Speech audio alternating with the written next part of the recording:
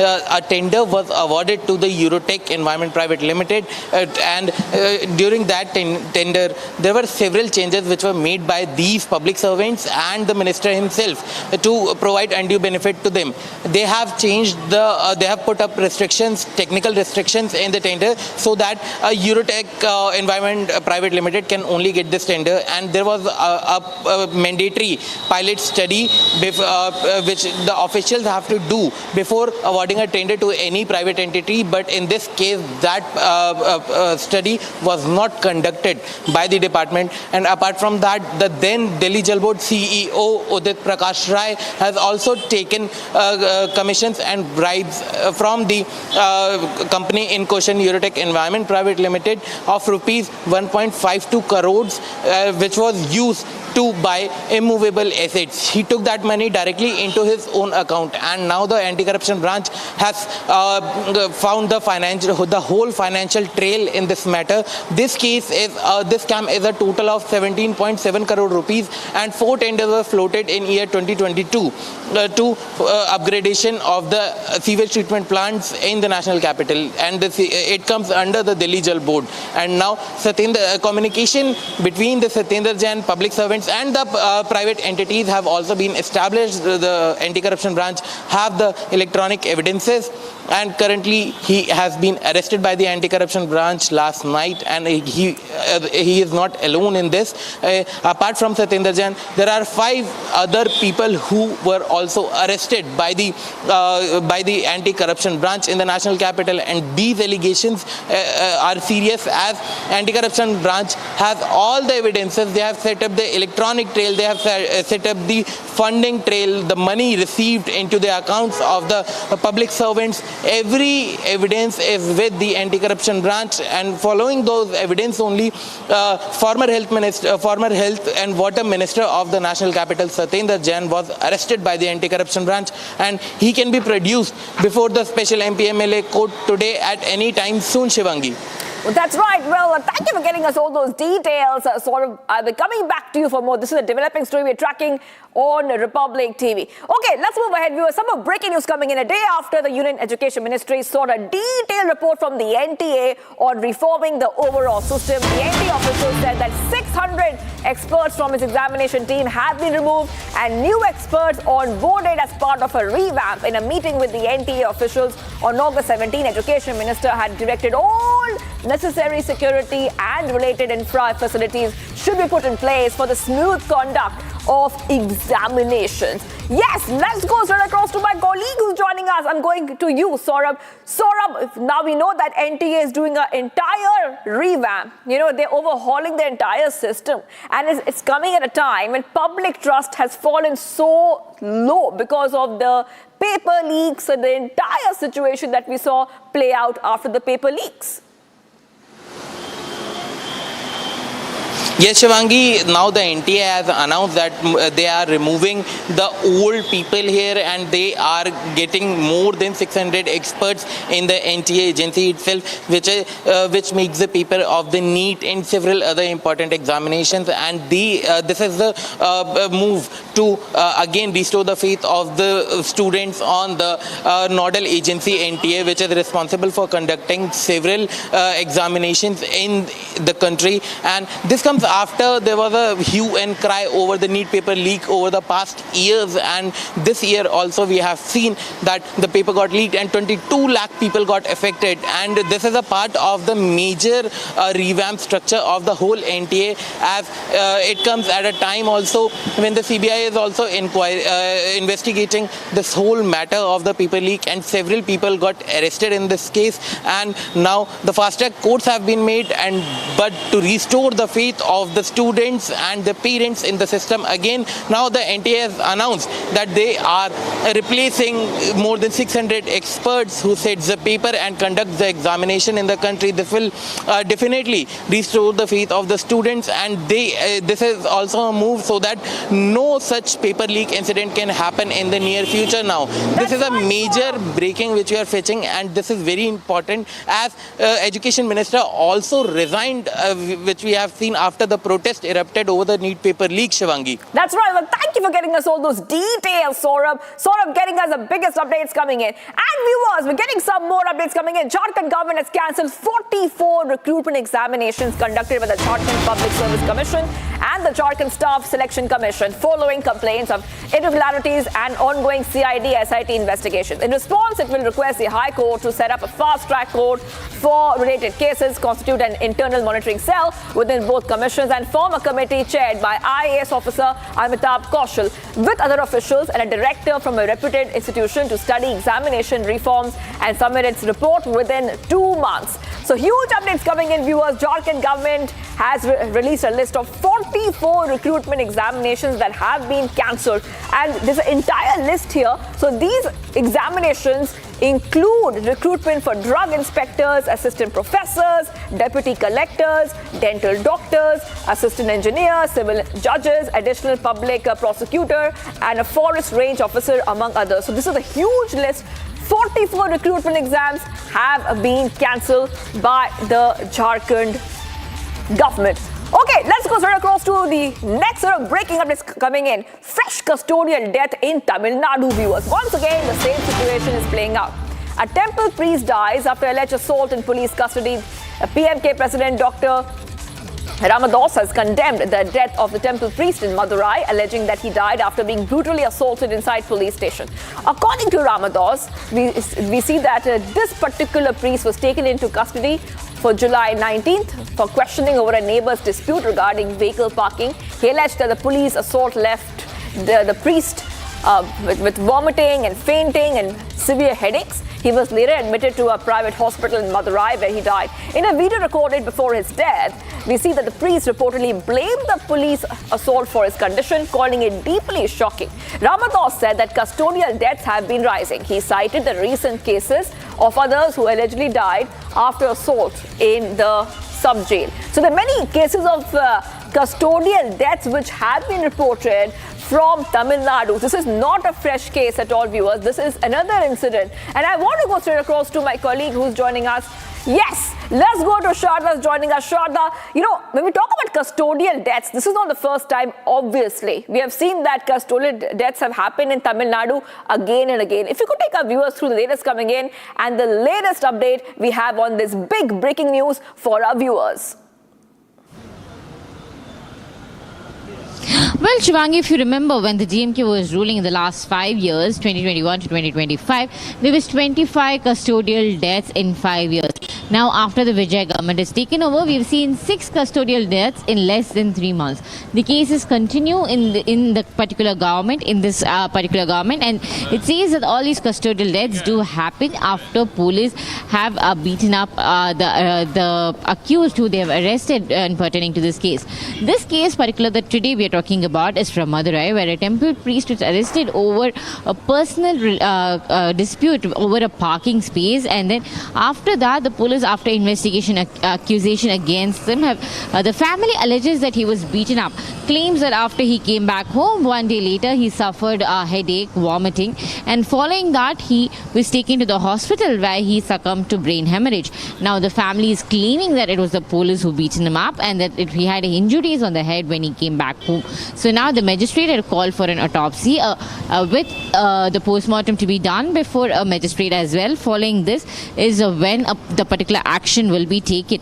Meanwhile, one of the custodial deaths, if you remember back from Thoothukudi, the TVK government had asked for a CBCID inquiry, and the case is still underway, and multiple other following custodial deaths in the past few months were recorded. But as of now, the government has not answered to any of these custodial deaths, and the numbers keeps increasing day by day.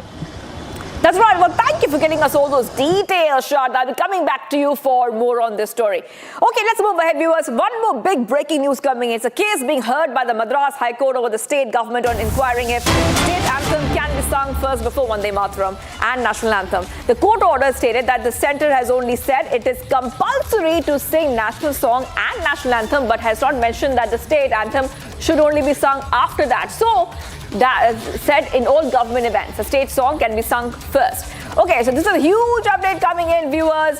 And I want to go across to my colleague Sharda. Madras High Court has now clarified that there is no bar on singing the Tamil anthem First at government functions in Tamil Nadu, stating a recent Union Home Ministry circular does not relegate the state song to a later position. Sharda.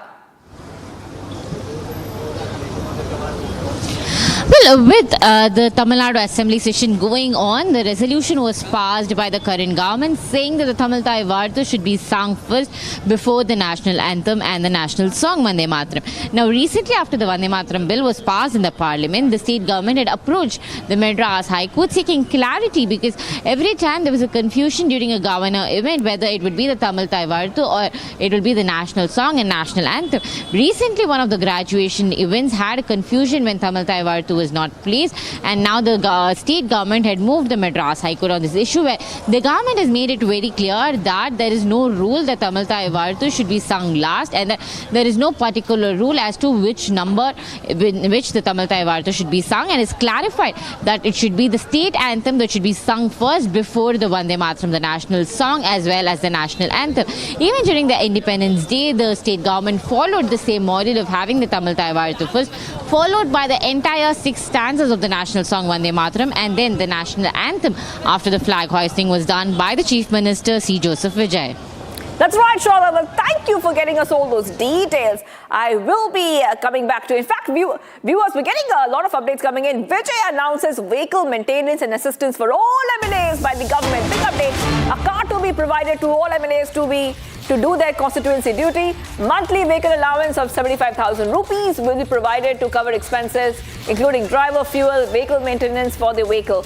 A monthly allowance of 25,000 rupees will be provided to hire an assistant to assist in office work. Okay, so this allowance which has been given to the MLAs. This is what we see right now. So this is coming from Tamil Nadu, where we see that the CM has announced car and allowances for all the MLAs. So back-to-back updates coming in on Republic TV. So to understand what is the logic behind this, let's go straight across to Shraddha. Yes, Shraddha, why has CM Vijay given such allowances to the MLAs there in Tamil Nadu? Well, Shivangi, if you remember, with the finance budget going on, the Tamil Nadu state finance budget for the year 2026-27 was recently announced, and one of the MLAs during the budget session pointed out that he does not have a vehicle to go around his constituency, and now Vijay, under the Rule 110, have announced that every single MLA will get a car, a vehicle at the expense of the government, along with 1 lakh money, with 75,000 as maintenance and 25,000 for an assistance every month to take over the constituency work. He explained that every MLA should be accessible to the people and that this government will work for it. The question here now is, will the state government, which is already running in a debt of 10,000 crores, will it have sufficient money to spend on at least 234 vehicles that should be sent to every constituency for every MLA?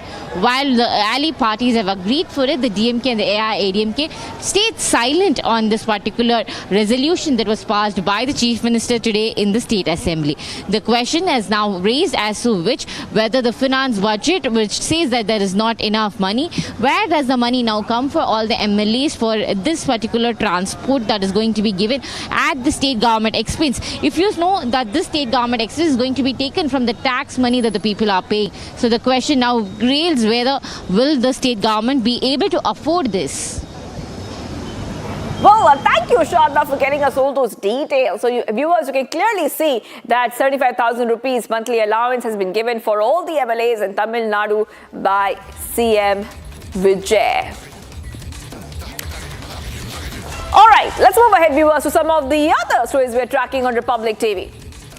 And starting off with the other big story we have been trying to track all this while, trouble continues to mount for the rapist Tarun Tejpal. After he was sentenced to 10 years in jail by the Goa bench of the Bombay High Court, the Goa government has now moved the top court seeking harsher punishment. The Goa government stated that Tejpal had abused his position of trust and authority. It also added that 10-year sentence is grossly disproportionate. More details in this next report as we tell you all about what's happening in this case.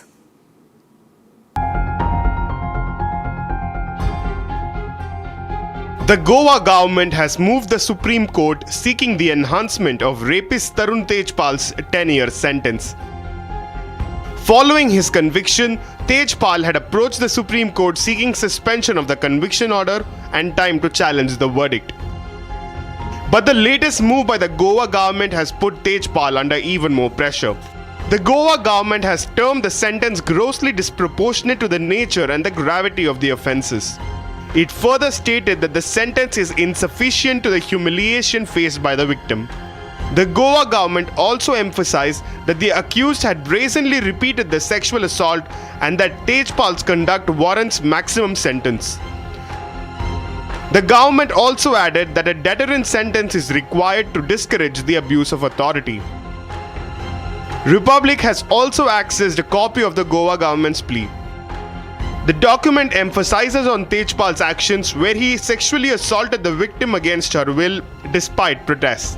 It further highlights that Tejpal repeated the action the very next day, demonstrating a total lack of remorse. The High Court had directed Tejpal to surrender within 4 weeks. The latest move by the Goa government intends to tighten the screws on the rapist, who has now even more trouble mounting against him. And viewers, let's move ahead right now to some of the other stories we're tracking. Let's get started.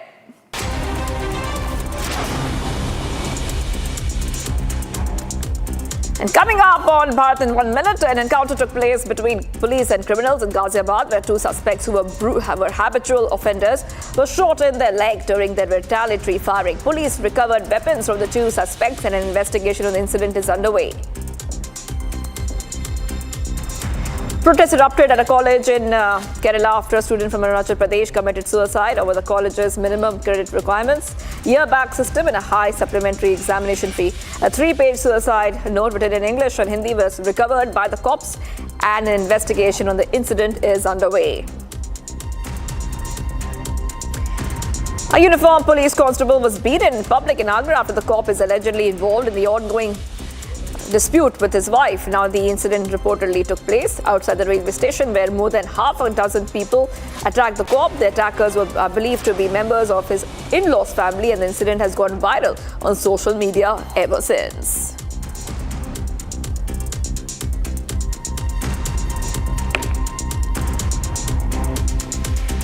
And we was a massive setback for rapist Tarun Tejpal. Goa government moves top court against Tejpal's 10-year sentence.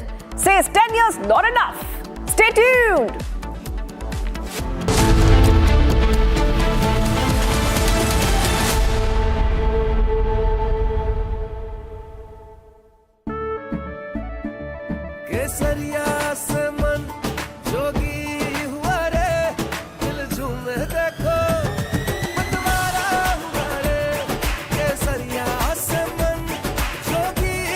हर पल मनाओ केसरी त्योहार। विमल, बोलो जुबान केसरी। चमकी चाट से क्या बना है? सैंडविच, लस्सी और छाछ और हर घूंट में चमकी चाट। अब बताओ, स्वाद आया? असली स्वाद सिर्फ चमकी चाट। इतने पेमेंट ऐप्स पर सेफ कौन सा? तो स्विच टू भीम, एकदम सेफ और भरोसेमंद। रिवॉर्ड्स भी मिलते रहते हैं। पाओ 20 रुपए का कैशबैक 20 रुपए से ज्यादा की पहली पेमेंट पर। भीम ऐप से करो पे। इट्स माही वे। कुछ तो सस्ता लो, सब बढ़िया लो। इसमें क्या खास बात है? थोड़े में ज्यादा स्वाद, यही तो है इसकी खास बात। Pure masala.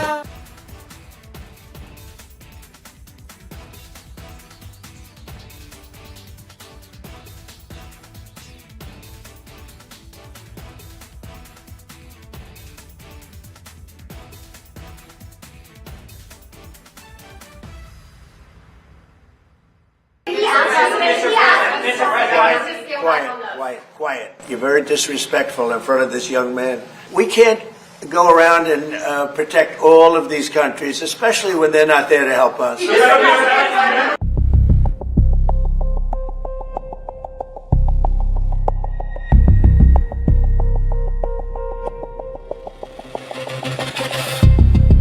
In the recent episode of Tantrums, U.S. President Donald Trump is openly frustrated with South Korea. The U.S. president has scaled down joint military drills with Seoul as a clear pressure tactic. South Korea has been protected by us for many, many years.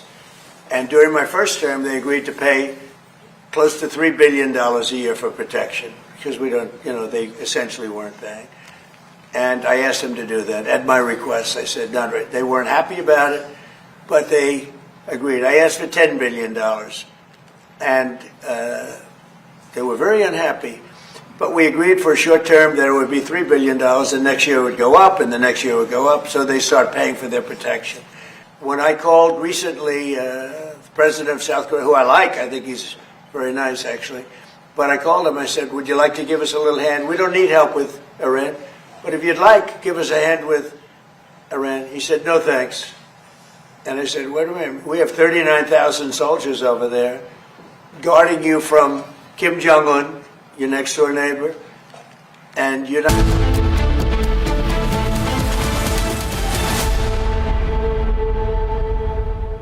Welcome back, viewers. We are live and breaking. Manipur's NRC demand has triggered fresh tension in Imphal, with protesters now confronting authorities over the ongoing census process. The JFD has been demanding that NRC updation be carried out before the census, citing concerns over demographic changes and illegal migration. Meanwhile, Manipur government spokesperson has said that the government itself is pursuing the NRC issue with the centre. Take a look.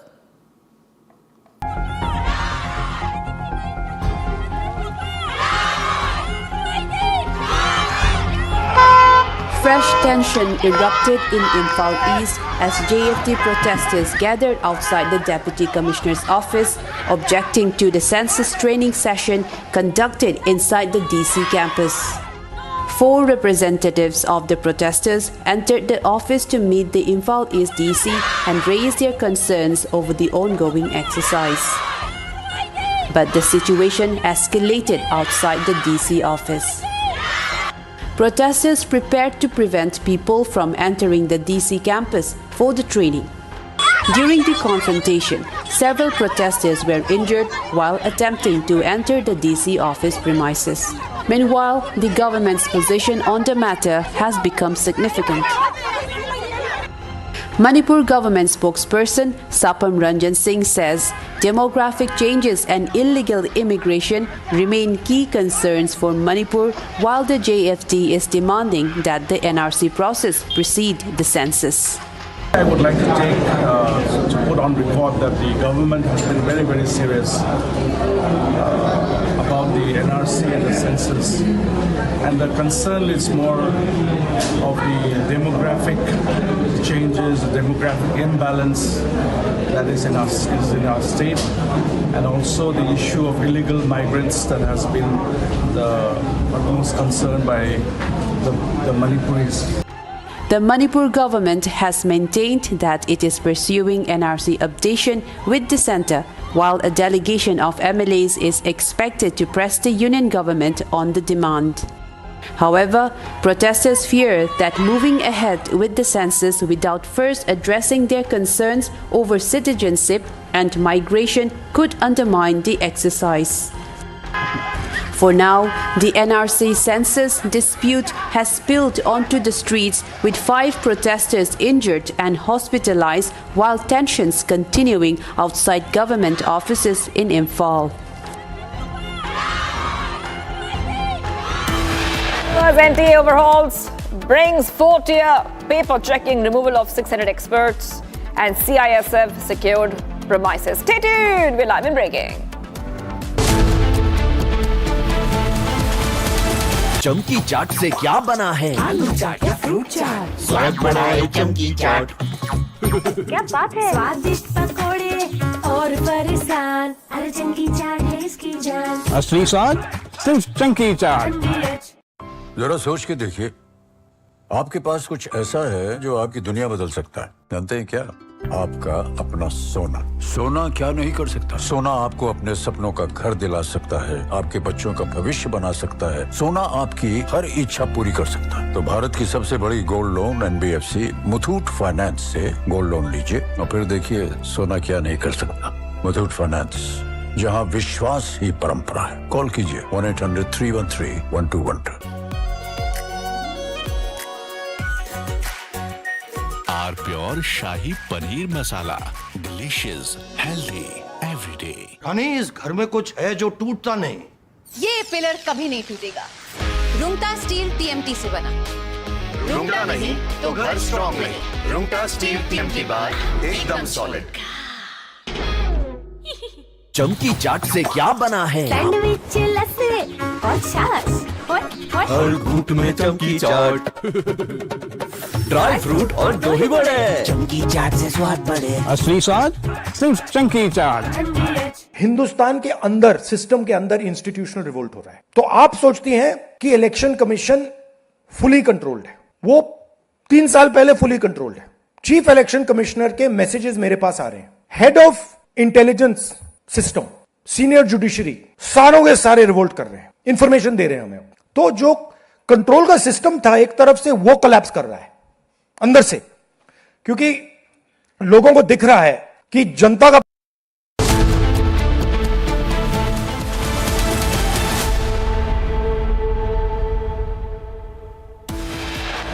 Headlines brought to you by Canara Bank. Together we can.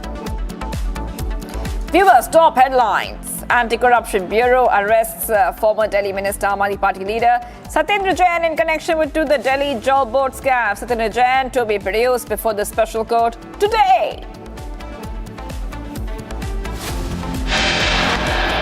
Massive setback for rapist Tarun Tejpal. Goa government moves top court against Tejpal's 10-year sentence. Says 10 years not enough. Seeks maximum sentence for 2013 rape case.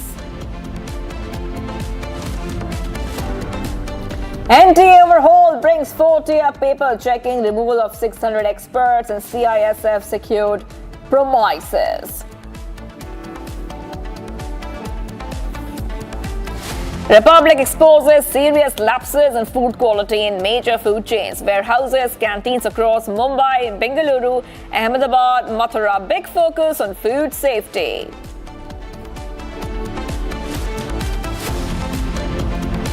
Another custodial death in Tamil Nadu. Temple priest dies after alleged assault in police custody.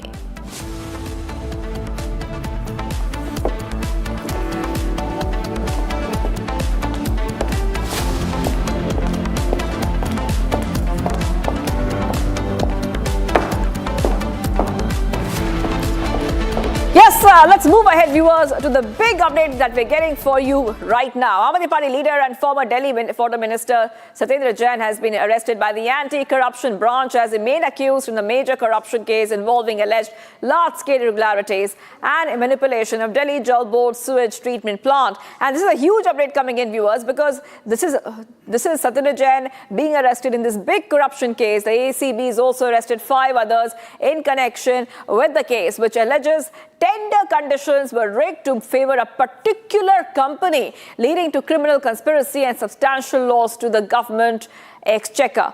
Aam Aadmi Party leader and former Delhi Minister Satendra Jain will be produced before a special MP-MLA court today. So that is going to happen today itself after he was arrested by the Delhi anti-corruption branch in the alleged Delhi Jalboard corruption case. The ACB is probing alleged irregularities in the tendering process for sewage treatment projects, with Jain among 6 people arrested in the case.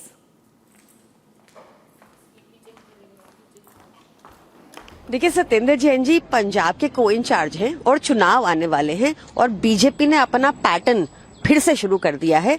लोग अब इन बातों को समझते हैं और कोई भी नहीं मानता जो सतेंद्र जैन जी के खिलाफ ये झूठे मुकदमे कर रहे हैं। पहले भी इन्होंने सतेंद्र जैन जी को झूठे केस में जेल में डाला था और जिस टाइम वो जेल में थे तब का ये घोटाला तथा कथित घोटाला बताया जा रहा है। और उस टाइम बीजेपी ट्वीट करके क्या कह रही थी, आपके देखिए, कह रही है राघव चड्ढा ने राजेंद्र नगर की कुर्सी पर बैठ जलबोर्ड का घोटाले को दिया अंजाम। तो अब किया उन्होंने राघव चड्ढा से कोई इन्वेस्टिगेशन, किया उन्होंने राघव चड्ढा को अरेस्ट। हम लोग बीजेपी के फर्जी केसेस से डरने वाले नहीं हैं। बीजेपी तो पहले भी हमारे कितने नेताओं को फर्जी केसेस में जेल डालकर फिर हमें कोर्ट से क्लीन चिट मिली, कोर्ट ने हमें डिस्चार्ज तक दे दिया कि ये केस तो चलाने योग्य भी नहीं है। इस बार भी ऐसा होगा। क्या इनको लगता है कि लोग इनकी बात मानेंगे ऐसे? युवा इनसे नाराज है आज। क्या युवा इनसे इन बातों से जुड़ेगा? चंदा चोरी की इन्होंने लोगों की आस्था के साथ खेला। क्या लोग इन बातों को भूल जाएंगे? ऐसा नहीं होने वाला। मोदी जी को गवर्नेंस पे लड़ाई करनी चाहिए, हेल्थ केयर एजुकेशन पे लड़ाई करनी चाहिए। और अगर सच में एसीबी को और भाजपा को करप्शन पे एक्शन लेना है ना, तो रेखा गुप्ता के यहाँ चले जाएं, उनको और उनकी पूरी कैबिनेट को अरेस्ट कर लें। उन्होंने अभी 18 महीने की सरकार के अंदर करोड़ों करोड़ों का राइस घोटाला किया। उन्होंने अभी 18 महीने के अंदर 700 करोड़ का मेडिकल इक्विपमेंट स्कैम किया। उन्होंने अभी 90 करोड़ का साइकिल घोटाला किया, जहां आपने देखा होगा हमारे विधायक भी 4,000 की साइकिल जो थी वो 7200 की रेखा गुप्ता सरकार ने खरीदी और हमारे विधायकों ने ये दिखाया। तो अगर बीजेपी को ये सच में करप्शन के ऊपर एक्शन लेना है तो इन घोटालों की जांच करें, रेखा गुप्ता को अरेस्ट करें। देखिए, अगर पूरे उस मामले को ध्यान से देखा जाए तो ये सही दिखाई देता है कि अरविंद केजरीवाल के समय में दिल्ली की सरकार में सत्ता के संरक्षण में भ्रष्टाचार का एक मॉडल विकसित किया गया, जिसमें राजनेता, अधिकारी, उसके अंदर ठेकेदार और तमाम अन्य लोग थे जिनको उससे लाभ पहुंचा। सत्येंद्र जैन की गिरफ्तारी के बाद ये जो गठजोड़ है वो अब उसका पर्दाफाश हो गया है और अरविंद केजरीवाल जो ईमानदारी का नारा देकर के सत्ता में आए थे, इस झूठे नैरेटिव को वो हमेशा उन्होंने दिल्ली को इस झूठे नैरेटिव के कारण से बर्बाद किया है। फिर चाहे वो शराब घोटाला हो, शिक्षा का घोटाला हो या अन्य घोटाले हो, और अब ये दिल्ली जल बोर्ड का घोटाला सामने आया है। तो कहीं ना कहीं अरविंद केजरीवाल को दिल्ली जनता को इसका जवाब देना चाहिए कि जिस ईमानदारी का सर्टिफिकेट लेकर के वो राजनीति में आए थे, 10 साल में दिल्ली को उन्होंने क्या दिया। और यदि ये जलबोर्ड का घोटाला ना होता तो आज यमुना का पानी पूरी तरीके से साफ हो गया था, एसटीपी लगे ही नहीं। और जो मनी ट्रेल को यदि देखा जाएगा तो साफ दिखाई देता है। यमुना को लेकर तो खुद अरविंद केजरीवाल ने भी, आम आदमी पार्टी ने बड़े दावे किए थे और उसी यमुना से जुड़े हुए टेंडर, सीवेज एसटीपी का टेंडर था, उसमें घोटाले की बात आ रही है। इसीलिए मैंने कहा ये भ्रष्टाचार का एक मॉडल अरविंद केजरीवाल ने दिल्ली में विकसित किया और उस मॉडल की आड़ में जो कुछ उन्होंने दिल्ली के साथ में किया, एक एक करके घोटालों का सच दिल्ली की जनता के सामने आ रहा है। फिर अब जब एसीबी ने पूरी जांच के बाद में ये कार्रवाई की है तो आप समझ लीजिए कि चाहे वो राजनेता हो, चाहे अधिकारी हो या ठेकेदार हो या कोई भी हो, वो बचेगा नहीं। कानून अपना काम करेगा और कड़ी से कड़ी सजा ऐसे लोगों को मिलेगी। आम आदमी पार्टी सर इसमें ये कह रही है कि जिस समय ये घोटाले की बात कही जा रही है उस समय सत्येंद्र जैन जेल में थे और ये रेड और गिरफ्तारी सिर्फ इसलिए हो रही है क्योंकि पंजाब में चुनाव आने वाला है। वो बिल्कुल झूठ बोलते हैं। ये मामला 7 अक्टूबर 2021 से शुरू हुआ। सत्येंद्र जैन 2022 में जेल में थे, तो उससे जेल में जाने से पहले ये सारा का सारा काम वो कर चुके थे। तो इसलिए ये कहना कि पंजाब के चुनाव की वजह से गिरफ्तारी की गई, ये बिल्कुल असत्य है। और अरविंद केजरीवाल ने पहली बार ये नहीं कहा है।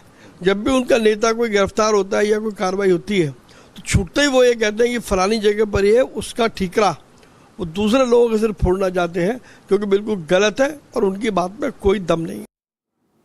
All right, let's go across to my colleagues who are joining us right now. We are being joined by Atul and Saurabh joining us live. Yes, let's go first straight across to Atul who's joining us. Atul, this is not the first time that Satendra Jain has been arrested. This is the second time that Satendra Jain has been arrested. Yes, Atul. Well, this particular case was registered by the Anti-Corruption Bureau in 2024 and now this is the first time when they have arrested 6 persons including Satendra Jain, who is the former Delhi Jalboard minister, and a former IAS officer Udit. There are certain kinds of allegations that a private firm transferred a sum of rupees 1.52 crore rupees to the amount of this IAS officer, and this money was used in purchasing a property. Apart from this, there are certain kinds of allegations against Mr. Jain that he was favoring 2 particular firms so that they could get the tenders, and therefore he was allegedly taking bribes. Based on these allegations, the Vigilance Department lodged a complaint with the Anti-Corruption Bureau and they registered registered an FIR. The investigation was going on and they have arrested 6 persons. There are possibilities that they will be produced before Rouse Avenue Court post-lunch, and the Anti-Corruption Bureau will seek custodial remands of them, maybe of 15 days or maybe of 10 days. That's right. Okay, let's go to my colleague Saurabh to understand what is ACB really saying. ACB, take our viewers through the allegations of corruption. It's quite vast. Sure, Shivangi, the anti-corruption branch has alleged that this pilot study was not conducted before issuing the tenders to the Eurotech Environment Private Limited in this case. And apart from this, there is another pointer that kickbacks and commissions were taken by the public servants and the other officials in this case from the intermediaries of the Eurotech Environment Private Limited, which are AN Enterprises and the Srijan Ahar Enterprises. These two companies are the intermediaries of the Eurotech Environment Private Limited, who finally got the tender for revamping and upgradation of the 4 STPs situated in the national capital and operated by the Delhi Jalboard.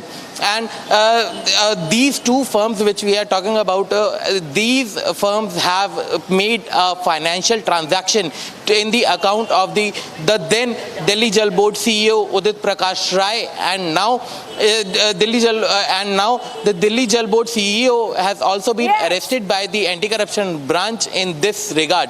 And apart from this, the communications were also seized. Electronic evidence of the communications between the private entities and the public servants were also seized by the anti-corruption branch. Absolutely, in which Saurabh. Hold on for a second, Saurabh. And Atul, hold on for a second. I'm being joined by Sarthak from the Rouse Avenue Court, because we understand Satendra Jain will be produced at a special court for MP MLAs. So let's go straight across to my colleague Sarthak. Sarthak, when will that happen?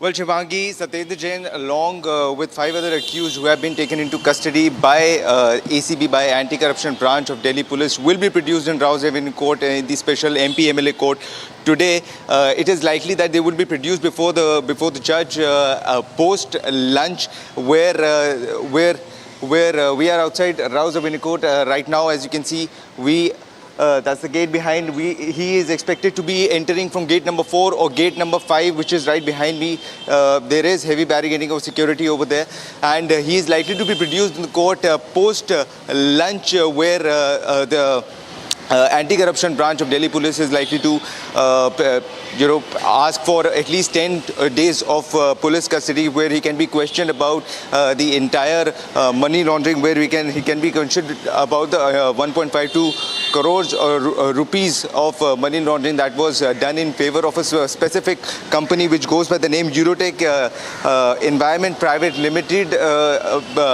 ACB is likely to allege that these funds were used to favor this particular company. Some intermediary companies was also used to transfer funds to accounts linked to former Delhi Jalboard Chief Executive Officer who goes by the name Udit Prakash Rai and his relatives. These accounts were linked to them, and the entire tender policy was changed during the time when Satendra Jain was the Delhi Water Minister here in New Delhi, and he's likely to be produced along with 5 other accused, which goes by the name Ankit Srivastav, Nagendra Yadav, Rajkumar Kura, Pankaj Verma, Udit Prakash Rai and Satendra Jain himself. They will be produced in the court post-lunch in the Rouse Avenue Court, and the Delhi Police is likely to take him into custody or demand his custody for at least 10 days. It could go up to 15 days as well, which is the maximum time for a person can stay under police custody. And therefore, we are tracking this case. He is likely to be produced post-lunch, which is an important thing, and police can take him into custody for at least 10 days. Shivangi. That's right. Okay, so let's go back to all our colleagues. We have Atul, Saurabh, and we have Sarthak. I want to go back to Atul. Atul is at the ACB office. Atul, we will also talk a little bit more about the allegations, because these allegations of corruption are not the first allegations that Satendra Jain and the Aam Aadmi Party is facing. We have seen Aam Aadmi Party leaders face allegations. Some of the Aam Aadmi Party leaders have also served jail time multiple times, including Satendra Jain. Well, I would like to say one thing, that the Anti-Corruption Bureau, during this course of investigation of more than 1 year, they have collected electronic evidence, because when I was speaking to one of my sources, he particularly told me that they have come across an electronic evidence which established that a sum of rupees 1.52 crore rupees was given to the former IAS officer, and he purchased a property with that money. So that was the proceeds of crime.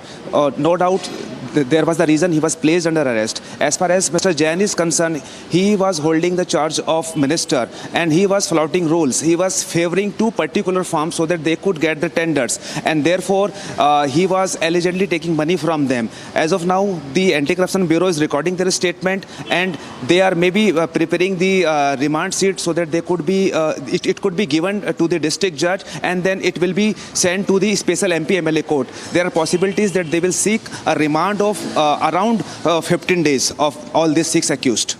That's right. Well, thank you for getting us all those details. Well, thank you, all my colleagues. We have Atul, we have Saurabh from ACB office, and we also have Sarthak, who is at the Rouse Avenue court, where Satendra Jain will be produced later on. We're getting some more breaking news coming in, viewers. A major fake drug racket was busted in a district near Bengaluru. This is the Raman Nagara district, and this is by the ED.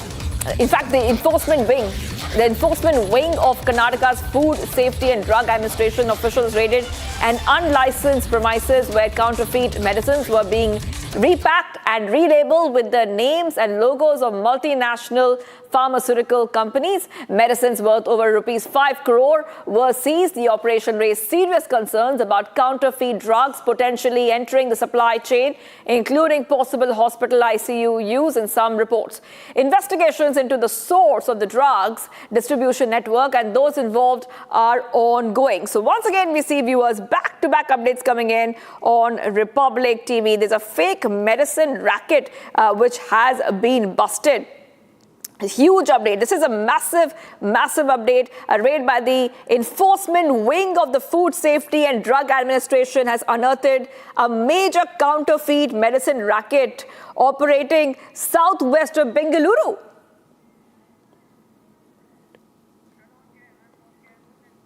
All right, let's move ahead, viewers, to some of the other stories we're tracking. Republic Editor-in-Chief Arnab Goswami highlights India's food safety crisis and the Maharashtra FDA Commissioner Tukaram Mundhe's crackdown. And since taking charge, Mundhe has led over 1,100 surprise inspections across the state, seizing contraband worth more than rupees 50 crore, including fake oil, synthetic dairy products, and banned gutka. Raids have targeted restaurants, ghost kitchens, and quick commerce platforms like Blinkit, Zepto, and Instamart. Notices have even reached the Bombay High Court, canteen, and Bollywood celebrities promoting pan masala. Arnab asks, why are big food and beauty companies risking the health of millions of Indian consumers? Listen in.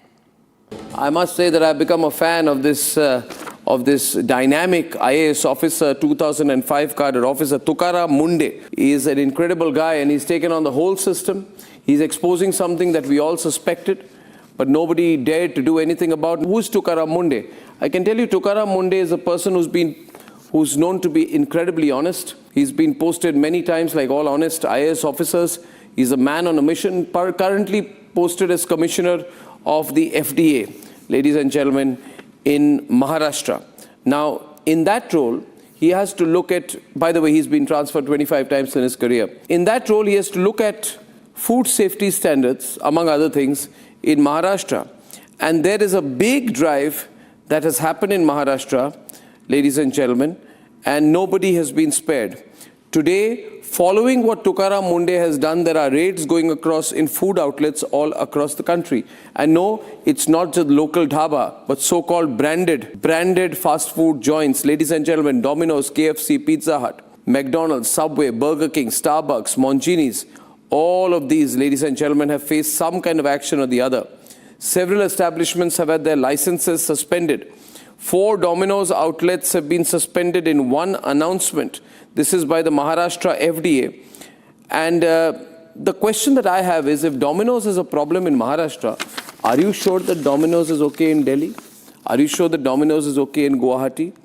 Ladies and gentlemen, what these officials have done is they've gone into the kitchens, they've looked at the safety standards, they looked at the nature of storage, they've looked at the food safety, they've looked at the way in which the items are stored before they are served. So what happens, you get a pizza or you get a burger, but you don't know what's gone into the lettuce or where the pizza has been made. This is not limited to Maharashtra, though what has happened now is a bigger issue. In Ghaziabad, Uttar Pradesh, there has been hundreds of kilograms of unsafe paneer and khoya which have been found. There is this phenomenon of analog paneer. In Mumbai, expired food products have been found. In Vileparle, Mumbai, a Domino's outlet operated by the company called Jubilant Foodworks was in a dilapidated condition with serious hygiene failures. In Pune, Maharashtra, a Burger King outlet was found operating with very low hygiene standards. In Thane, Maharashtra, inside a Blinkit outlet, rats were found. Stale chicken was found being used at a KFC outlet in Mangaluru in Karnataka. In Hoskote in Karnataka, food items at an establishment were found heavily infested with rats. In Bengaluru, Karnataka, an Indira canteen was raided and the conditions were found to be absolutely terrible. So this is happening all over: adulterated ghee, fake paneer, dirty establishments. And if you think this is only the restaurants, you're wrong. In Karnataka, 5-star hotels were raided. The Lalit Ashok, 32 liters of expired milk, 76 kilograms of meat and 200 kilograms of vegetables were seized. In Shangri-La Hotel in Bengaluru, 15 kilograms of meat was seized. At Four Seasons Hotel in Bengaluru, 19 kilograms of meat was seized. At Vivanta in Bengaluru, 3 kilograms of expired bakery products were seized. At the Radisson Blu in Bengaluru, 50 kilograms of chicken, meat, fish, vegetables were seized. So, ladies and gentlemen, it's not only the restaurants or the fast food joints where this is happening. The other part is, we are beginning to realize that some food is being allowed in India which is not allowed anywhere else in the world because it's seen to be carcinogenic, because it's seen to be genotoxic. For example, titanium dioxide, which makes candles, gum, frostings and powdered drinks, it makes them look brighter. In America, it's not allowed. In European Union, it's not allowed. But in India, there is a sense of uncertainty over whether it's allowed or not allowed. Synthetic dyes, which are used to color food, sunset yellow, Allura red, right? This is not allowed in the European Union, but India permits these colors under FSSAI limits. Why do we allow this? Because we are then compromising the lives and the health of Indians and especially Indian children. Why are Indian children allowed to have food which contains synthetic dyes which are considered poisonous and genotoxic and toxic and carcinogenic elsewhere in the world? Even chewing gum, ladies and gentlemen, if you analyze the chewing gum which children in India and others also use, it contains items such as titanium dioxide, Poncio 4R, erythrocene, and other such additives which are permitted in Indian rules but are not allowed in the European Union. Ladies and gentlemen, nobody has been spared. Dabur has managed to get a stay on those who were questioning Dabur honey, for example, and Dabur has got a stay. But Dabur should do more than just get a stay. Dabur must explain to the people of India, by the way, Dabur, I have a piece of advice for you. One thing is to hire lawyers and get a stay. The other is to make people believe that your honey is 100% pure. And therefore, ladies and gentlemen, I really think companies like Dabur should also send their representatives, talk about it. Giving one-line statements as they are doing with the corporate media is not an answer. So Dabur and others, all of those against whom questions have been raised, Domino's, KFC, McDonald's, all of these companies are now in a sense of shock. It is one thing to say that Tukaram Mundhe is a dangerous man and has to be stopped. And I know somebody's put a 5 lakh rupee fine on him, I think one of the courts. The more difficult question to answer is, why are the list of additives used in Indian processed foods allowed? Are all the sorptrates, all the emulsifiers, all the calcium proportionates, all the acetic acid, all the colors, all the preservatives, and all the palm oil and all the modified fats which are being put into food items, packaged food items, are they to be allowed in India? And therefore, I believe the central government must stop looking the other way and stop just celebrating Tukaram Mundhe. What is Chirag Paswan doing? What is the food minister doing? And therefore, ladies and gentlemen, there is a food alert. I'm only telling you about it. The questions we must ask, and we must aggressively ask, is why does it take a Tukaram Mundhe for the law to actually work in India? If Domino's is doing good abroad, why is it compromising Indians? If Domino's is bad in one part of India, are you sure it is good in another part of India? Why are chemicals like titanium dioxide, which are known to be carcinogenic, allowed in India but not allowed abroad? Why do these global companies continue to produce two types of products, one for India and one for the rest of the world? This is also true. You will also see, ladies and gentlemen, if you use Ayurvedic products, there are two kinds of Ayurvedic products. The same ashwagandha that you will be buying for the Indian market will be produced at a higher cost for the global market. Because in India, certain additives are allowed in the ashwagandha. But is the health of people buying it abroad more important? And there's a price difference. We must protest against this. Ladies and gentlemen, if we allow different food standards for Indians and different food standards for Europeans, are we assuming that the lives of Indians don't matter? And when will we say that let's stop getting greedy, especially food companies, let's stop getting greedy, let's be answerable to the people of India. As of now, I'll wrap this up by saying we should all be grateful to Tukaram Mundhe. You can call him activist, you can call him aggressive. Some may say he's going OTT over the top, but he's not. He has blown the lid off what is potentially one of the worst scandals and scams in India, which is yet to be uncovered.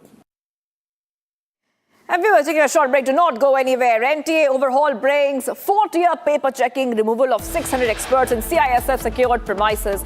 Stay tuned, viewers. We are live and breaking.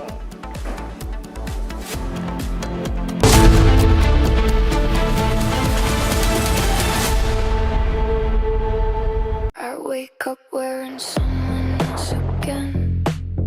Don't let it slip. I'm losing.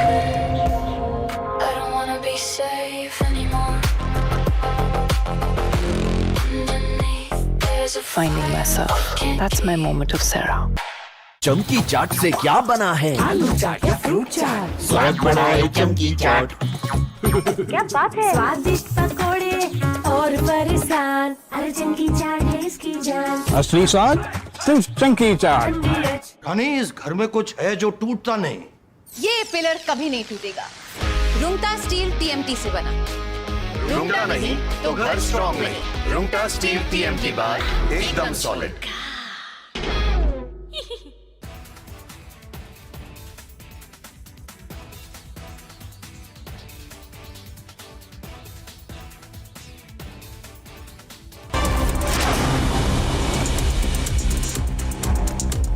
And coming up on Bharat in 1 minute, an encounter took place between police and criminals in Ghaziabad, where two suspects who were habitual offenders were shot in their leg during their retaliatory firing. Police recovered weapons from the two suspects and an investigation on the incident is underway. Protests erupted at a college in Kerala after a student from Arunachal Pradesh committed suicide over the college's minimum credit requirements, year-back system and a high supplementary examination fee. A 3-page suicide note written in English and Hindi was recovered by the cops and an investigation on the incident is underway. A uniformed police constable was beaten in public in Agra after the cop is allegedly involved in the ongoing dispute with his wife. Now, the incident reportedly took place outside the railway station where more than half a dozen people attacked the cop. The attackers were believed to be members of his in-laws family, and the incident has gone viral on social media ever since.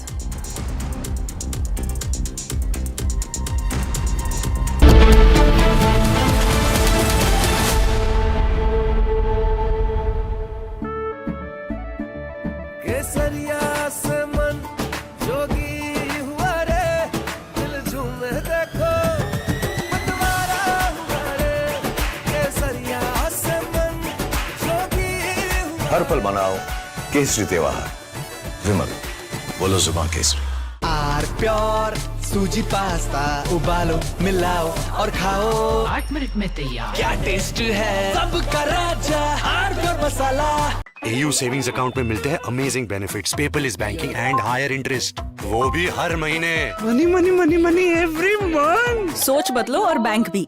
चमकी चाट से क्या बना है? आलू चाट या fruit चाट, स्वाद बढ़ाए चमकी चाट। क्या बात है? स्वादिष्ट पकोड़े और परेशान, अरे चंकी चाट है इसकी जान। असली स्वाद सिर्फ चंकी चाट।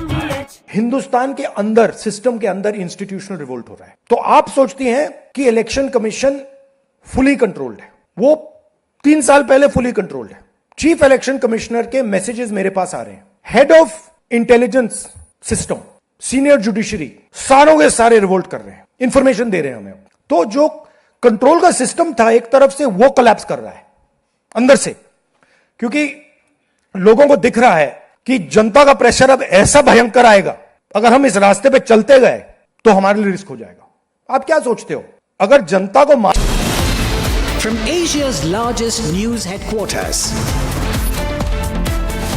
setting the agenda for Bharat.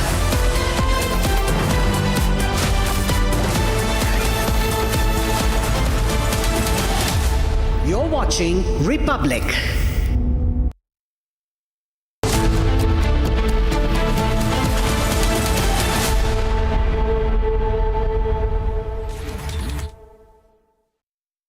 Viewers, welcome to Live and Breaking with me, Tarun Tejpal on Republic.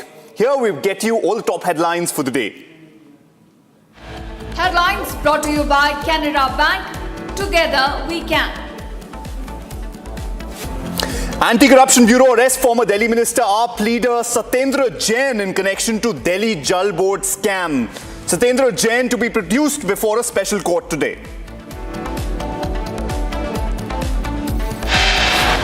Massive setback for rapist Tarun Tejpal. The Goa government moves top court against Tejpal's 10-year sentence. Says 10 years not enough.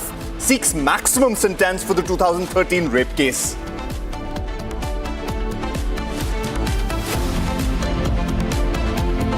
NTA overall brings 4-tier paper checking, removal of 600 experts and CISF secured premises.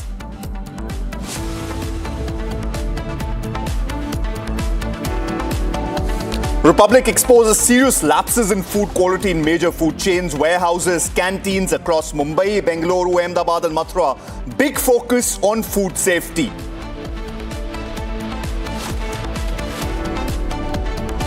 Another custodial death in Tamil Nadu. Temple priest dies after alleged assault in police custody.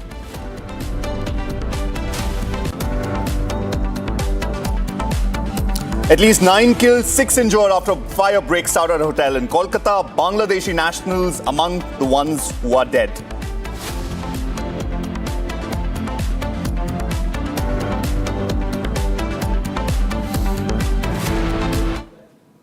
Viewers, welcome to Live and Breaking. We start with an unfortunate news today. At least 9 people, including a child, were killed. This after a massive fire broke out in a hotel in Kolkata. Now, the blaze erupted around 2 a.m. on Free School Street near the New Market, one of the city's busiest and most densely populated areas, trapping several guests inside the building and triggering a major rescue operation. According to the fire department, Bangladeshi nationals were among those who died in the blaze. Now, they traveled to Kolkata for medical treatment. Preliminary investigations found that the hotel lacked basic fire safety measures. The FSL team currently at the spot gives you more details. Now, this is the massive fire. If you look at the visuals on your screen, that's where the venue is. That's the hotel outside, exactly outside the hotel where the fire broke out. The fire broke out late night. Some 9 people have actually died, unfortunately. We hear that there are Bangladeshi nationals as well among those that have died. They had come to Kolkata for medical treatment here. A major rescue operation currently is underway. This is exactly happened on Free School Street, which is near main New Market, which is a very busy city area and a very densely populated area. Now, we've got reactions coming in there. Have a look, viewers. माननीय मुख्यमंत्री से बात होगा, उसके बाद हम लोग सोच रहे एक टीम बनाएंगे जिसमें केएमसी, पुलिस, फायर ब्रिगेड, हमारे यूडीए में दफ्तर रहेंगे और ऐसा होटल जो लोग चला रहे हैं, ट्रेड लाइसेंस है कि नहीं, फायर लाइसेंस है कि नहीं, एक ही बिल्डिंग 3 तला बिल्डिंग 10 तो होटल चल रहे हैं, छोटा रूम्स 10 तो रूम, ये सो नहीं चल सकता है। मरने वाले बांग्लादेशी बताए जा रहे हैं। नहीं, अभी तक वो पुलिस देख रहे, बांग्लादेशी है ना भारतीय है, पुलिस देखकर बताएंगे। एक्शन लिया जाएगा मैम, ऐसी घटनाएं आगे ना हो। डेफिनेटली एक्शन लिया जाएगा। सीएम आएंगे यहाँ पे, सीएम से बातचीत? नहीं, सीएम से अभी तक बातचीत नहीं हुआ है, लेकिन सीएम से बात करके हम लोग एक कंपनसेशन देंगे मैम। जो देखिए, पूरा सीएम से बात करके सरकार ये घोषणा करेंगे। अभी सिचुएशन तो आप जानते हैं, 9 लोगों का मृत्यु हो गया, तो बाकी 80 लोगों को हमारा डिपार्टमेंट वाला जो ऑफिसर है, फायर फाइटर है, उन्होंने बचा लिया और वो आसपास में वो जो रेस्क्यू सेंटर हुआ उधर है। अभी तक एकदम ठोस कानून सामने नहीं आया, फॉरेंसिक होने के बाद ही हो सकता है वो।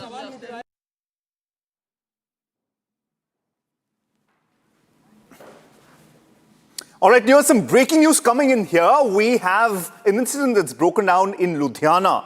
Now, in a Ludhiana pizza outlet, 3 shots have been fired in 3 seconds. A gang claims responsibility on the shooting. A late-night shooting incident basically broke out at a pizza outlet in Ludhiana's upscale Bhai Rajinder Singh Nagar area. It sparked massive panic in their locality. Now, the attackers, we hear, entered the shop.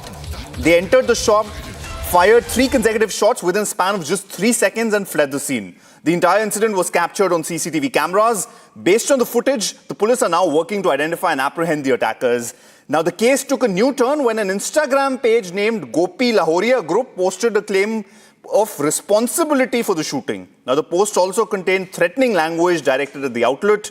Following this social media post, the police cyber cell has swung into action. Investigations are trying to determine whether the Instagram account claiming responsibility is genuinely linked to a gang or is it just a fake account created by miscreants to spread panic. Now, the police are verifying the authenticity of the social media post and analyzing technical details regarding the account. Both the CCTV footage and the social media post are considered crucial elements of the investigation. You'll see there on your screens, we've got CCTV footage from inside the pizza outlet. We yet don't know what exactly was the pizza outlet's name. You see 3 assailants who enter the pizza outlet. And I don't know if we have shots of, if we have a footage of the shots actually being fired. But what we hear from reports, what we get from reports is that 3 shots were fired within a shot span of 3 seconds. If you've just seen on your screens, there you see the shooting happening. They are shooting right there at the pizza outlet's kitchen. You see there's a particular guest as well. And now you see the victims actually running out. And they've apparently fled. They came on a bike. All of them 3 were bike-borne. Now, what we know, it's a Splendor motorcycle. They were masked. We don't yet know what their exact identity. And we've got Lalit, who's joining us on the phone here. Lalit, do we still know whether we hear that there's been a social media post claiming responsibility for the incident by this gang? What do we know more about this? Do we know any reports whether this post is genuine? Who is this gang? Who are these members? Why has this incident happened? What did they have against this particular pizza outlet? Well, if you talk about this whole episode, right now the police is investigating this whole matter. But yes, now the CCTV footage, it could be clearly seen that within 3 seconds, 3 gunshots were being fired in a posh area in Ludhiana. If we talk about the post which has been posted on social media, the responsibility has been taken up by Gopi Lahoria from Mexico. But if we talk about the authenticity of this post, right now police is investigating the matter. Apart from that, about the firing incident also, police is also trying to nab the alleged person who has shot this gunfire shots in the pizza shop in Ludhiana. So right now, the police investigation is on and police is trying to track out the person behind it. Back to the city. All right.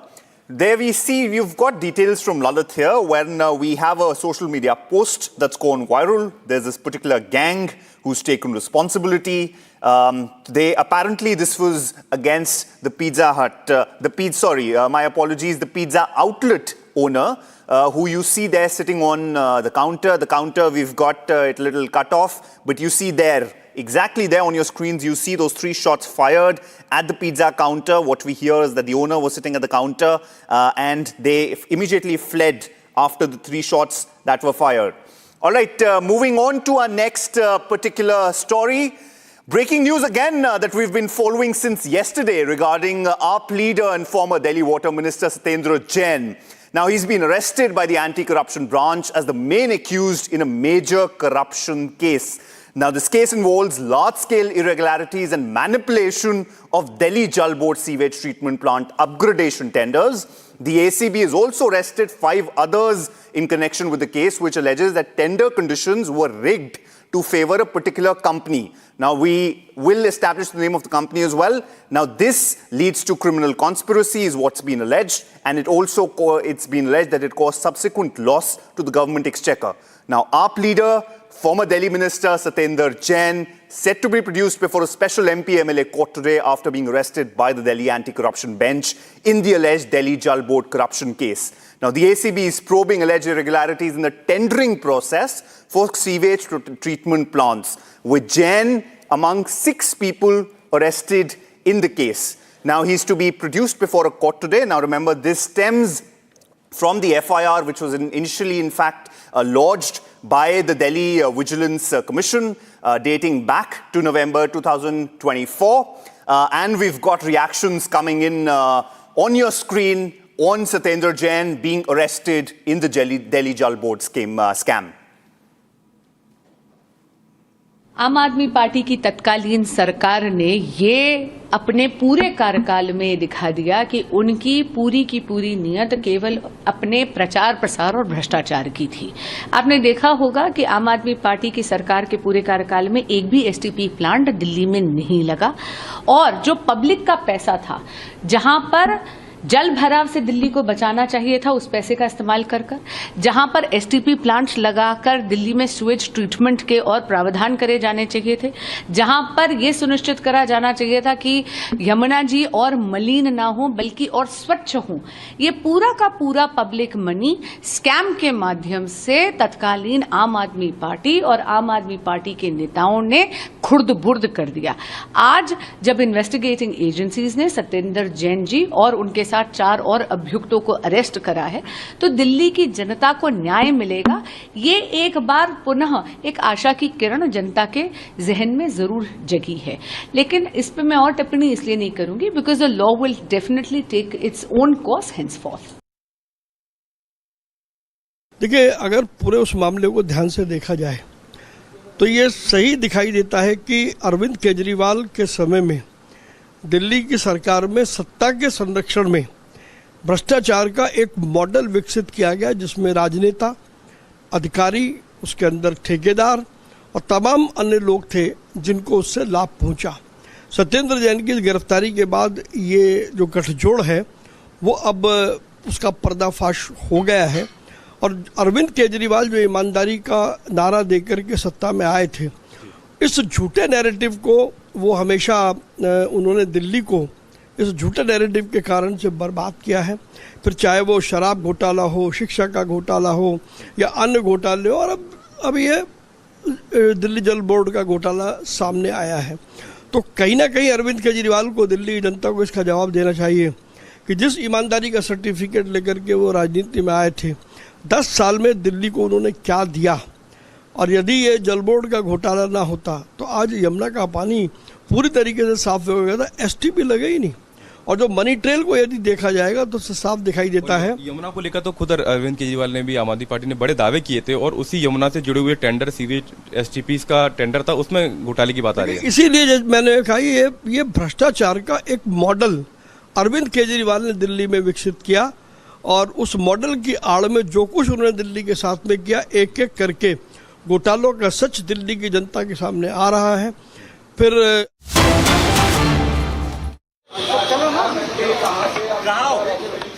नहीं यही हो, आप बोलना start करो, बोलो बोलो। इस वक्त हम एसीबी दफ्तर के ठीक बाहर मौजूद हैं और आप सामने देख सकते हैं कि सतेंद्र जैन और गिरफ्तार तमाम आरोपी जर्नल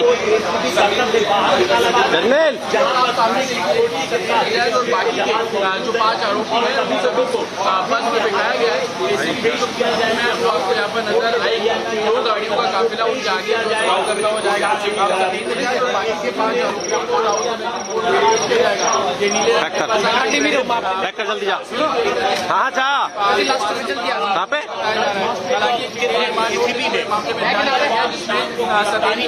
और अब मेडिकल के बाद कोर्ट में पेश करने की तैयारी है। कैमरामैन कुछ चलो मैडम रोल है रोल है सतेंद्र जैन विजुअल बनाना है चलो ना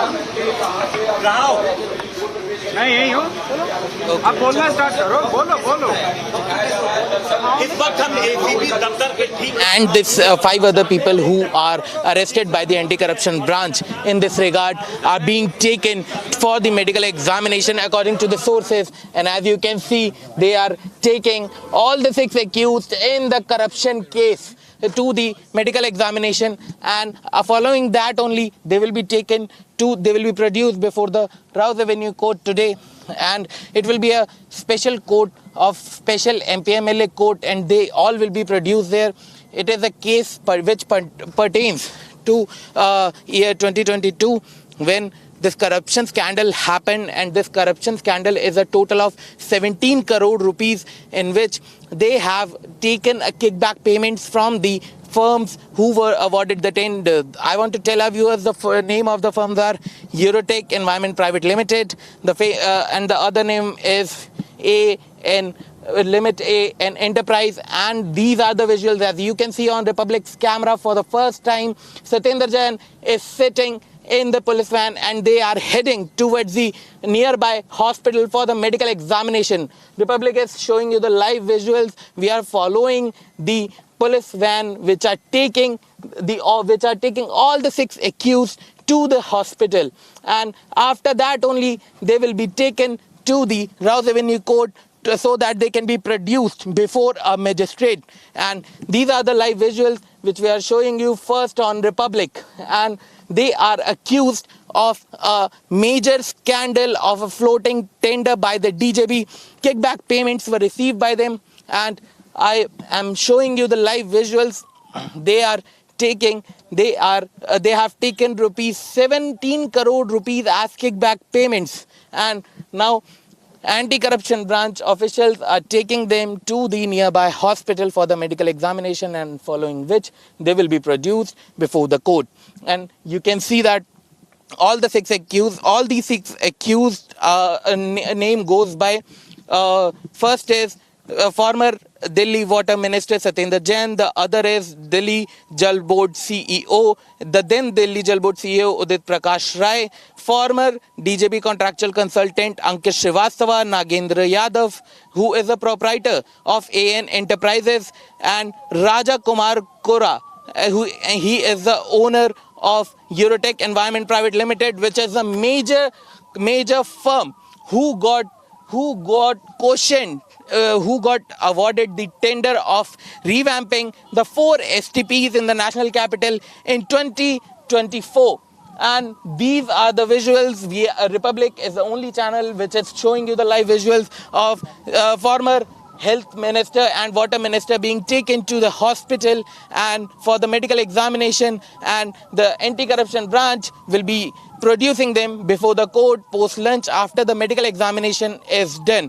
These are the live visuals, and these are first on Republic, and these they all are accused of taking kickback payments favoring a firm private entity who they awarded the tender, and they awarded the tender to Eurotech Environment Private Limited, and now they are being taken. They all were arrested by the anti-corruption branch last night only, and investigators found that the proposed pilot study was not conducted in this case, which is mandatory, and while restrictive conditions concerning the technology to be used were allegedly incorporated into the tender so that they can provide undue favors to the Eurotech Environment Private Limited, and they have also received kickback payment from these firms. Now they are being taken to the nearby hospital. The financial investigation has also allegedly traced commission bribe payments through intermediary entities, which are Sri Janhar and AN Enterprises. They are being taken now. All these 6 accused are being taken to the hospital for the medical examination, and these are the live visuals which we are showing you. You are getting this first on the Republic's camera, and this investigation is tightening grip on the former Aam Aadmi Party leader Satendra Jain. This is the bus which we are showing you. All the 6 accused are currently present in this police bus only, and this is followed by the anti-corruption branch officials, and now they will be taken to a hospital, to a nearby government hospital. Investigators also alleged that communications between the private entities and the public servants were also recovered, in which they were talking about manipulating the tender so that Eurotech Environment Private Limited can get the undue favors from the government. And after getting awarded the tender of the 4 STP's upgradation in the national capital, they have also purchased immovable assets from that. And now we are following all the 6 accused who have taken the kickback payment in a tender floating by the DJP.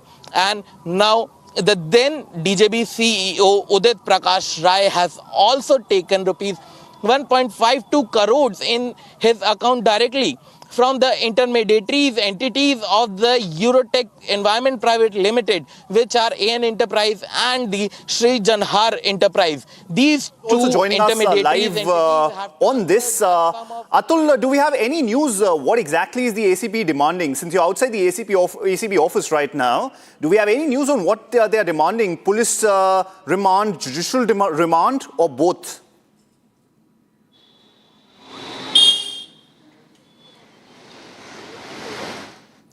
Atul, can you hear us? And we also tried to confront Satendra Jain. Well, he was... Yeah, I can hear you. Can you hear me? Yes. Go ahead, Atul. Yeah, I can hear you. Can you hear me? Because Republic was the only channel who was inside the anti-corruption of Bureau office, and we tried to confront Satendra Jain. And when we was trying to confront him, he was only saying that he was innocent. And apart from this, the sources in the anti-corruption Bureau has revealed that they will seek his custodial remand, which is a police remand. They will first produce him before the district judge, and the district judge will mark the case to the special MP-MLA court, and then they will furnish this remand paper before the court. They will be seeking 10 days custodial remand of all the 6 accused. Atul, is the agency here establishing a direct money trail or communication link connecting Jain directly to the beneficiary private firm here? See, Jain was in touch with all these 6 alleged accused. He was in touch with this former IAS officer, and the former IAS officer allegedly received a sum of rupees 1.52 crore, and then he purchased a property from that money. So that was the proceed of crime. The Anti-Corruption Bureau, during the course of investigation of last these 2 years, have come across an electronic evidence which established that he received this money, and at the behest of Mr. Jain, he was receiving such amount. So no doubt they are connecting this, that Satendra Jain was actively involved, and he knew that he is receiving kickbacks, but through some other men. All right, we've got Saurav also who's joining us live on this. Saurav, we've got details coming in. Now, the ACB has identified and named 6 people in this. Do we know what exactly was the role of each of these 6? And of these 6, who was the key beneficiary? Because we hear of this property being purchased by Satendra Jain. Who was the key beneficiary among these 6 people? Yes, Karan, the key beneficiaries in this corruption case are the 6 people who have been arrested by the anti-corruption branch. First, I'll tell you that the former Delhi water minister received kickback payments from the intermediaries entities of the Eurotech Environment Private Limited, who got the tender of upgrading the 4 STPs in the national capital at that time. He received the kickback payments. And apart from him, there is another person who got arrested by the anti-corruption branch. His name goes by Udit Prakash Rai. He was the then Delhi Jalboard CEO at that time, and he got rupees 1.52 crores in his account directly from these 2 entities which are in question, which first is AN Enterprises and second is Sri Janhar Enterprises. These 2 enterprises have combinedly transferred a sum of 1.52 crore rupees in the account of the then Delhi Jalboard CEO Udit Prakash Rai. Apart from this, the other person who is in question is the Delhi Jalboard contractual consultant, who was Ankit at that time. He also received commission and kickback payments, and they have made changes in the tender so that they can provide undue benefits to these identities. However, the Eurotech Environment Private Limited got the tender of upgrading the 4 STPs in the national capital. But the AN Enterprise and the Sri Janhar Enterprise, which are in question, they are the technology provider of the Eurotech Environment Private Limited. They have provided the technology to the Eurotech Environment Private Limited, so they also received payments from the tender which was awarded to them. And they got benefited from that money. And now the Eurotech, which is currently in question, who have revamped these 4 STPs in the national capital, this Eurotech got the tender and they have made a huge amount of money from that tender. However, the STP's rules were completely ignored to give tender to the Eurotech Environment Private Limited. All these 6 beneficiaries have made a huge amount of money in this tender. Because of that only, the Delhi Department of Vigilance has filed a report in this regard over this tender floating, and they found some irregularities. And now the anti-corruption branch is investigating this whole matter. And all right, thanks, Saurav. We'll pause for a short break and we'll continue to track this live as Satendra Jain and the 5 others are brought before the Raj Avini court today. We'll be back in just a couple of moments and look at the action that's unfolding. Coming up, Satendra Jain and 5 others to be produced before Raj Avini court today. The ACB, we hear, is to ask and seek for judicial remand.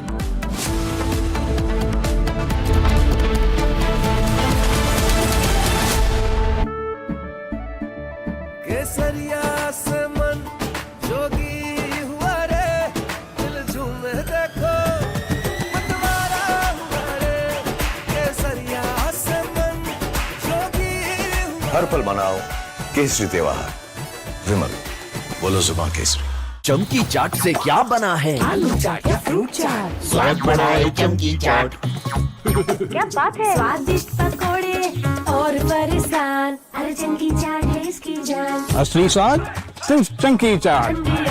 AU savings account में मिलते हैं amazing benefits, paperless banking and higher interest, वो भी हर महीने। Money money money money every month. सोच बदलो और बैंक भी।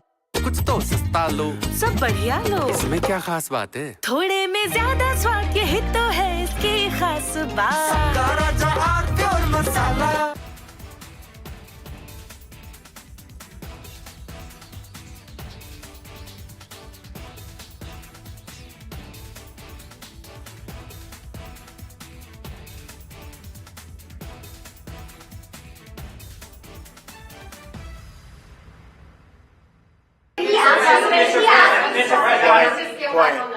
Quiet. You're very disrespectful in front of this young man.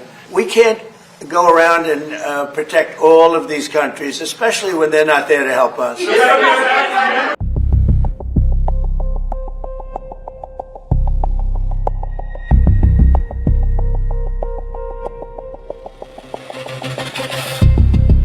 In the recent episode of Tantrums, U.S. President Donald Trump is openly frustrated with South Korea. the U.S. president has scaled down joint military drills with Seoul as a clear pressure tactic. South Korea has been protected by us for many, many years. And during my first term, they agreed to pay close to $3 billion a year for protection because we don't, they essentially weren't paying. And I asked them to do that at my request. I said, not right. They weren't happy about it, but they agreed. I asked for $10 billion. And they were very unhappy. But we agreed for a short term that it would be $3 billion, and next year it would go up, and the next year it would go up, so they start paying for their protection. When I called recently the president of South Korea, who I like, I think he's very nice actually, but I called him, I said, would you like to give us a little hand? We don't need help with Iran, but if you'd like, give us a hand with Iran. He said, no thanks. And I said, wait a minute, we have 39,000 soldiers over there guarding you from Kim Jong-un, your next door neighbor, and you're not going to help us on a very easy military operation in Iran? That's strange. No, we'd rather not get involved. I say, well, why are we involved in helping you? So, and I want to help them, but, when you ask somebody, would you like to give us a hand, and they say, no thanks, and then we're guarding them from a country and paying ourselves billions of dollars, it's costing us billions and billions of dollars to protect not only them, but other countries. We can't go around and protect all of these countries, especially when they're not there to help us. Trump has further escalated the pressure by publicly warming up to North Korean leader Kim Jong-un. Why hasn't Kim Jong-un responded to your request to have a conversation? How do you know he hasn't responded? Has he? No, I'm making it much safer. You see, I'm actually making it much safer. Kim Jong-un has always treated me with great respect. And we met on numerous occasions, actually, 2 primary occasions, spoken and spent time. I understand him. He understands me. You're doing war games. I get along with him. He didn't like Biden. He didn't like Obama. He didn't like anybody. But I get along with him very well. No, what I'm doing is making things safer. Just the opposite. Now, these joint exercises are vital for deterrence against North Korea, leaving Seoul under pressure. 견고한 한미동맹 또 자주적인 국방 역량 강화는 서로 필요 충분 조건입니다. 즉, 동맹이 굳건해야 안보의 근간이 더 튼튼해질 것이고 또 우리 자신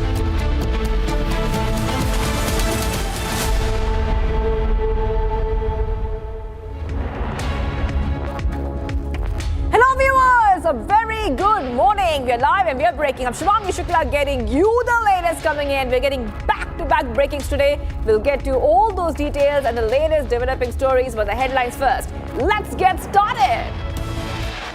Headlines brought to you by Canara Bank. Together we can. Anti-Corruption Bureau arrests former Delhi Minister and the party leader Satendra Jain in connection to the Delhi Jalboard scam. Satendra Jain to be produced before special court today. Massive setback for rapist Tarun Tejpal. Goa government moves top court against Tejpal's 10 years sentence. Says 10 years not enough. NTA overhauls brings 4-tier paper checking, removal of 600 experts and CISF secured premises. Republic exposes serious lapses in food quality in major food chains, warehouses, canteens across Mumbai, Bengaluru, Ahmedabad, Mathura. Big focus on food safety. Another custodial death in Tamil Nadu. The temple priest dies after alleged assault in police custody. At least 9 killed, 6 injured after breaks of the fire has broken out at a hotel in Kolkata. Bangladeshi nationals among the dead.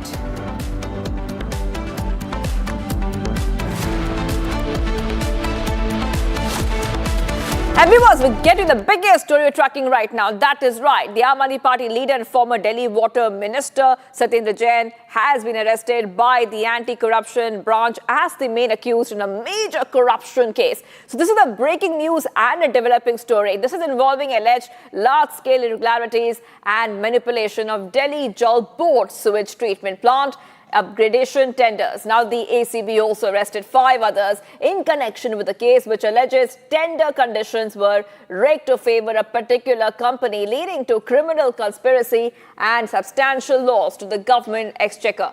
Now the Aam Aadmi Party leader and former Delhi minister Satendra Jain is set to be produced before a special MP-MLA court today. So that will happen post-lunch after he was arrested by the Delhi anti-corruption branch in the alleged Delhi Jalboard corruption case. And we have many reactions coming in, so let's play them out for you. आम आदमी party की तत्कालीन सरकार ने ये अपने पूरे कार्यकाल में दिखा दिया कि उनकी पूरी की पूरी नियत केवल अपने प्रचार प्रसार और भ्रष्टाचार की थी।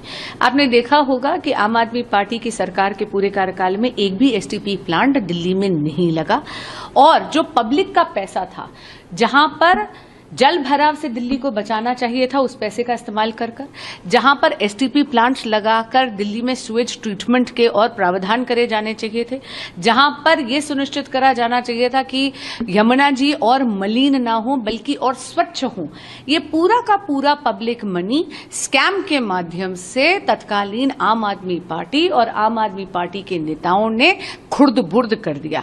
आज जब इन्वेस्टिगेटिंग एजेंसीज ने सत्येंद्र जैन जी और उनके साथ 4 और अभियुक्तों को अरेस्ट करा है, तो दिल्ली की जनता को न्याय मिलेगा।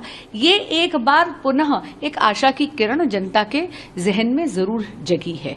लेकिन इस पे मैं और टिप्पणी इसलिए नहीं करूंगी because the law will definitely take its own course henceforth. देखिए, अगर पूरे उस मामले को ध्यान से देखा जाए तो ये सही दिखाई देता है कि अरविंद केजरीवाल के समय में दिल्ली की सरकार में सत्ता के संरक्षण में भ्रष्टाचार का एक मॉडल विकसित किया गया, जिसमें राजनेता, अधिकारी, उसके अंदर ठेकेदार और तमाम अन्य लोग थे जिनको उससे लाभ पहुंचा। सत्येंद्र जैन की गिरफ्तारी के बाद ये जो गठजोड़ है वो अब उसका पर्दाफाश हो गया है और अरविंद केजरीवाल जो ईमानदारी का नारा देकर के सत्ता में आए थे, इस झूठे नैरेटिव को वो हमेशा उन्होंने दिल्ली को इस झूठे नैरेटिव के कारण से बर्बाद किया है। फिर चाहे वो शराब घोटाला हो, शिक्षा का घोटाला हो या अन्य घोटाले हो, और अब ये दिल्ली जल बोर्ड का घोटाला सामने आया है। तो कहीं ना कहीं अरविंद केजरीवाल को दिल्ली की जनता को इसका जवाब देना चाहिए कि जिस ईमानदारी का सर्टिफिकेट लेकर के वो राजनीति में आए थे, 10 साल में दिल्ली को उन्होंने क्या दिया। और यदि ये जल बोर्ड का घोटाला ना होता तो आज यमुना का पानी पूरी तरीके से साफ हो गया था, एसटीपी लगे ही नहीं। और जो मनी ट्रेल को यदि देखा जाएगा तो साफ दिखाई देता है। यमुना को लेकर तो खुद अरविंद केजरीवाल ने भी, आम आदमी पार्टी ने बड़े दावे किए थे और उसी यमुना से जुड़े हुए टेंडर, सीवेज एसटीपी का टेंडर था, उसमें घोटाले की बात आ रही है। इसीलिए मैंने कहा ये भ्रष्टाचार का एक मॉडल अरविंद केजरीवाल ने दिल्ली में विकसित किया और उस मॉडल की आड़ में जो कुछ उन्होंने दिल्ली के साथ में किया, एक एक करके घोटालों का सच दिल्ली की जनता के सामने आ रहा है। फिर अब जब एसीबी ने पूरी जांच के बाद में ये कार्रवाई की है तो आप समझ लीजिए कि चाहे वो राजनेता हो, चाहे अधिकारी हो या ठेकेदार हो या कोई भी हो, वो बचेगा नहीं। कानून अपना काम करेगा और कड़ी से कड़ी सजा ऐसे लोगों को मिलेगी। आम आदमी पार्टी सर इसमें ये कह रही है कि जिस समय ये घोटाले की बात कही जा रही है उस समय सत्येंद्र जैन जेल में थे और ये रेड और गिरफ्तारी सिर्फ इसलिए हो रही है क्योंकि पंजाब में चुनाव आने वाला है। वो बिल्कुल झूठ बोलते हैं। ये मामला 7 अक्टूबर 2021 से शुरू हुआ। सत्येंद्र जैन 2022 में जेल में थे, तो उससे जेल में जाने से पहले ये सारा का सारा काम वो कर चुके थे। तो इसलिए ये कहना कि पंजाब के चुनाव की वजह से गिरफ्तारी की गई, ये बिल्कुल असत्य है। और अरविंद केजरीवाल ने पहली बार ये नहीं कहा है। जब भी उनका नेता कोई गिरफ्तार होता है या कोई कार्रवाई होती है तो छूटते ही वो ये कहते हैं कि फलानी जगह पर ही है, उसका ठीकरा वो दूसरे लोगों के सिर फोड़ना चाहते हैं, क्योंकि बिल्कुल गलत है और उनकी बात में कोई दम नहीं। सत्येंद्र जैन पार्टी के लिए, आम आदमी पार्टी के लिए कलेक्शन एजेंट का काम कर रहे हैं पंजाब के अंदर। वो बिल्डर से, रियल एस्टेट से खुल के उगाही कर रहे हैं। और अगर ऐसा नहीं है तो मुझे एक बात बताइए, फिर उनको किस कारण से पंजाब में, चंडीगढ़ में मंत्रियों से भी ज्यादा लग्जूरियस कोठी दी गई है? वो बंगला नंबर 926 में, सेक्टर 39 में कैसे रह रहे हैं? क्यों उनको इतनी बड़ी कोठी दी गई है, जबकि he is just an ex MLA from Delhi? Arvind Kejriwal ji की एक मूवी है, उस मूवी का नाम है भ्रष्टाचार की किताब, दिल्ली टू पंजाब। इस मूवी के पूरी तरीके से राइटर, डायरेक्टर, प्रोड्यूसर, कोरियोग्राफर सब अरविंद केजरीवाल हैं। ये जो लोग अब अरेस्ट हो रहे हैं, Satendra Jain and others, they are just actors in this film. The actual action has been directed by Arvind Kejriwal and उनके ऊपर एक्शन होना चाहिए। ये तो सरकार पूरी तरीके से जेल से ही चला रहे थे, इसमें क्या शक है? अरविंद केजरीवाल खुद इतने दिन जेल में रहे, तो क्या उन्होंने सरकार नहीं चलाई? तो ये सारे सरकार जेल से ही चला रहे हैं। और ये करप्शन बहुत सीरियस करप्शन है, क्योंकि जैसे मैंने बताया, माँ यमुना की सफाई से रिलेटेड ये करप्शन है। कितने सीवेज ट्रीटमेंट प्लांट्स इन लोगों ने बनाए, और जो बनाए उनके ऊपर करप्शन कर दिया, तो कैसे माँ यमुना साफ होती? Let's go straight across to my colleague who's joining us. I'll be joined by Saurabh. Saurabh has been tracking the story from the ground. Saurabh, I'm coming across to you, and we see that all the allegations of the ACB are on our screen for our viewers to read. But I also want to tell our viewers, and of course we can talk a little bit more about this, Saurabh, is that Satendra Jain is being arrested for the second time. Yes, this is the second time that the Aam Aadmi Party leader is being arrested. Yes, Shivangi, this is the second time for Satendra Jain that he got arrested, and now this time there is a concrete proof. There are digital evidences, there are financial trail which is uncovered by the anti-corruption branch, and currently all the 6 people involved in this scam, including the then Delhi water minister Satendra Jain, has been arrested by the anti-corruption branch, and they will be produced before the special MP MLA court today in front of the Rouse Avenue, and they are being currently taken to the hospital for the medical examination before the ACB officials before the ACB officials produce them before the court. And currently we are chasing them, we are following them, and Republic is the first channel on which camera we have shown that the Satendra Jain is sitting inside this police van, which is coming just right behind us. And there are serious allegations against them, as we have told our viewers earlier, that no pilot study was done before tendering this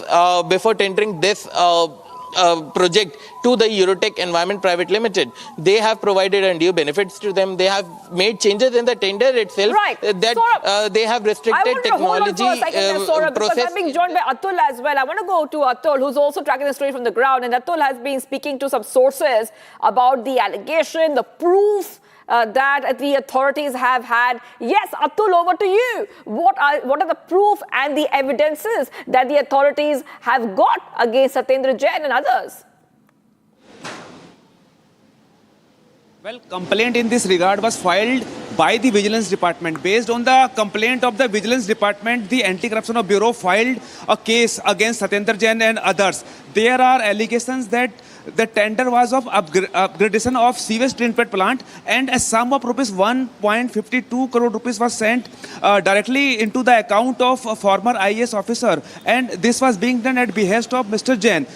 IAS officer received this money and he bought a property. So this was a proceed of crime. Apart from this, during the course of investigation of last 2 years, the Anti-Corruption Bureau has come across an electronic evidence which established that this money was received by IAS officer Mr. Rai, and this was sent by a private firm, AN Enterprises.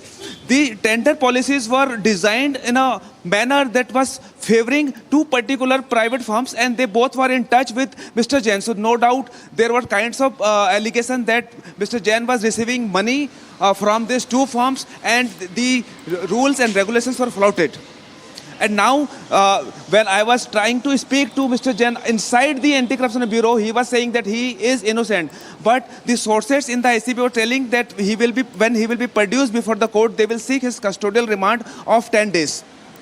That's right. Well, thank you, Atul, and thank you, Saurav, for getting us all those details. Well, thank you, both our colleagues, as we keep getting up you as the biggest updates. Aam Aadmi Party leader Satendra Jain and is among the 6 arrested in the tender scam case, and he will be produced in a special court today. Let's go straight across to some of the other stories we are tracking. We'll talk all about what's happening in the world of business, economy and finance. For that, I will hand over to my colleague, Nitin. Yes, Nitin, over to you. Thank you, Shivangi, for that. I mean, the biggest breaking that we have today is the concerns linked to none other than SpiceJet. Now, hasn't the Kingfisher lesson back in 2012, when the wings of the Kingfisher Airlines were clipped, enough of proof for the aviation sector to not find itself in turbulent waters? You know, the tribunal was fully prepared to announce, the NCLT is what I'm talking about, was fully prepared to announce its verdict on August 17th. However, SpiceJet revealed a surprise. You know, a last-minute settlement act wasted the court's time, and we have it on record, like from our sources on ground. We're tracking the story as well for on our behalf regarding SpiceJet. Now, you know, the fact of the matter remains that among the bench that is right now, the hearing is underway regarding the insolvency matter of SpiceJet. It said that one of the judges is supposed to retire today, and today is the same date that an insolvency hearing is being held on the SpiceJet matter. Now, we have it off the record from our sources that the company SpiceJet owes over 4,000 crores. Now, and the majority of its dues is not even owed to aircraft lessors, you know. It's owed to the people working for an airlines who does not care for them. We have such, infuriating details on this matter. It's wasted the judicial time, the court's judicial time. Now, these bankruptcy cases have been dragging on since 2024. The bench noted that this last-minute settlement should have been reached earlier, not wasting court's precious time. Now, the NCLT judgment, the final order on one of its cases regarding its insolvency cases is set for an order today. You know, the main order is slated for August 19 today. So the trial is already underway, and we are expecting anytime soon for the insolvency order linked to SpiceJet to come to light. And as soon as that happens, we'll bring the latest updates on this. There are people who are so infuriated. There are employees who haven't been paid their salary since May this year. The ground staff, the employees all across the country working for an airlines like SpiceJet, it has completely failed. You know, the faith, it has failed the faith of the people of India who are actually working for them. Failed EPFO contributions for nearly a year is also another major area of concerns. You know, over a year it's been that they've collected EPF contributions from employees, and from aviation insiders, we've got to know that what they smartly try and maneuver and do is that they'll take EPF contributions from employees and they will use it to buy fuel. Can you imagine? They'll just buy aviation fuel just to stay afloat and bring a picture that, you know, our operations are working nicely and smoothly, but it's just barely staying afloat. The airlines had already received a rupees 150 crore under a government-backed credit program to stabilize its operations. But seems that no one in the aviation sector is willing enough to take a lesson from the playbook of Kingfisher, learn a lesson and not do the same thing, same mistakes, because you see it's the same trajectory. With Kingfisher as well, employees' unpaid dues remained. It's the same story with SpiceJet. Now, insolvency matter is being held today. There are 7 other insolvency matters linked to SpiceJet, which will be heard tomorrow on August 20th. So these 2 days are extremely crucial, both for the ground staff of SpiceJet, its employees and the company at large, because the insolvency would mean that the board of SpiceJet would be removed. Back to you, Shivangi. Well, thank you for getting us all those details, Nitin from our Republic business team, keeping us up to date with what's happening from the world of business, economy and finance. All right, let's move ahead, viewers, to some of the other stories coming in. The Goa government has now moved the Supreme Court, challenging the 10-year sentence awarded to Tarun Tejpal in the 2013 rape case. arguing that the punishment is grossly disproportionate and seeking the maximum sentence. The state has told the Supreme Court that the passage of 13 years cannot benefit the offender, stressing the alleged repeated sexual assaults and Tejpal's position of dominance, trust and authority as a survivor's employer, mentor and father figure. The Goa government has also highlighted the nature of the cross-examination, alleging that the survivor was, by the way, subjected to nearly 1,000 pages of invasive questioning and portrayed as a woman of loose morals, quote unquote, while arguing that the circumstance of the case warrant a harsher punishment.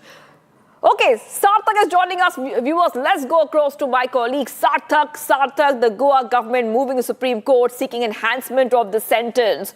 So the Goa government says that 10 years is not enough. The state wants life imprisonment for Tejpal instead. Yes, over to you, Sarthak. Well, absolutely, Shivangi, and it's important to mention and bring points to our viewers that Tarun Tejpal was convicted under multiple sections of IPC, including section 376, 2K, 2F, section 354, 354A, 354B, which collectively makes him a perfect candidate for life imprisonment. However, the Bombay High Court had given him a quantum of sentence for 10 years. It is also important to mention that in 2021, the trial court had acquitted him from the case. However, the Bombay High Court completely overturned that order and he was convicted in that case. However, he was given 10 years of imprisonment, and this time around what we can see is that the Goa government has filed a fresh plea in the Supreme Court where they are expecting the sentence to be and they are expecting him to be given a life imprisonment because they are claiming that the sentence that has been granted by the Bombay High Court is proportionate to the nature of the offence. He was like a man in the life of the victim. He his power, he used his authority, yes, he's used... Sarthak, thank you for getting us all those details. We will be coming back to you for more.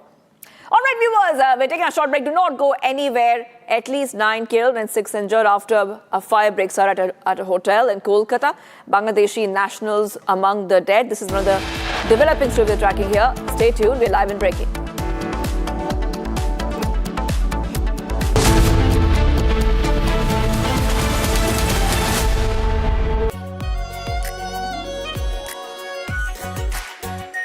Our pure Shahi Paneer Masala.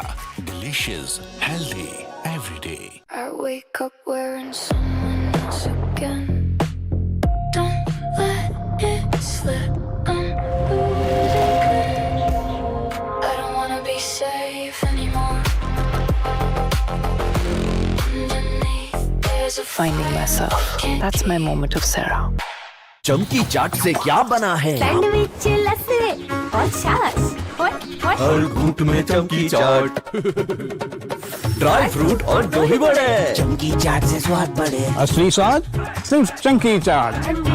Hindustan के अंदर, system के अंदर institutional revolt हो रहा है। तो आप सोचते हैं कि इलेक्शन कमीशन फुली कंट्रोल्ड है, वो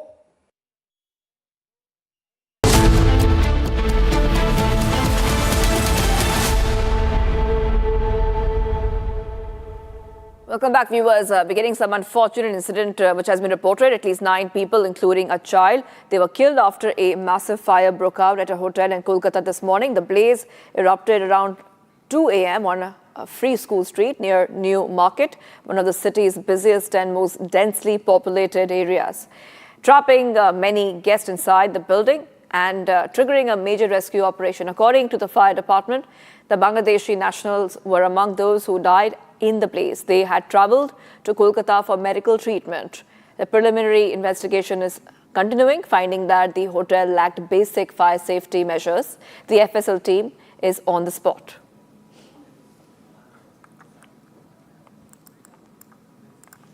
माननीय मुख्यमंत्री से बात होगा, उसके बाद हम लोग सोच रहे एक टीम बनाएंगे जिसमें केएमसी, पुलिस, फायर ब्रिगेड, हमारे यूडीए में दफ्तर रहेंगे और ऐसा होटल जो लोग चला रहे हैं, ट्रेड लाइसेंस है कि नहीं, फायर लाइसेंस है कि नहीं, एक ही बिल्डिंग 3 तला बिल्डिंग 10 तो होटल चल रहे, छोटा छोटा रूम्स 10 तो रूम, ये सो नहीं चल सकता है। मरने वाले बांग्लादेशी बताए जा रहे हैं। नहीं, अभी तक वो पुलिस देख रहे, बांग्लादेशी है ना भारतीय है, पुलिस देखकर बताएंगे। एक्शन लिया जाएगा मैम, ऐसी घटनाएं आगे ना हो। डेफिनेटली एक्शन लिया जाएगा। सीएम आएंगे यहाँ पे, सीएम से बातचीत? नहीं, सीएम से अभी तक बातचीत नहीं हुआ है, लेकिन सीएम से बात करके हम लोग एक कंपनसेशन देंगे मैम। जो देखिए, पूरा सीएम से बात करके सरकार ये घोषणा करेंगे।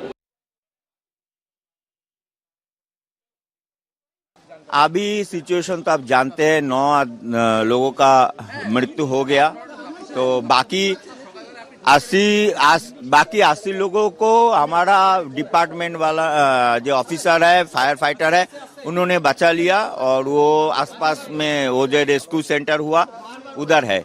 अभी तक एकदम ठोस कानून सामने नहीं आया, फॉरेंसिक होने के बाद ही हो सकता है वो। Coming up, viewers, Anti-Corruption Bureau arrests former Delhi Minister and Aam Aadmi Party leader Satendra Jain in connection with the Delhi Jalboard scam. Jain to be produced before special court today. Stay tuned, we're live and breaking.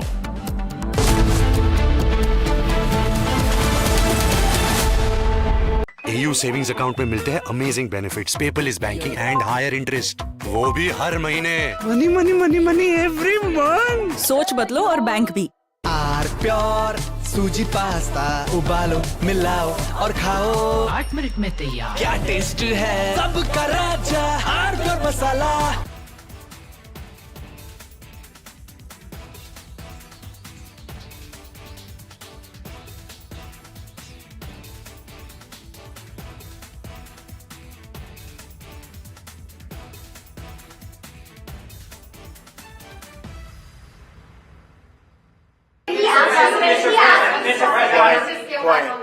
Quiet. You're very disrespectful.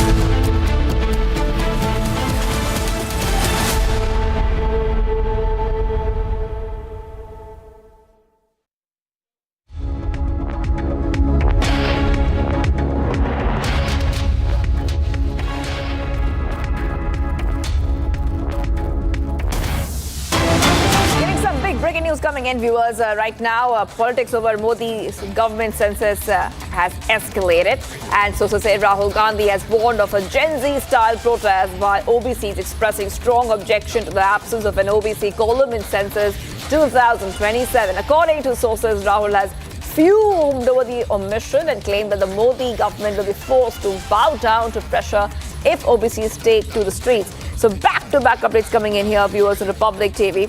And in the latest, once again, there is a lot of war words over the census, the PM Modi government census. Sources saying that Rahul Gandhi has warned of a Gen Z-style protest by OBCs, expressing strong objection to the absence of an OBC column in census 2027. So back-to-back updates coming in here on Republic TV, viewers. And as we keep getting you the latest updates, let's also tell you that the reason this is making big news is because the census would be asking multiple questions. In the questions would be multiple questions. Among others, we will expect that respondents will record their caste during the population enumeration exercise. So on that matter, we see that Rahul Gandhi, according to sources, has fumed over the omission and claimed that the PM Modi government will be forced to bow down to pressure if OBCs take to the streets. So politics over PM Modi's census escalates. Sources said Rahul Gandhi has warned of a Gen Z protest by OBCs, expressing strong objection to the absence of an OBC column in census 2027. The union government had notified 40 questions, which among others will ask the respondents to record their caste during the population enumeration exercise in the second phase of census 2027. This is the first time that the caste will be enumerated in India other than that of scheduled tribes and scheduled castes. So after that, we have seen a big row which has erupted over the issue, and now we see that Rahul Gandhi has gone ahead and made this latest remark. By the way, this is source-based information which is coming in, saying that Rahul Gandhi has warned of a Gen Z, I repeat, a Gen Z hostile protest by OBCs. So, the Congress saying the caste questions are deeply inappropriate and they should not be there. Taking a short break, do not go anywhere. Massive setback coming in for rapist Tarun Tejpal. So we are tracking some of the other stories coming in. The Goa government moves top court against Tejpal's 10-year sentence and says 10 years not enough. Stay tuned.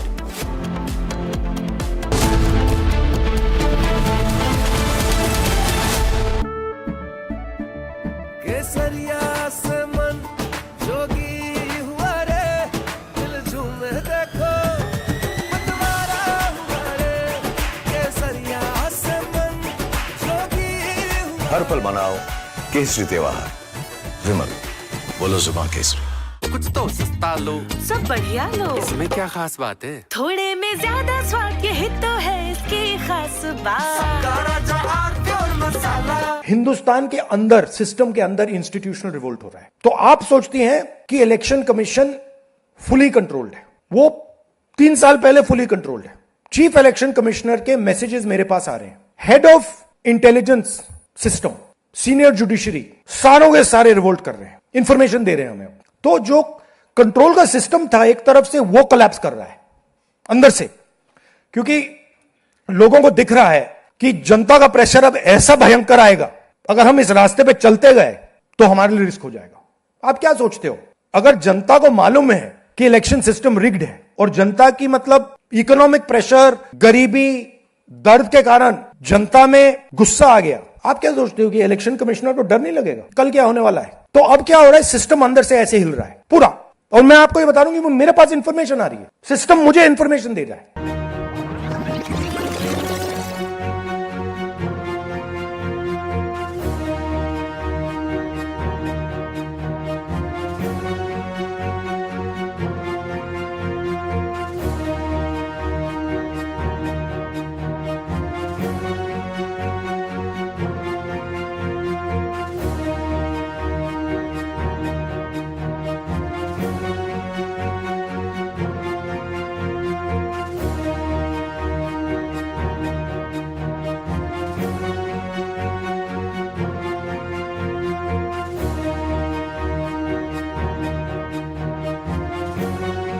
Vote चोरी हो रही है और अब हमारे पास From Asia's largest news headquarters, setting the agenda for Bharat.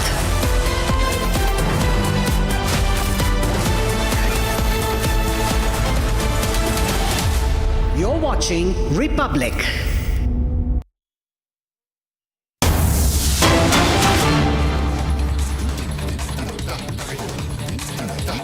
Getting in some pictures, ladies and gentlemen, from the national capital as Satendra Jain, a former Delhi minister, AAP leader, has been produced in court. Now, these are latest pictures coming in of Satendra Jain being taken by the police and being produced in court.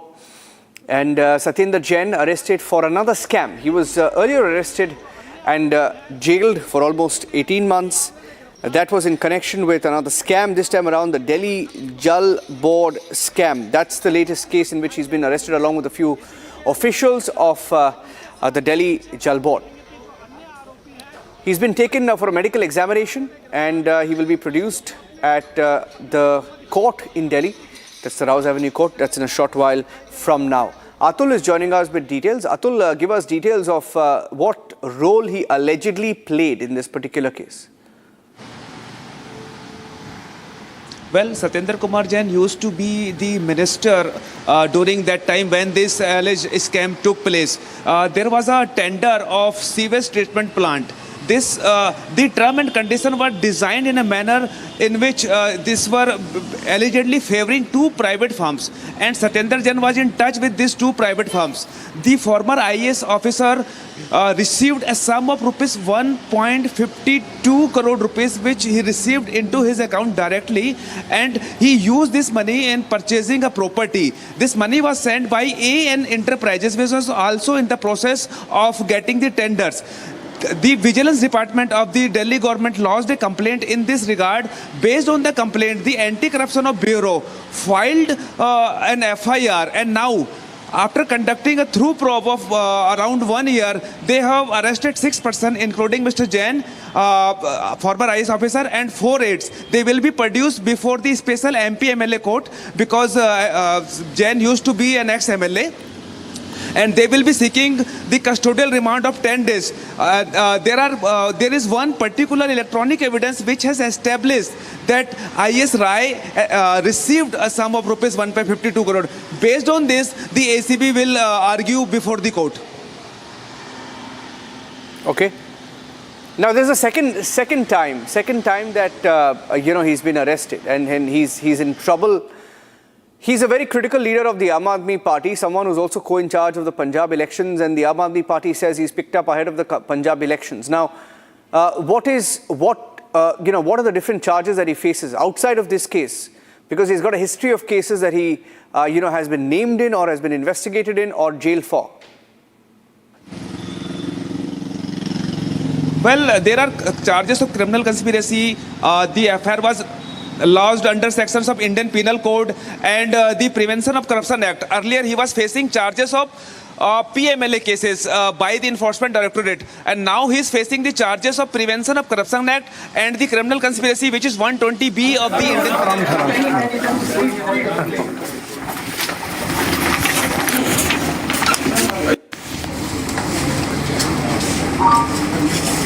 Satendra जी कुछ कहेंगे इस गिरफ्तारी को लेकर पंजाब पंजाब चुनाव की वजह से किया जा रहा है सर 4 साल पुरानी FIR है कितना आपको क्या लगता है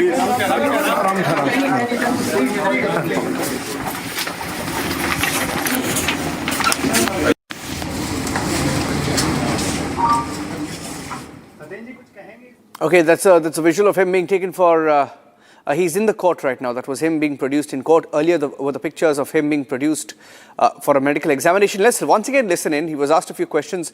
Satendra Jain says something. Let's see if the audio cameras pick that up. Let's play that out.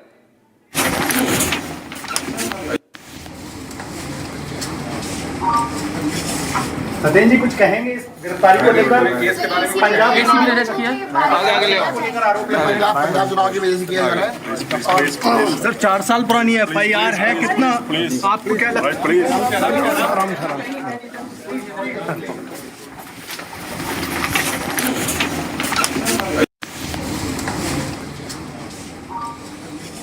Okay, those are the pictures of him in the Delhi court. Let me go back to Atul joining us with the details. Atul. Well, Niranjan, I would like to say one thing, that complainant in this case is Vigilance Department. So Vigilance Department lodged a complaint, and then Anti-Corruption Bureau filed an FIR against Jain and 6 other persons. Satendra Jain used to be a minister at that time. He was favoring 2 particular farms. He wanted that the tender should be gone to this particular farms, and therefore he allegedly has a conspiracy along with 6. And IS officer played a crucial role. He received a sum of rupees 1.52 crore rupees. The Anti-Corruption Bureaus, after conducting a thorough probe, have come across an electronic evidence which established that this money was used in purchasing a property which is a proceed of crime. Maybe when they will be seeking the custodial remand of all the 6 accused, they will be arguing on this particular evidence which they have come across. Okay. Saurav is also joining us with the details. Saurav, as far as the Aam Aadmi Party is concerned, claiming political vendetta, timing it to the Punjab elections, Satendra Jain also has a role in the Punjab elections. Yes, Niranjan, this is always a old tactic of the Aam Aadmi Party, that they always blame one thing or another when a corruption case emerges against their own leader. And at this case, Anti-Corruption Branch has already established all the evidence. They have the digital trail, they have the financial trail, and the electronic evidences in which the chats and the other things were secured by the Anti-Corruption Branch, in which clearly shows that the private entities are in direct communication with the public servants and the minister who were in power at that time, and they were talking about manipulating the contract so that they the Eurotech Environment Private Limited could get undue benefits through this. And they have also found out about rupees 1.52 crores which was credited into the account of the then Delhi Jalboard CEO Udit Prakash Rai, and those money was used to buy immovable assets. And I want to tell all our viewers that this is the case which sums total to 17.7 crore rupees, in which 6 people have been arrested, including the then Delhi Water Minister Satendra Jain, and they are currently produced in court. We are currently present outside the Rouse Avenue court only, and now there were several irregularities in the whole tendering process which was carried out by these public servants and the minister himself. They have not done a pilot study before tendering this project to the Eurotech Environment Private Limited. They have received kickback payments from the intermediaries, identities of the Eurotech Private Limited, which are AN Enterprise, and the other is Srijanhar Private Limited. These two firms were providing technology to the Eurotech Environment Private Limited for the upgradation of the STPs in the national capital. 4 STPs upgradation tender was floated, and they were restricted in that tender. There were restrictions on the technology so that they could provide undue benefit to these firms only. They were in direct touch with them. There were several meeting records which the anti-corruption branch has fetched. Currently, they have all the digital evidences, financial transaction trail which they have traced, and they also have electronic evidences about the whole conversation between them and the private entities. This is a rock solid case, and they have now produced all the 6 accused, including the Satendra Jain and the then Delhi Jalboard CEO Udit Prakash Rai, in the Rouse Avenue court. And yesterday night they have been arrested by the anti-corruption branch, and now they are produced before the court. But this is a major case, and this case stems back to 2022 when the tender was floated and it was awarded to the Eurotech Environment Private Limited. This is the major story which we are breaking for our viewers, as Republic is the first channel to get Satendra Jain on camera, and Republic has also confronted Satendra Jain where he said that he is innocent, but the proofs and the evidences suggest otherwise, that he was particularly involved in this major scam, as he was the then Delhi Water Minister, and this all couldn't get done without him knowing about all this. And now the Aam Aadmi Party is just making hue and cry over the issue, as their senior leader have been caught, and their image of Kattar Imandar has been challenged again. As in fact, we have a sequence with Satendra Jain. I'd like to play that out when we asked him a few questions. Here's how he responded when we asked him questions on his role in this alleged scam.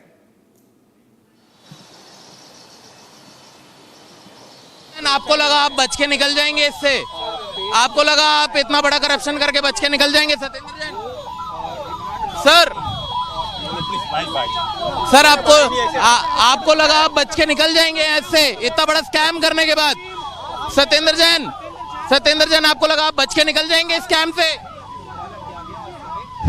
Satendra Jain जवाब दीजिए। सतेंद्र जैन जवाब दीजिए। आप इतना बड़ा scam करके बच के निकलने की कोशिश क्यों कर रहे थे? सर आपको लगा आप बच के निकल जाएंगे क्या इससे? सतेंद्र जैन, 17 करोड़ रुपए का स्कैम है ये पूरा। सतेंद्र जैन आपको लगा आप बच के निकल जाएंगे इससे? आपको लगा आप इतना बड़ा करप्शन करके बच के निकल जाएंगे सतेंद्र जैन? सर आपको लगा आप बच के निकल जाएंगे ऐसे इतना बड़ा स्कैम करने के बाद? सतेंद्र जैन आपको लगा आप बच के निकल जाएंगे इस स्कैम से? सतेंद्र जैन जवाब दीजिए। सतेंद्र जैन जवाब दीजिए। आप इतना बड़ा स्कैम करके बच के निकलने की कोशिश क्यों कर रहे थे? सर आपको लगा आप बच के निकल जाएंगे क्या इससे? सतेंद्र जैन, 17 करोड़ रुपए का स्कैम है ये पूरा। सतेंद्र जैन आपको लगा आप बच के निकल जाएंगे इससे? आपको लगा आप इतना बड़ा करप्शन करके बच के निकल जाएंगे सतेंद्र जैन? सर आपको लगा आप बच के निकल जाएंगे ऐसे इतना बड़ा स्कैम करने के बाद? सत्येंद्र जैन आपको लगा आप बच के निकल जाएंगे स्कैम से? सत्येंद्र जैन जवाब दीजिए। सत्येंद्र जैन जवाब दीजिए। आप इतना बड़ा स्कैम करके बच के निकलने की कोशिश क्यों कर रहे थे? Okay, so we have some more breaking news coming in, but first up from Tamil Nadu, the big story in a case heard by the Madras High Court over state government on inquiring if state anthem can be sung first before the Vande Mataram. The Madras High Court order stated that the centre has only said that it is compulsory to sing national song and national anthem, but has not mentioned that the state anthem should only be sung after that. So said that in all state government events, the state song or the state anthem can be sung first. Tamil anthem will be played first. That's what they wanted, and that's what the court has said, that there is nothing wrong in having the Tamil anthem first.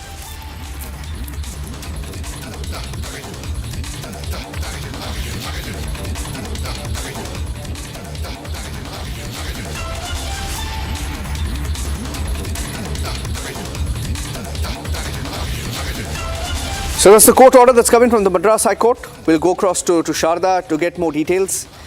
The court has said that there is nothing in the rule that says what should come first, and that's an interpretation of the court, that there is nothing wrong in the state anthem playing first. The centre only made national song and national anthem compulsory, is what the Madras High Court has said, allowing the state anthem to be played first. Centre did not mention that state song should be played after the national song and national anthem. Is that a reading of the situation, Sharda? Is that a reading, or is there a protocol that may have been missed here? Well, after the Vande Mataram bill was passed, there was a lot of question in Tamil Nadu when it came to multiple government events and college events, where the governor attended, whereas the national anthem and the national song Vande Mataram was sung, and even multiple events skipped the Tamil Taivarthu. Now a resolution has been passed in the ongoing assembly session, and the state government has decided that Tamil Taivarthu will be sung first. And after passing the resolution, the state government approached the Madras High Court seeking clarity whether the Tamil Taivarthu can be sung first or at last, or is there any rule.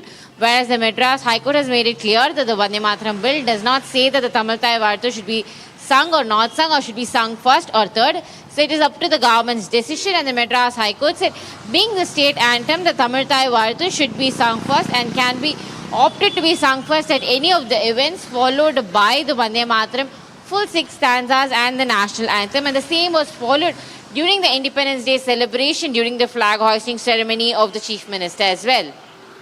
Okay. Yeah. Now, what are critics saying? Because there's there is a debate where they say that try and pitch Tamil versus other languages, pitch the North versus the South, and pitch one anthem versus the other. It's exactly what the DMK was doing, and now even the TVK seems to be doing the same thing. Well, Niranjan, both the DMK and the TVK were very clear that Tamil Taivarthu should be sung first. We also saw, apart from the DMK passing a resolution multiple times, pointed our hands at the TVK leader Vijay, saying that before he took oath as the Chief Minister, Tamil Taivarthu was sung third. Even during the governor's address 3 months back, when the first assembly session was held, the TVK was again pointed hands at, telling that the TVK is acting as the B team of the BJP and allowed for the national song and the national anthem to be sung first before Tamil Taivarthu, said that they disrespected the state anthem. Now, the state government has taken a step, apart from passing a resolution, also to take a court order seeking confirmation that the state anthem will always be played first. Okay.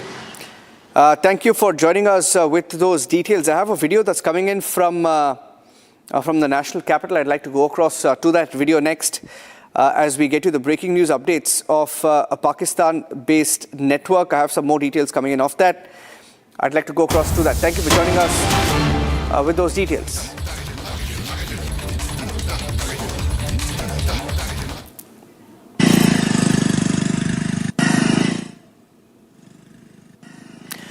So this is a picture, in fact, there's a video coming in from the national capital as a hand grenade has been disposed in Delhi. The first video coming in first video of the police crackdown on Shehzad Bhatti network and the hand grenades that were found, Pakistani hand grenades, made in Pakistan hand grenades that were found. They are being disposed in the national capital. Let's put an exclusive watermark on that. This is a hand grenade that was recovered from Pakistani module of the Shehzad Bhatti network. This particular hand grenade has been disposed in Delhi after the crackdown on this pan-India network. And this hand grenade was found from a Pakistan-backed terror network. Over 200 to 300 of them have been arrested in a pan-India operation. These Pakistan-made hand grenades were found with the terrorists of this module who were arrested and have been disposed in Delhi's Narela area today. Now, across the country, investigative agencies had arrested over 200 suspects linked to the Shehzad Bhatti network. These are some of the details coming in of the Shehzad Bhatti network. And that's the hand grenade that was disposed. I want to go across to Saurav joining us. Saurav, it seems like Pakistani grenades were to be, or rather were carried by these terrorists and the terror network. Were these grenades to be used in the national capital?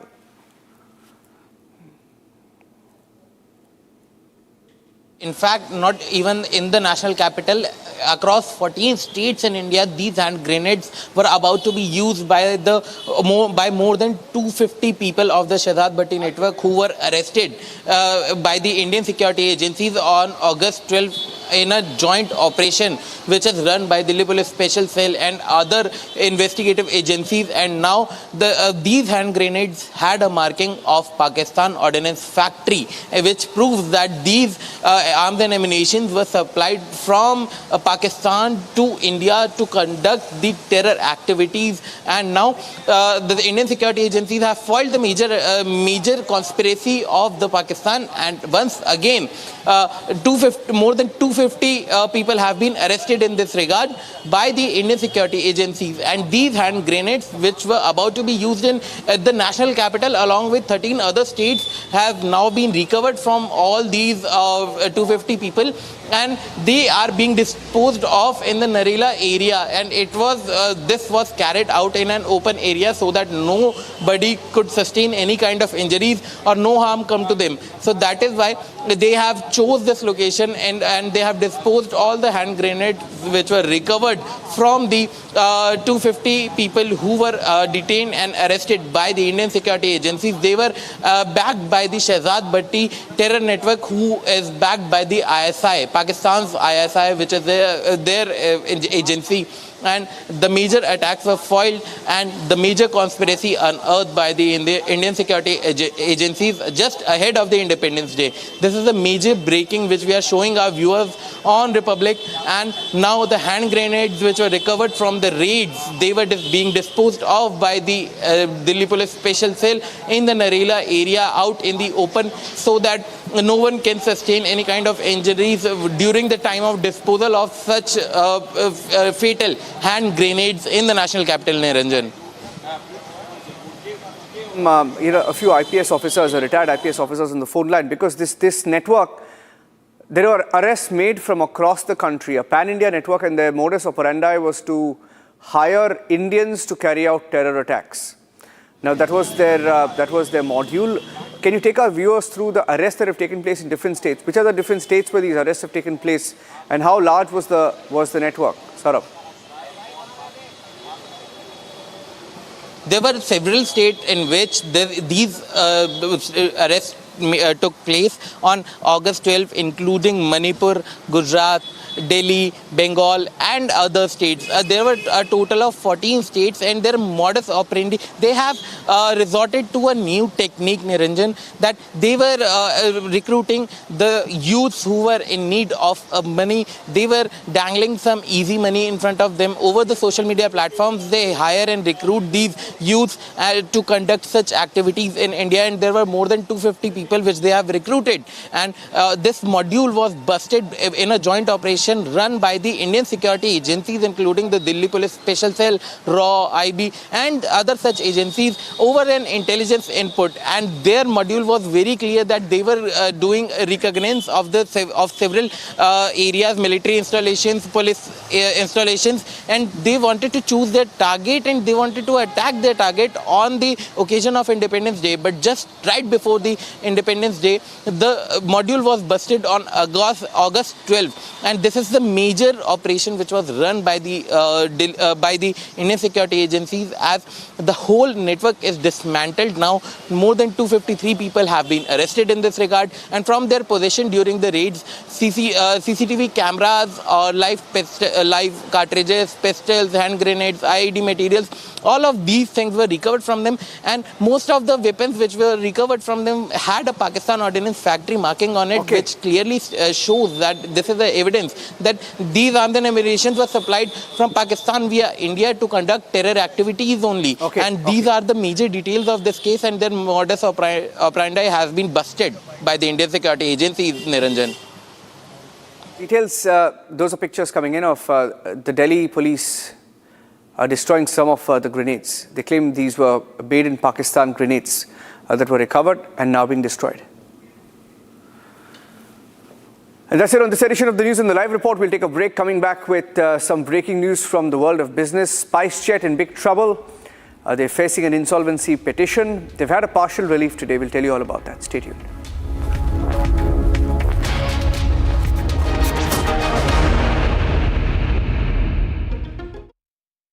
चमकी चाट से क्या बना है? Sandwich, लस्सी और छाछ और हर घूंट में चमकी चाट। अब बताओ, स्वाद आया? आया। असली स्वाद सिर्फ चंकी चाट। In the global employability rankings by Times Higher Education UK, only the following 6 institutions from India are ranked amongst the top 230 in the world for having the most employable graduates. IIT Delhi, IISc Bangalore, IIT Bombay, IIM Ahmedabad, IIT Kharagpur and Amity University. कुछ तो सस्ता लो, सब बढ़िया लो। इसमें क्या खास बात है? थोड़े में ज्यादा स्वाद, यही तो है इसकी खास बात। AU सेविंग्स अकाउंट में मिलते हैं amazing benefits, paperless banking and higher interest, वो भी हर महीने। Money money money money every month. सोच बदलो और बैंक भी। चमकी चाट से क्या बना है? सैंडविच, लस्सी और छाछ और हर घूंट में चमकी चाट। ड्राई फ्रूट और दही बड़े, चमकी चाट से स्वाद बढ़े। असली स्वाद सिर्फ चंकी चाट।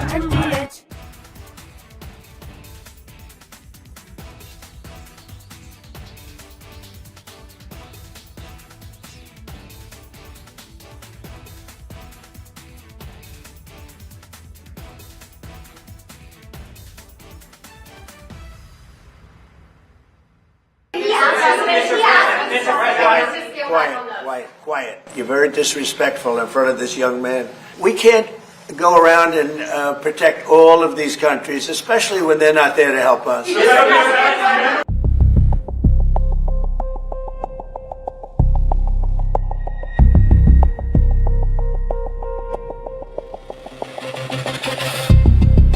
In the recent episode of Tantrums, U.S. President Donald Trump is openly frustrated with South Korea. The U.S. president has scaled down joint military drills with Seoul as a clear pressure tactic. South Korea has been protected by us for many, many years.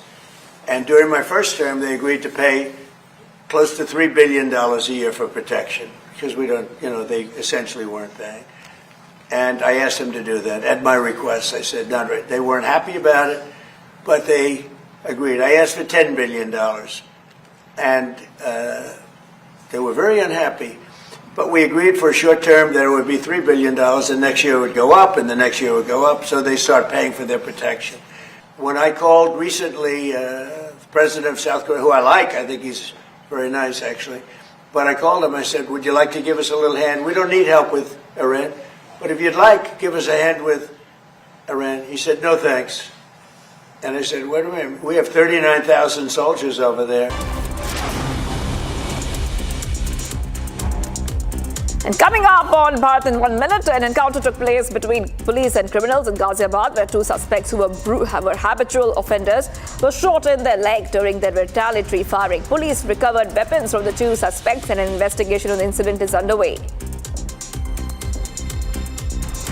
Protests erupted at a college in Kerala after a student from Arunachal Pradesh committed suicide over the college's minimum credit requirements, year-back system and a high supplementary examination fee.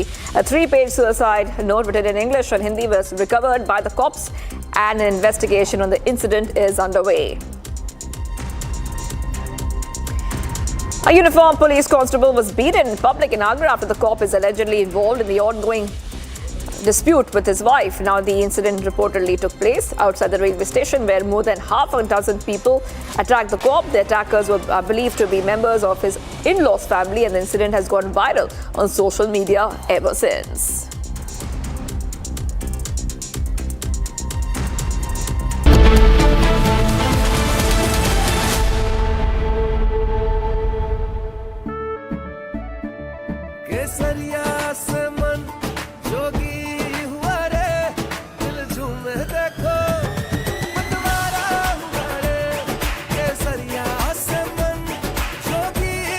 हर पल मनाओ केसरी त्योहार विमल बोलो जुबां केसरी। चमकी चाट से क्या बना है? Sandwich लस्सी और छाछ और हर घूंट में चमकी चाट, ड्राई फ्रूट और दही बड़े। चमकी चाट से स्वाद बढ़े। असली स्वाद सिर्फ चंकी चाट। रानी, इस घर में कुछ है जो टूटता नहीं। ये पिलर कभी नहीं टूटेगा। रुंगटा स्टील टीएमटी से बना। रुंगटा नहीं तो घर स्ट्रॉन्ग नहीं। रुंगटा स्टील टीएमटी बार एकदम solid.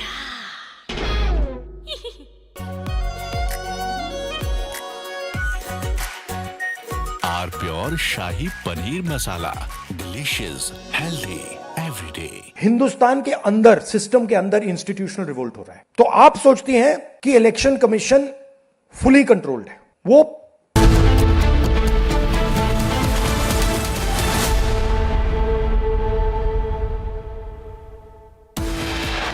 Headlines brought to you by Canara Bank. Together we can. Anti-Corruption Bureau arrests former Delhi Minister Aam Aadmi Party leader Satendra Jain in connection to the Delhi Jalboard scam. Satendra Jain to be produced before special court today. Madras High Court clears the way for Tamil anthem and says Tamil anthem can precede Vande Mataram and Jana Gana Mana. At least 9 people, including a child, were killed after a massive fire broke out at a hotel in Kolkata.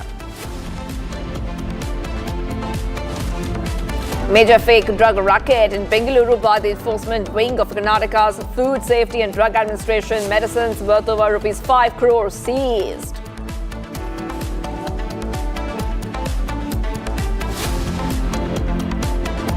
Massive setback for rapist Tarun Tejpal. Goa government moves top court against Tejpal's 10-year sentence and says 10 years not enough.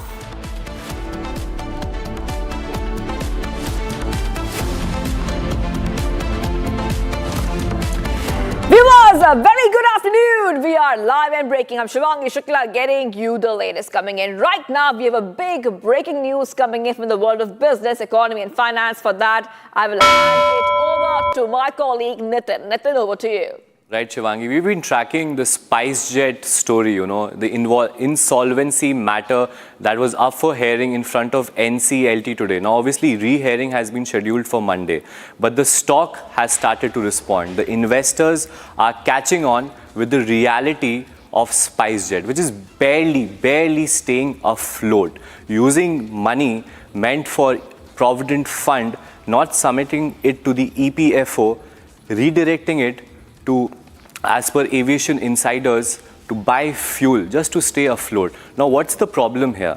These employees have been so loyal to you over a year. You've not, nearly a year it's been, and you've not paid their Provident Fund contributions. What is wrong? They are supposed to be held accountable just because, they've stayed loyal with you? Now, a 7.5 lakh fine each on SpiceJet and the aircraft lessor Aviator ML 29641 Ltd was imposed by the NCLT special bench. Now why? Because it was wasting court's time. They entered into a last-minute settlement deal. And on the day itself, like today, when the order was supposed to be announced, one of the judges in the benches is supposed to retire. Now the tribunal deferred its order on the insolvency pleas against the debt-laden SpiceJet and asked the regulator, the NCLT bench, to take up the matter on Monday, as we've mentioned it earlier. And there are so many incriminating details, infuriating details. 70 to 85% of salary reductions. It's not even legally allowed. The bare minimum criteria for that is just about 15 to 20%. Now you still owe SpiceJet. It's a wake-up call for you. Don't follow the Kingfisher route anymore. 4,000 crore you owe to aircraft lessors. We have that off the record through our sources on ground. Now SpiceJet's statement has also come. Viewers, we are breaking this right now. It has just come and it's linked to the entire matter in hand. Now, in view of the order, SpiceJet welcomes the order of the NCLT, which has disposed of the petition filed by Aviator ML as withdrawn. But there are still 7 insolvency matters pending, viewers. It's supposed to be held tomorrow. The hearing for all these 7 matters are to be held on August 20th. Now, what SpiceJet has mentioned is, in view of the order, they view the order as a positive step towards resolving the outstanding matters and remain committed to working closely and constructively with our partners to find mutually acceptable solutions. Now, SpiceJet has been through a challenging period of time ever since 2024. The chairman, Ajay Singh, is in hot soup. Now, SpiceJet has been through a challenging period and is focused on rebuilding the airline, strengthening its operations, restoring its fleet. We remain committed to working with all our stakeholders in a spirit of cooperation. Now, this last-minute settlement, does it really mean a relief to your employees, SpiceJet? They've forgoed their homes. They are unable to pay EMIs. What about them? You owe a big, major chunk to obviously these aircraft lessors, over 4,000 crores as per our sources. But what about these employees who've been struggling to meet their basic necessities? Send their child to the school, pay EMIs, buy a house. What about them? This is merely a very PR statement, as we see, There's no mention about their employees who've been so loyal to them. And we've been told that they're they're feeling a lot of pressure from the company's top management to not go to the media, speak their fears and anxiety out. Now, that's the latest we have on the SpiceJet. We'll keep tracking this very, very closely because it affects a lot of people across the country. Back to Shivangi. All right, well, thank you, Nitin, for getting us all those details. That's a big breaking news coming in from our business team. We have to move ahead, viewers, to some of the other stories we're tracking here on Republic TV. So let's move ahead. We're getting some news coming in that an Ola driver has been attacked in Navi Mumbai. Allegations of assault with a rod and dragging the driver on the car's bonnet for nearly 2 kilometers. The questions raised regarding the role of the police as well, the Nerul police. Now, a dispute over the overtaking late Saturday night on the Palm Beach Road allegedly escalated into a horrifying incident. It is alleged that a man stepped out of his car wielding a rod, struck the Ola driver on the head and injured him. After the assault, as the car driver attempted to drive away, the injured Ola driver, Praveen Pandey, tried to stop the vehicle until the police arrived. Despite this, the car driver allegedly drove forward. So back-to-back publics coming in here on Republic TV, viewers. Upon impact, the Ola driver fell into the car's bonnet and clung to the windshield wiper to save his life. So the entire sequence has happened, and the eyewitnesses who saw this entire thing play out, they say the car driver allegedly kept the injured Ola driver hanging on the bonnet for approximately 2 kilometers. Reports indicate that the vehicle was in fact not stopped. I repeat, not stopped despite pleas for help. Eventually, the car driver dislodged the Ola driver onto the roadside and fled the scene. So following this incident, the Ola driver went to the police station to demand action. It is alleged that the police initially attempted to broker a compromise between the two parties. When that failed, it emerged that only a routine case was registered around 4:30 a.m. on Sunday. All eyes are now on the Nerul police's investigation and subsequent actions regarding this matter. If the allegations prove true, this will be viewed as not a road rage incident, but perhaps something even more serious. So huge updates coming in, viewers, on Republic TV. Now, of course, we will see that there will be further action which will be taken in this case. So back-to-back updates coming in here on Republic TV. And let's move ahead to some of the other stories we're tracking here. Now, the Goa government has moved the Supreme Court. That is right. This is regarding the 10-year sentence awarded to Tarun Tejpal in the 2013 rape case, arguing that the punishment is grossly disproportionate and seeks the maximum sentence. That is right. That means life imprisonment. The state has told Supreme Court that the passage of 13 years cannot benefit the offender, stressing the alleged repeated sexual assault and Tejpal's position of dominance, trust and authority as a survivor's employer, mentor and father figure. The Goa government has also highlighted the nature of the cross-examination, alleging that the survivor was subjected to nearly 1,000 pages of invasive questioning and portrayed as a woman of loose morals, while arguing that the circumstances of the case warrant a harsher punishment. So we'll try to go across to my colleague in a short while from now, viewers, but this is a huge update coming in on Republic TV. Now, it looks like there is a plea which has been filed. That's a big update coming in. The Goa government is seeking life imprisonment for Tarun Tejpal, and we're getting all these updates coming in on Republic TV. Just telling you that what happened earlier, Tarun Tejpal was getting a 10-year rigorous imprisonment awarded to him by the Bombay High Court, but the Goa government says that it is too light and there has to be life imprisonment for the kind of case and the kind of conviction which has come in. The case dates back to 2013 when a junior colleague accused Tejpal of raping her inside a hotel elevator during the event in Goa. And a trial court acquitted him in 2021, but the Bombay High Court overturned the verdict on August 6th, convicted the Tarun Tejpal of rape and sentenced him to 10 years of rigorous imprisonment. And viewers, the other big story we're tracking right now is that Aam Aadmi Party leader and former Delhi Water Minister Satendra Jain has been arrested by the anti-corruption branch as a main accused in a major corruption case, viewers, involving alleged large-scale irregularities and manipulation of Delhi Jalboard sewage treatment plant upgradation tenders. The ACB also arrested 5 others in connection with the case, which alleges tender conditions were rigged to favor a particular company, leading to criminal conspiracy and perhaps even substantial loss to the government exchequer. Aam Aadmi Party leader and former Delhi Minister Satendra Jain is set to be produced before a special MP-MLA court today after being arrested by the Delhi anti-corruption branch in the alleged Delhi Jalboard corruption case. The ACB is probing alleged irregularities in the tendering process for sewage treatment projects, with Jain among 6 people arrested in the case. We're getting some big reactions coming in, viewers. Let's go ahead and see what happened when Republic tried to confront Satendra Jain. Satendra Jain, आपको लगा आप बच के निकल जाएंगे इससे? आपको लगा आप इतना बड़ा करप्शन करके बच के निकल जाएंगे सतेंद्र जैन? सर आपको लगा आप बच के निकल जाएंगे इससे इतना बड़ा स्कैम करने के बाद? सतेंद्र जैन आपको लगा आप बच के निकल जाएंगे इस स्कैम से? सतेंद्र जैन जवाब दीजिए। सतेंद्र जैन जवाब दीजिए। आप इतना बड़ा स्कैम करके बच के निकलने की कोशिश क्यों कर रहे थे? सर आपको लगा आप बच के निकल जाएंगे क्या इससे? सतेंद्र जैन, 17 करोड़ रुपए का स्कैम है ये पूरा। सतेंद्र जैन।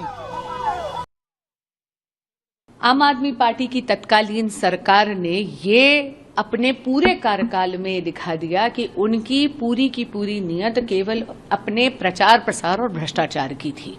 आपने देखा होगा कि आम आदमी पार्टी की सरकार के पूरे कार्यकाल में एक भी एसटीपी प्लांट दिल्ली में नहीं लगा, और जो पब्लिक का पैसा था, जहां पर जल भराव से दिल्ली को बचाना चाहिए था, उस पैसे का इस्तेमाल कर जहां पर एसटीपी प्लांट्स लगाकर दिल्ली में सुएज ट्रीटमेंट के और प्रावधान करे जाने चाहिए थे, जहां पर यह सुनिश्चित करा जाना चाहिए था कि यमुना जी और मलिन ना हो बल्कि और स्वच्छ हो, ये पूरा का पूरा पब्लिक मनी स्कैम के माध्यम से तत्कालीन आम आदमी पार्टी और आम आदमी पार्टी के नेताओं ने खुर्द बुर्द कर दिया। आज जब इन्वेस्टिगेटिंग एजेंसीज ने सत्येंद्र जैन जी और उनके साथ 4 और अभियुक्तों को अरेस्ट करा है, तो दिल्ली की जनता को न्याय मिलेगा। ये एक बार पुनः एक आशा की किरण जनता के जहन में जरूर जगी है। लेकिन इस पे मैं और टिप्पणी इसलिए नहीं करूंगी because the law will definitely take its own course हेंसफॉर्थ।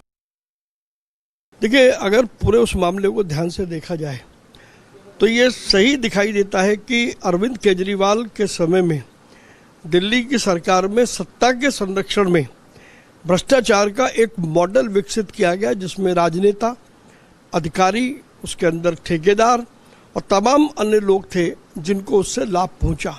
Satyendra Jain की गिरफ्तारी के बाद ये जो गठजोड़ है वो अब उसका पर्दाफाश हो गया है और अरविंद केजरीवाल जो ईमानदारी का नारा देकर के सत्ता में आए थे, इस झूठे नैरेटिव को वो हमेशा उन्होंने दिल्ली को इस झूठे नैरेटिव के कारण से बर्बाद किया है। फिर चाहे वो शराब घोटाला हो, शिक्षा का घोटाला हो या अन्य घोटाले हो, और अब ये दिल्ली जल बोर्ड का घोटाला सामने आया है। तो कहीं ना कहीं अरविंद केजरीवाल को दिल्ली की जनता को इसका जवाब देना चाहिए कि जिस ईमानदारी का सर्टिफिकेट लेकर के वो राजनीति में आए थे, 10 साल में दिल्ली को उन्होंने क्या दिया।